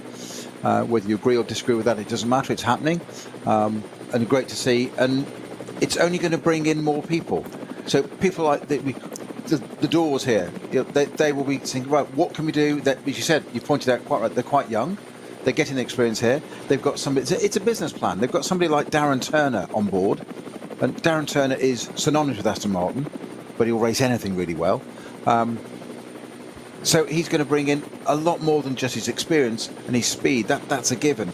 but it's the mentoring, the coaching, right, this is how we do it, this is what we do in this situation. And we saw a little bit earlier of was it Ben that started it, just being a little bit cautious, and rightly so. Did exactly the right thing to do. I would imagine now that metaphorically or physically, that Darren Turner's given him a slap on the back and went, well done, because being a hero and putting it in the barriers is no good to anybody. You've got to learn, and learning takes a process. The problem is it's all played out on a very high-speed theatre all the time, so we tend to want to go for gaps and do this, and we focus on winners all the time. But you've got to get the experience, and they'll build up through the ranks, and who knows, we might see the doors in a World Championship in three years' time, let's say. Entirely gives them a chance, and it is about bringing the teams through too. Just been some most absolutely astonishingly good racing in the battle for third place. I sensed that Schiller was catching Patrick Niederhauser, that's to say the Get Speed Mercedes catching the Rutronic Porsche, and coming onto the Dottinger Höhe, the Mercedes was ahead, then the Porsche got an incredible slipstream, and Niederhauser got back into that third place as he had been at the start of the previous lap, but they're chopping and changing, and even as they go around the Grand Prix loop, they are swapping positions left, right and centre, whether you prefer Porsche or Mercedes. But the whole point is about manufacturer against manufacturer, and both of the drivers are pushing very hard for that third place. Rutronic Porsche has been looking good all race, as has the Get Speed Mercedes, but two drivers absolutely bare-knuckle fighting out there. 36 minutes remaining in this race, but it's just, what a great way to end the season. But you're so right, now looking ahead, it's about momentum, but nothing is ever static in motor racing. And you said, okay, so it's going to be GT3 rather than GTE as the GT class at Le Mans, and some people might not like that. Tell you what, people, go and look at the history of motor racing. Go and get a book about Le Mans and look how many times the class structure has changed. And I can tell you, from when I started going to Le Mans, as professionally or as best I could, in the mid 1980s, some of the classes were chronically poor, and it does ebb and flow. Suddenly, the more prototypes, one year there were no GTs whatsoever. I like the mixture, but give these championship times, and an example is, I don't want to drive it down to this level, but back in the 80s, 2CV racing, they had a 24-hour race at Montello Park. It mattered not, they were slightly faster than a donkey, but people had fabulous races. So difference between GTE and GT3, it matters not. When you've got the top drivers in the top teams running those cars, going for class victory, that is what it's all about to me. Well, the ultimate barometer is how many cars are on the grid, how many people partake. Organisers like the ACO, whether you like it or not, doesn't matter. It's academic. They don't just change class structures for the sake of it. They do it for a reason. There's sound business reasons behind it. If you've only got 5, 6, 7 cars, whatever, on a grid, there's no point. There isn't an appeal. And people don't spend this kind of money, whether it's manufacturers, rich amateurs, privateers, whatever. People don't do it if it's not there. They don't. It's like people buying a Ferrari. I heard a great quote this week of people don't race a Ferrari because it's cheap. They race a Ferrari because it's a Ferrari. And it exactly goes through all the other cars as well. That all the other brands with it. They do it for a reason, but especially in our area of this, NLS, WEC, all those classes we're talking about, Pro-Am in particular, you have your wealthy amateurs that come in, where you get your pro on board and so and so. But they've made their money somewhere else, and they've made that money by having a certain philosophy on life. They don't just go racing for the heck of it and say, right, we're going to just waste this amount of money getting it. It's got to stack up and make it worthwhile. And that's what they'll do. And it's great to see. You've got to have 4 grids, 2 CVs. Why was it so popular? Because it had an appeal. In the UK, there's C1 racing, created by a very good friend of mine. But it was a cheap way of going racing. In your little Citroen. In your little Citroen, yeah. And it was super competitive. And the amount of people going, then you have a 24-hour race. And there were scores and scores of cars in it because it had an appeal. Yeah, look at the Volkswagen Fun Cup, or the Fun Cup with Volkswagen Looky Likeys. They've got their 25-hour race, isn't it, at Spa-Francorchamps each year. Right, just having a quick look, if we may, at Cup 2. We've still got cars diving in. I think that's Hendrick still, perhaps diving in out of the lead of Cup 2. That's Brooke. Okay, Brooke coming from third place in class, so the others have already gone through. So that's a Kramer car, yeah. Yeah. So that was started by Thomas Müller, and then Moritz Krantz went into it, and it is now actually probably going to have a driver change now because it's got Christopher Brook in it. It's one of the few cars that's got a a four-driver lineup, so technically Michele Di Martino should be taking that car over. And he's been scoring the points, started today's second place in the championship with an outside chance of the title. In fact, I think numerically not. I think he would have been close. But to me, almost the best battle of the race hasn't been what we saw in the battle for second, third, fourth, fifth and sixth in the opening, probably from lap 2 onwards. It's what's going on right now and for the last lap and a half, because the battle for third place, Patrick Niederhauser is holding on, but Fabian Schiller is throwing everything bar the kitchen sink. In fact, there is the kitchen sink at him as he's looking one way, looking the other, occasionally getting past. It's a fabulous piece of racing, and always here they're looking up the road ahead. Is there a back marker that I can use to my advantage, or is that back marker going to be my disadvantage, which will be the thought of the driver going into the next corner in the lead of a group. But for now, Patrick Niederhauser is earning his corn. He's staying just in front of Fabian Schiller, but they're busy out there and it just looks absolutely sensational. So this gap between first and second, it is pretty stabilised at 29 seconds at the moment. Of course, the last lap was a 10-minute 9 for our race leader. Of course, that's coming out of the pits as well, so can't really count that as well. So when they settle down at this point, where is it? Our race leader currently is at Pflanzgarten, coming up to that far section and to the double left-hand of Schwalbenschwanz, that will then move around to the right-hand side and come onto that Dottinger Hohe and complete that lap. So it's basically 2 minutes 9 seconds is the difference between those first two on that last lap time. That will of course balance out as they cross the line very shortly.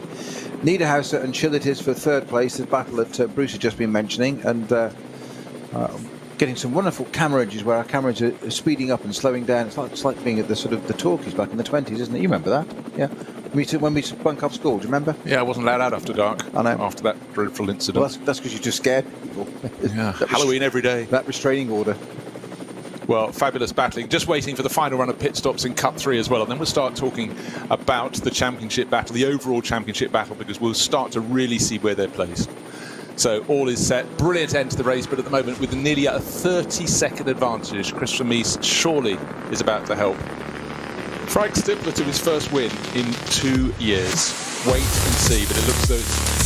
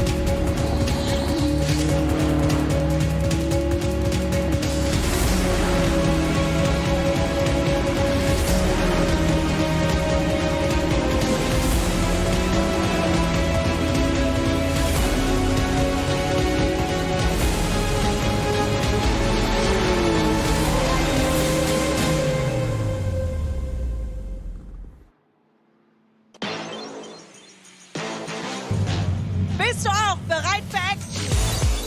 Möchtest du mal in einem virtuellen Studio arbeiten? Oder das Live-Programm in der Regie aktiv mitgestalten? Oder mit der Kamera die schönsten Momente in der Boxengasse und an der Strecke aufnehmen? Möchtest auch du Interviews bei der NLS mit den Fahrern führen? Oder im Schnitt kreative Videos erstellen?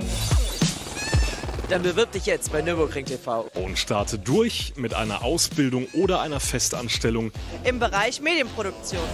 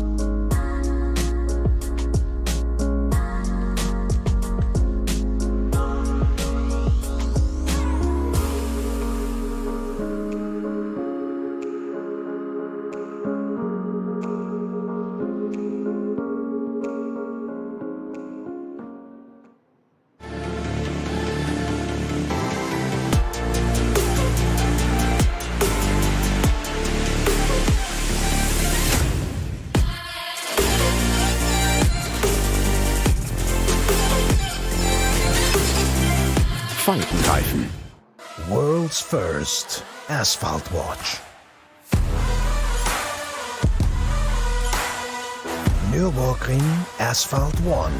Over 90 years of racing history.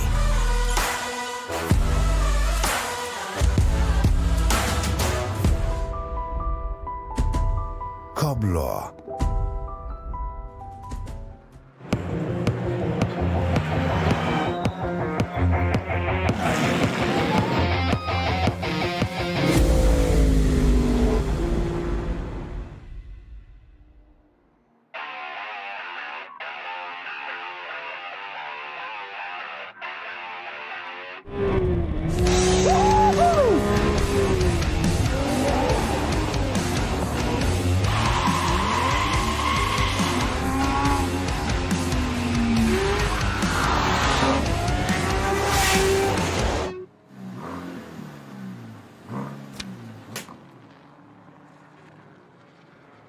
Liebe Fans, besucht unsere Social-Media-Kanäle auf Facebook, Instagram, YouTube, Twitter und TikTok. Willkommen bei der NLS.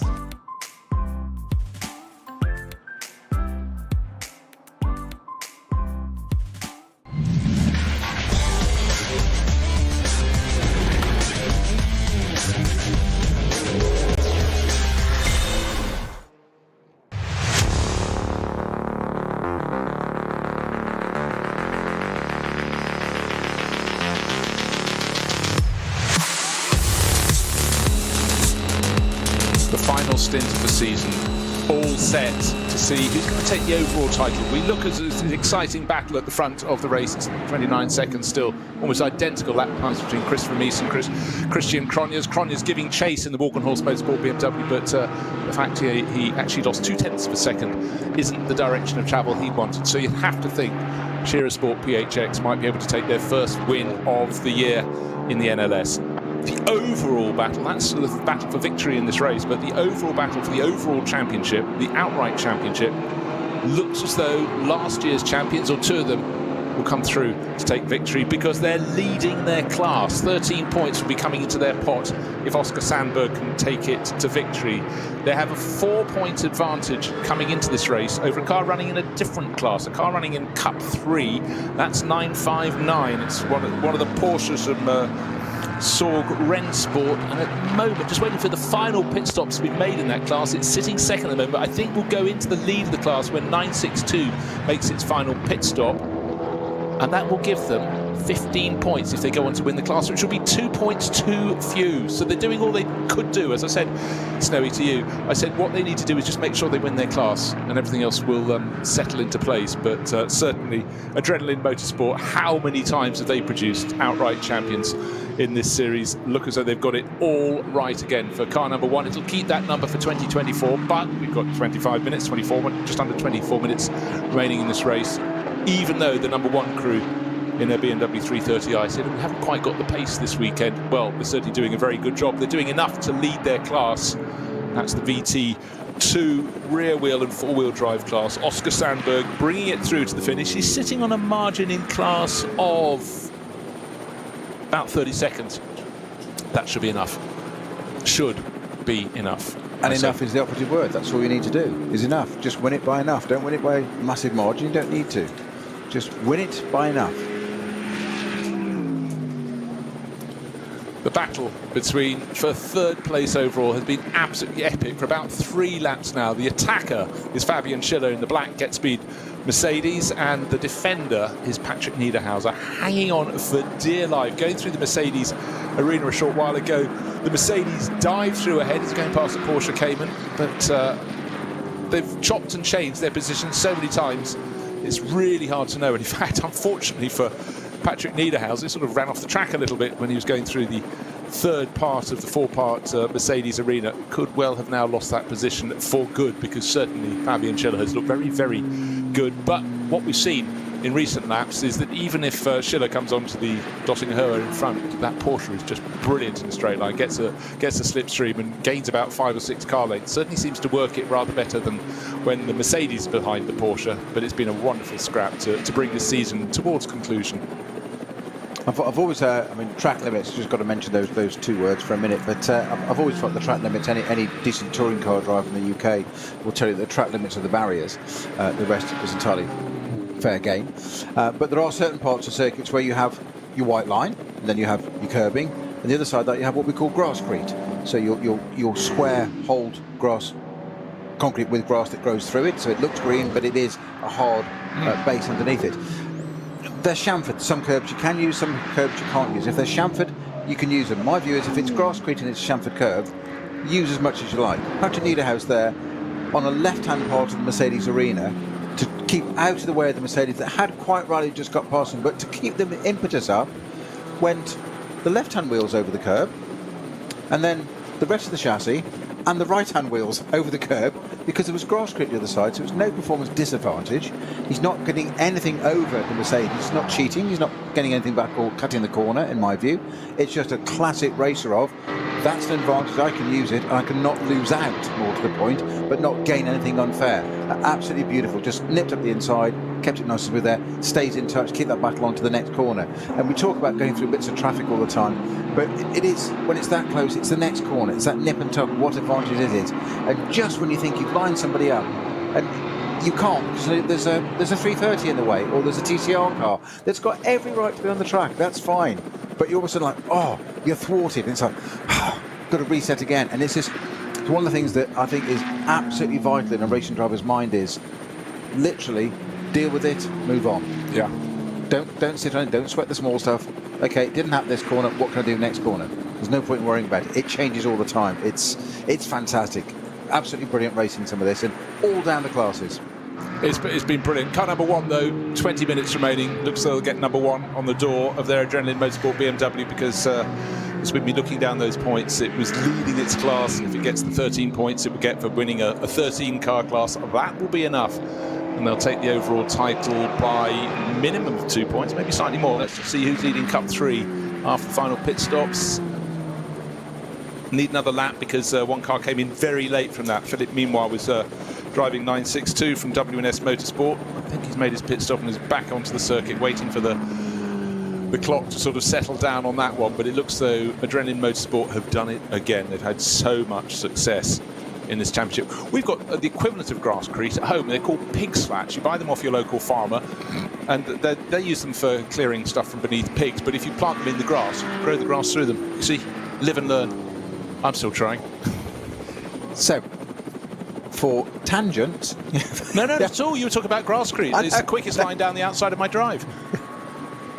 If only your TVR worked. Oh, straight for the jugular. There we go. Tuscan Challenge. Salt in the TVR wound. Tuscan Challenge. Bruce Jones. Bring it back. Over. That would have frightened me rigid. That was some of the best racing at the time. Well, unluckily enough, I didn't actually ever take part in that series, but I have driven a Tuscan Challenge car, and you're right. Frightening is that's entry-level stuff. It's like, oh, okay. It's quite quick. And it's the brutality. Yeah. And they're open. They're just phenomenal. But as you say, again, we talked about gridfuls of cars. It brought everybody into it. Everybody wanted to do it. The Colin Blowers, the Tim Harveys, the Nigel Greensalls, the Fluxy, and all those guys that raced them. And it was a fabulous series. And what made it so spectacular? Well, what made it so popular was it was so spectacular. You can see the very best drivers were dancing on the edge of adhesion, a bit like watching people in the 1960s trying to dare to take a corner in an AC Cobra before they got them all sorted and balanced. But brutal performance, it still wins prizes in so many ways. And certainly German fans have always been fans of cars with large engines going a little bit sideways. Well, perfect little sort of Tuscan stroke. Cobra segue there for you. Bobby Verden-Rowe, Is he in a Hyundai? No, but he's in a 1991 Formula Renault champion, 1997 TVR Tuscan champion. Now runs a Cobra, races a Cobra at Goodwood. You saw this earlier at the Revival meeting. Have a look at the video he posted on YouTube last night. I gather there are other platforms available. This is where he posted it, of him stalling Snake Eyes, his period Cobra, on the grid at the Revival Mate, and then watch the comeback drive through to 7th or 8th, I think it was. It was a bit of a onboard. Honestly, mix-and-match race. It is worth watching, and that's lovely segue of the two championships he won and what he drove there. Absolutely beautiful drive. Code 60 with 90 minutes to go. Adenauer Forest, car 446 has had a a moment or two. So that's Porsche Cayman from the V5 class, which is it's only got 3 entries in that class. That's the production cars with between 2.5 and 3 litre engines in. So there's an Adrenaline Motorsport car on that, of course, and then there's a WS Motorsport car. But it's the one in between, which is I'm trying to see who's at the wheel of that. It's is it Benedikt Hofer at the wheel? Can't tell you, but what I can tell you, that wonderful battle between Fabian Schiller and the Get Speed Mercedes and the Rutronic Porsche has been well and truly sorted out. Once Schiller got in front, he just banged in a 7-minute 55-second lap, and he pulled out best part of nearly 7 seconds over Patrick Niederhauser. Maybe the tyres have gone a little bit on Niederhauser, fought very hard to defend his position, but certainly. I sense that Schiller was faster, was in better performance at this later point in the race, and clearly appears to be very much the case. Now the 446 has caused the code 60 at Adeno Forst. Actually has 3 drivers listed, but on my driver analysis it says that the only one that's taken the wheel, would you believe, is Tassilo Zumper all the way through in that Cayman until now. And this appears to be on his out lap, would be Marcel Haas. And that car hasn't. It's just started that lap, his 21st lap, and it's in progress. Well, it's quite right. The ticker says it's in progress because the car is in progress around the lap. It isn't though, so it's stopped at the moment. So I don't know quite what's happened to that. But that's no progress. We call it no-gress, yes, don't we? Exactly. Yes, progress impaired. Yes. Not every car has had a clear run in this race. Catching sight of the Hout Racing Team Mercedes, Frank Bird on board at the wheel. That's car number 6, and that has been delayed considerably at the moment, setting perfectly good lap times, but it's running in 94th position, and we had 117 starters. Therefore, you can understand how much that's been delayed by. In fact, it's lost about 6 laps. But at this point in the season, a lot of the young crew on that car are just wanting to learn this circuit a bit more, get more experience. Ralph Aron and Arjun Maini sharing that car. Arjun knows the circuit very well. Frank knows the circuit well, but it's all about next year at this point. And indeed, on a sunny day, it's really being hurled around by Frank Bird, really muscling that Mercedes AMG about the circuit. It's, there's nothing to lose at this point. Just go and enjoy the circuit. I'm intrigued by the legend on the door that says Merbag. And I'm just wondering what that is. A Mercedes in a bag? Is that a new? Have they moved into carrier bag producing? Well, I thought you meant Mer, as in going to find the baby Jesus. Huh? That's gone out of fashion, hasn't it? Harder to spell. Right, gap between first and second. It really has been startless. It's been coming down by a tiny bit, Christian Cronjes, but he's 27 seconds down.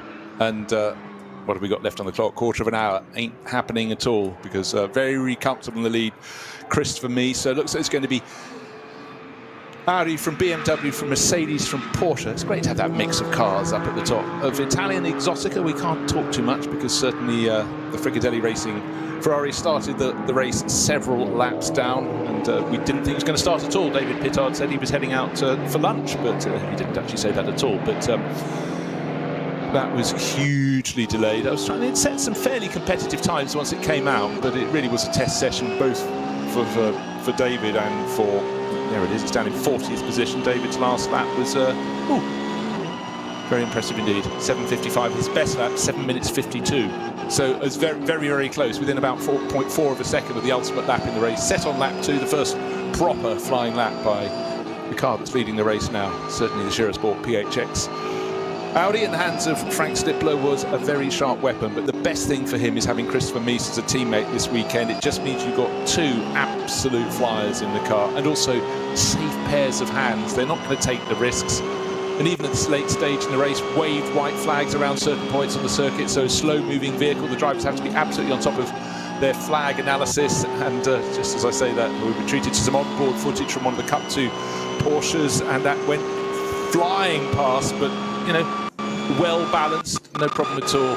And that was when they got to Flugplatz. So it was just understanding the flags, gauging what might be there. We've got a car side on and facing not quite backwards. It's all but 45 degrees to backwards. So that's gone from the right over to the left-hand side of the track as well. That's was that the car I mentioned a few minutes ago, the 460? Just oh yeah, the one in the 3-car class, wasn't it? Yeah, it's quite possibly that. So they've already got the quick dry material down on the side of the track where he's clearly clonked the barriers. They've got course vehicles on either side of the circuit. That's why we've got our code 60.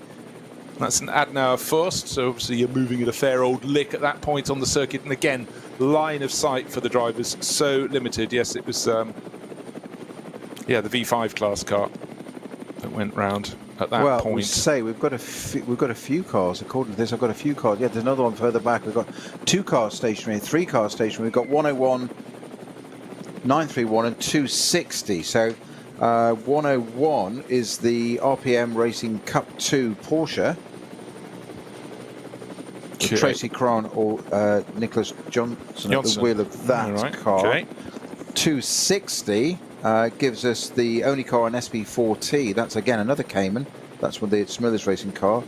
Guido Heinrich or Fabian Peitzmeier at the wheel of that. And the other one would be 652 is Adrenaline Motorsport. That's one of the M240i BMWs. Yeah, I'm not seeing that. I'm just seeing 101, 931 and... No, one's just moved actually. No, 652, you're right. So I think there's been I think 3 into 1 doesn't go by the look of it there at that place. Yeah, but, one of the cars just being 11 towed, minutes to go. Yeah. One's being towed in and will bunch up the field at certain points. And actually, one of the first cars behind, we mentioned the Walkenhorst Motorsport Hyundai, and that was with the multi-starred cast of drivers getting their ring permit, and that was tucked in behind. So again, these are the things they need to learn about where the course vehicles will be, how you have to behave with them. It's very different from driving on a circuit that's, let's say, 4 or 5 kilometres long to be on one that's the best part of 25 kilometres, and with incidents that need clearing up. And there aren't so many gaps in the barriers as you get on a traditional international level circuits. They've got to understand, they've got to just bide their time before being flagged past. Your number 6 Mercedes, the Haupt car that had Murbach written down the side, they are German Mercedes dealers. That's why it's got it down the side of the car. There you go. He who pays the piper. Indeed.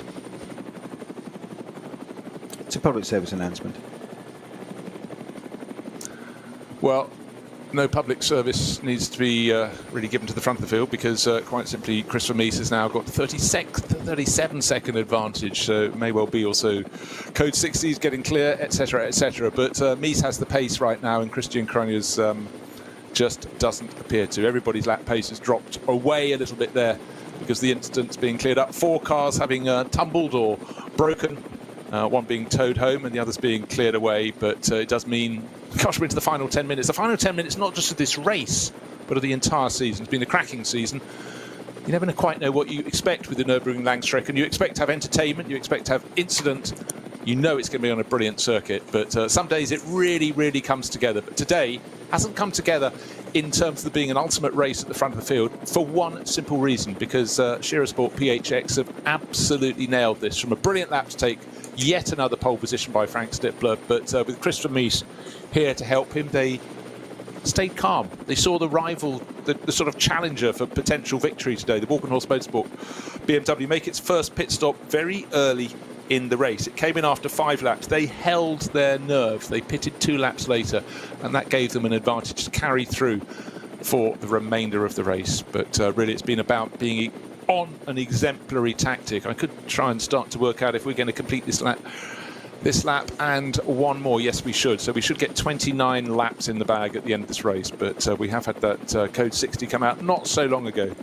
And of course, that could dictate whether you get an extra lap or not at the end of the race. But it doesn't seem to matter. It's not like someone sitting on a 3-second advantage thinking just get it to an end now, with best part of 37 seconds between first and second, between Mies and Cronjes. They can afford whatever comes their way, surely. Yeah, just looking at that, I don't think that this code 6 is going to end before the end of the race, because there's barrier damage and a lot of quick dry down there, so I think it might even be a yellow flag. We'll see. But it does appear to be that it's 931, the Black Falcon 718 Cayman, that's a GT4 car from the Cup 3 class, and the 101, which is the RPM Racing 911 GT3, came together, and they've connected one of them, and then 652 stopped further on the right. I'm guessing that's probably because of the damage of track and fluid on the track, etc. So that's what's caused the 652 to stop. 446 did stop at the same time, but then continued on its way. So a little bit of drama in the last, I was going to say last 20 minutes, but the last 7 minutes of this now, Bruce. We're nearly done for the year. Nonsense. We'll come back for the extra round. Exactly. Of course, there was a date spare saved. The spare round. No other championship that I'm aware Remember of. the 5th of November. Yeah. No other championship I know is wise enough to put a spare date, but certainly in the past, in recent years, it has been required because weather has stopped play, certainly early in the season. Often not even the very first race. It's often even the second round where you just get snow. We came here and commentated on some snowman building in the pit lane. And then we didn't get to race, so we all had to go home again. But this year, it's run very nicely indeed. Looking down through the classes before we get to the finish, Cup 2, it's still 102 ahead of 107, or is it? Just double checking, because they were pretty close together. There's three and a bit seconds between the pair of them. And about to go on to the penultimate. No, they should be almost going on to their ultimate lap right now, and it's still very close at the moment. Start of the last lap, it was Gabriele Piana leading in 102 from Hendrik Still, who's driven a brilliant race in 107. I think it's still in that order right now. Great to have these dry conditions. There was talk of rain coming through in the final hour of the race, but it's still ever since the start of the race. We literally went from grey as we went out on the formation laps. They take a long time. We came around as the race started. The sun started coming through. In fact, just as they were coming down the Dotting Herd to take the start of the race, and it's got brighter and brighter. It's been a brilliant autumnal day, and I think it's going to be a very, very proud one for Shearer Sport PHX. 2 teams combined this year, Phoenix Racing and Shearer Sport, and they haven't had a win in this championship at all in 2023. Haven't had any luck at all. They've had plenty of pace, but today I think they're going to join those dots together and take outright victory. But let's not count our chickens. Just under 6 minutes remaining until the 4 hours will be complete. And where on your, could you find on your tracker map, Snow, where exactly Christopher Mies is in car number 5? How far round the lap? Because I would presume the next lap will be their last one.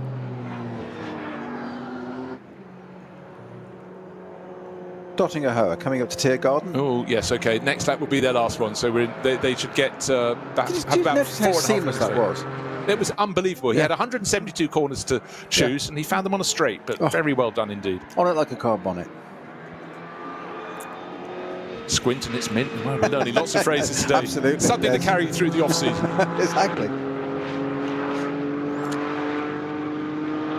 And it is just double-checking in the Porsche in the Cup 2 class. It's still 102. Gabriele Piana leading that, and it had a rather better lap than Hendrik Still. In fact, he gained... No, he didn't. In fact, he closed down. The gap between them is next to nothing.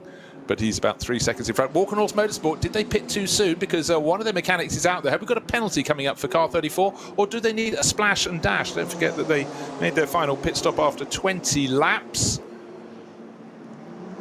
And we're going to go on to lap 28. No, lap 29. Don't forget, they do 9 laps. Walkenhorst run cars in other classes as well as SP9. They do. It could be, well, so it may not be one of those. But hold on, I'm thinking, hold on, just double check. Walkenhorst has come in from second place. I think they made their final pit stop 1 lap too soon. Otherwise, they need a 9-lap stint. Right. Will they be able to hold on? Well, in this case, I think Fabian Schiller should go past into second place. Well, this is extraordinary. Their pit stops were after 5 laps, which sort of put them in a little bit of a danger zone. No problem at all. They did an 8-lap stint to 13. This was the key to me. They then did a 7-lap stint to pit on lap 20. Now they're pitting again on lap 28. They did all they could. If they'd made their first pit stop a lap later, do you think they were caught out? They were banking on further incidents in the race, or there hadn't been any incidents at that point? But well, it was certainly the very definition of a splash and dash, wasn't it? Yeah. Something to fuel it round for that. So if it can't even do another 3 minutes, well, 3 minutes of the race, but it's not 3 minutes, is it? It's 8-9 minutes now, probably 10 with by the time you pick up speed and get out of the pit lane. So if it's 10 minutes short of fuel, there's an issue. Not like Walkenhorst to miscalculate. So well, it's not, because they pitted after 5, did an 8-lap stint through to 13. Maths still working with, but then they came in on lap 20, so did a 7-lap stint. If they'd done an 8-lap stint and come in on lap 21, it'd be fine. Oh dear, someone gambled. Do you think that was a result of them not getting away in the first couple of positions from second on the grid and falling down the order a little bit? But they weren't too far behind. Certainly, Frank Stippler was going ahead.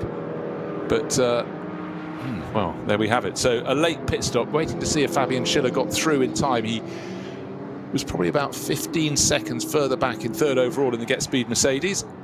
Oh, Christian Cronjes is really pushing on, going through the Vidal chicane, everything to make up. but he's not going to make it up on the race leader because we've got 2.5 minutes remaining until we get to the end of 4 hours. We've got Christian Mies stroking it home. He's now exiting the Hatzenbachs. The car slowing right in front, coming up because, of course, we had the problem at Adnar Forst.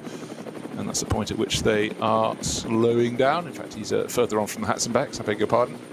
But sitting on a lead of plenty, I think is what we could say. And certainly number 9 is now up into second place overall, number 21. So what's happened is Christian Cronjes has come out in 4th position.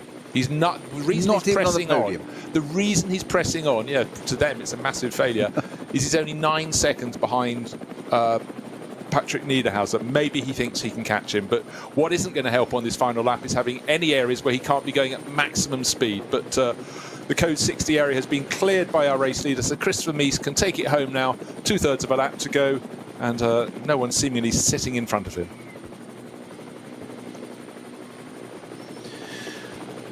Well, I'm just looking at the track. I think the GPS is slightly out of position there because it's putting the 34 car far too close to the number 5 race leader. So I think the GPS is just playing tricks on me there. I was trying to see where it is in relation to Niederhauser, multiple point 21.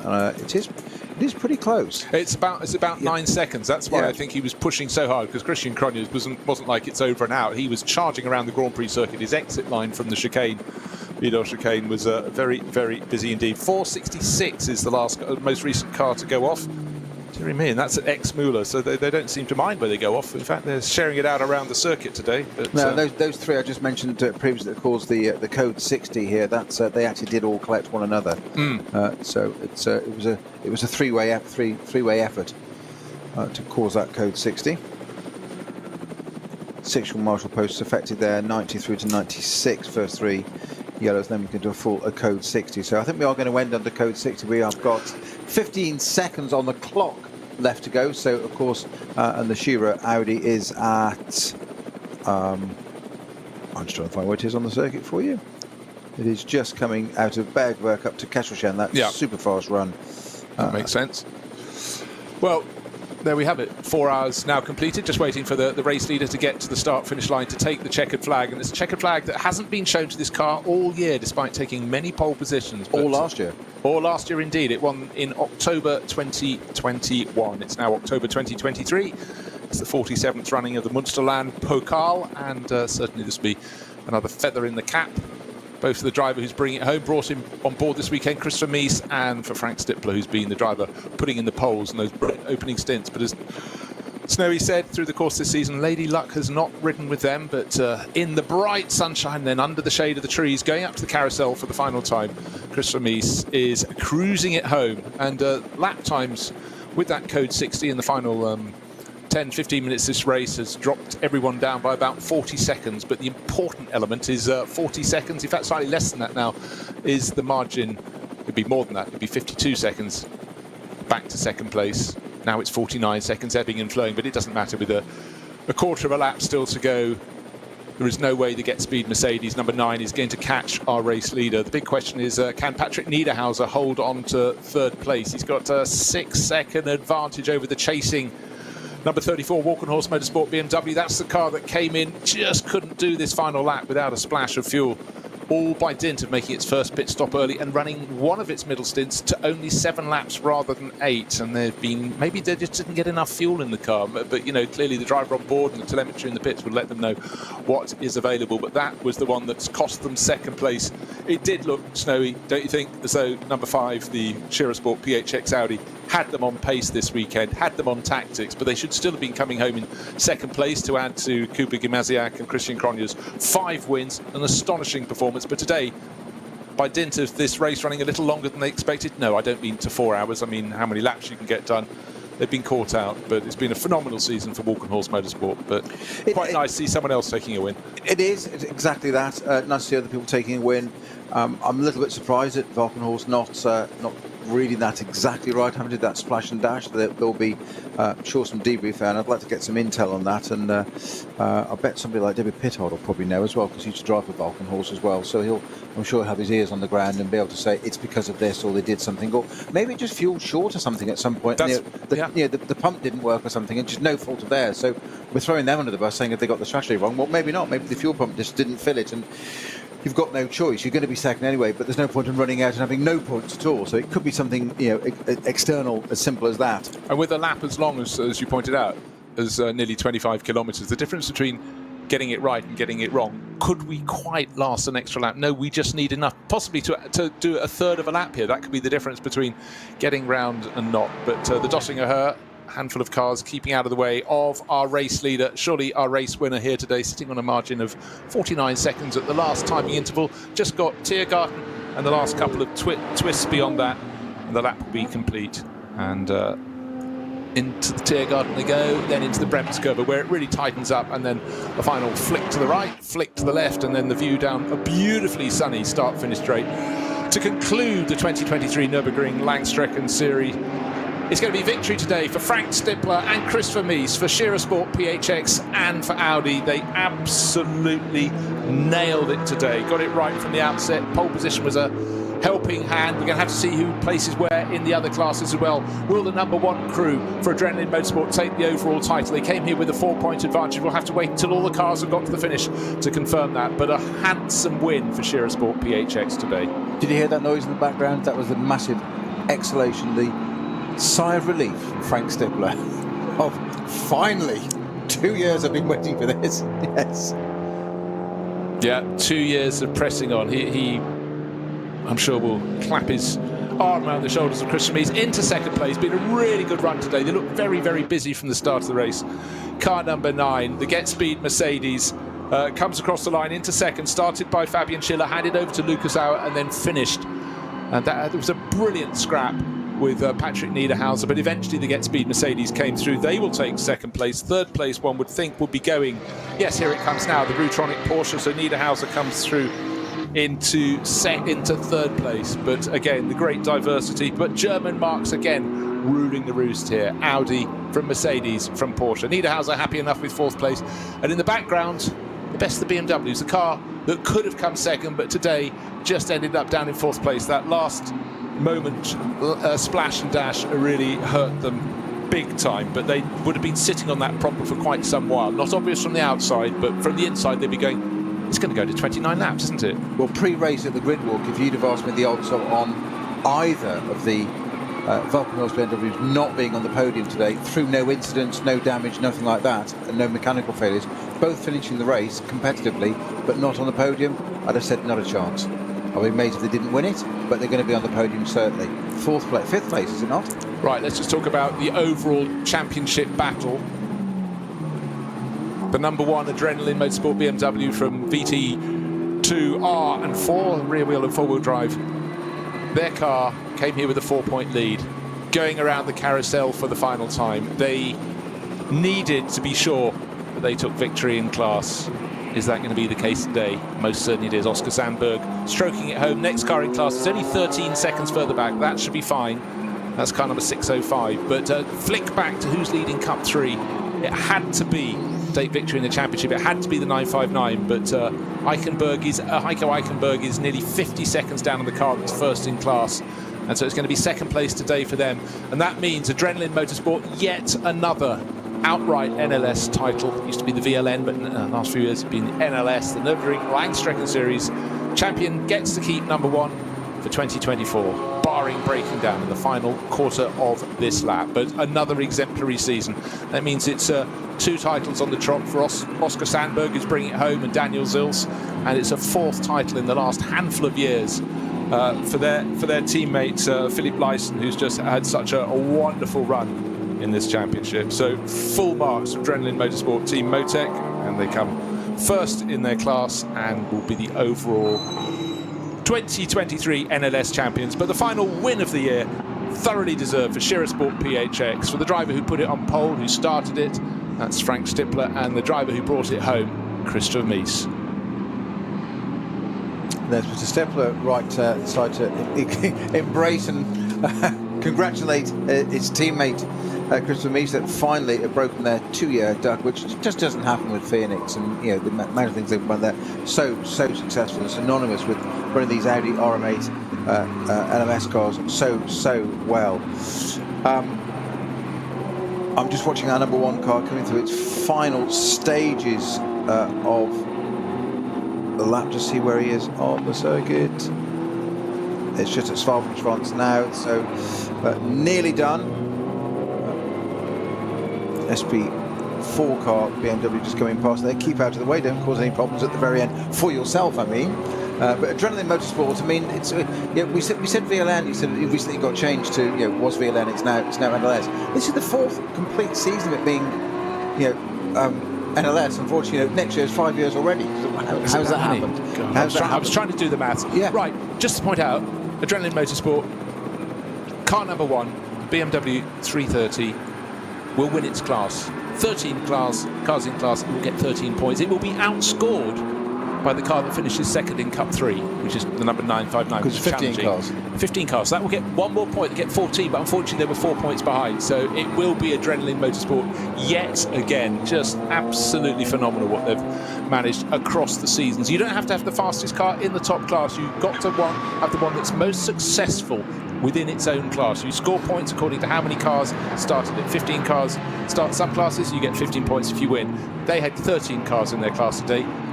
13 points for the victory, and that's precisely what they are taking. So outright champions just have the winning formula here. So really hats off for them. Daniel Zils, Oscar Sandberg and Philipp Leisen it is that take the title. Take the title outright. I was reading out the driver's name. Both crossing the line at exactly the same time. Sorry, Bruce. No, not at all. And the loads of sort of ticker tape or modern version of that sprayed into the air, and delight and just relief. And also, when the drivers look across what they might have had, this could have been a foul weekend with rain slashing in and so many more elements that could be added to it, but it turned out into a beautiful day. And though they said early in the race, we don't think our cars got the pace this weekend, they had to keep an eye not just on their own race, they had to see what their rivals from a rival class were going to be able to do, which of course is the Cup 3 class for Porsche 718 Caymans, and their rivals are doing well in the early stages of the race. First half of the race they were heading for 15 points for victory, ended up second in their class, but by dint of winning, doing all they could, Zils, Sandberg and Leisen got the job done beautifully, and a second title. Just before we go to Frank Stubbs there, just a little bit of onboard footage there. We did say this car number 1 that just won the championship and retained it. Some fantastic footage there. Oscar Sandberg all the way through to the Mercedes arena, still screaming, still punching the wheel, absolutely overjoyed at winning that championship, and rightly so. Exactly what we should see in drivers. Well, smiles all round in that cockpit, but also right below the start-finish line.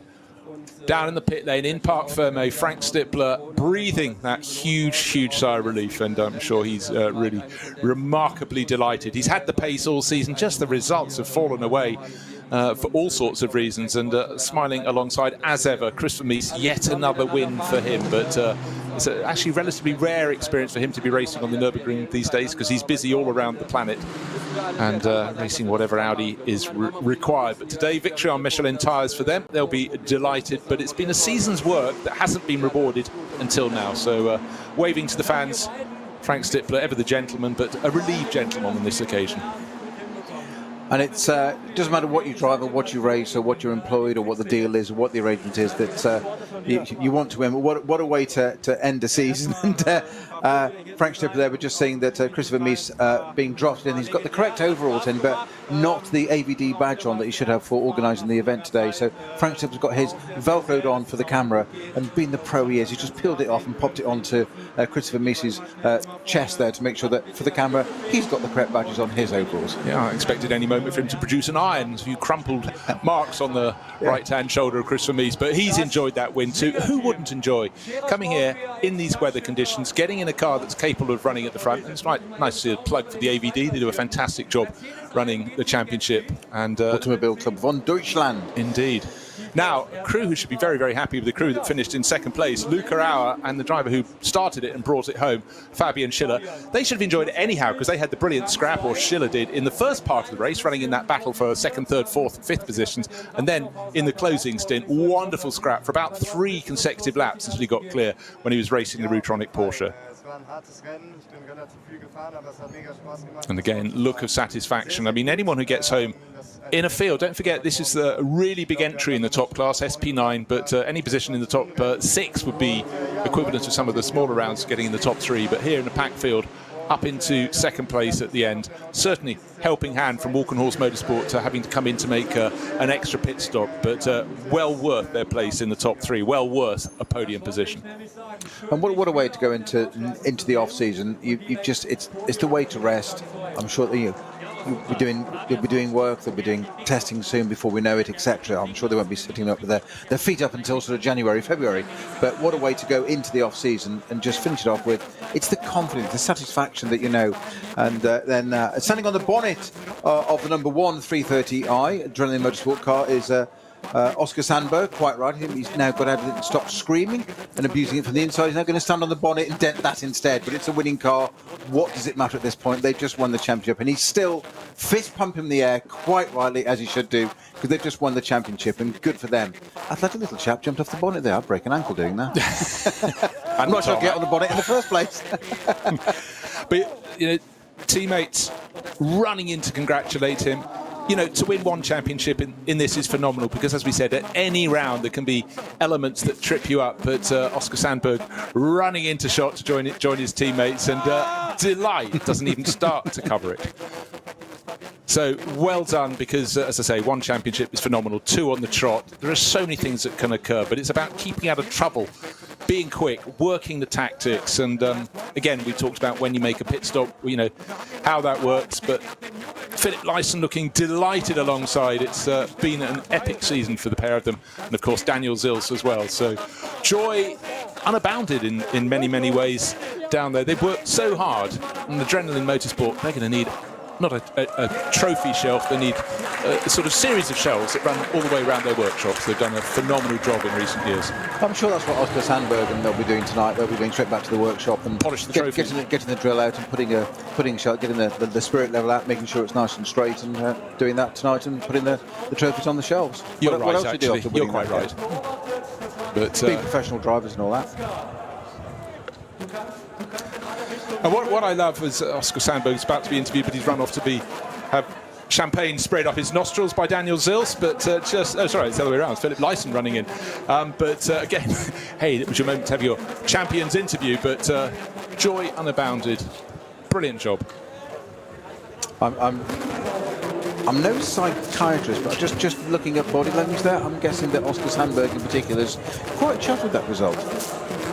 Well, brilliant result. It's been a brilliant season, and we've finished it in wonderful style. So thank you very much for joining me, Bruce Jones, with Peter Snowden. Johnny Palmer's had a go through the course this year. Do join us again on Radio Show Limited. We always love bringing you the best of the Nürburgring Langstrecke Series until 2024.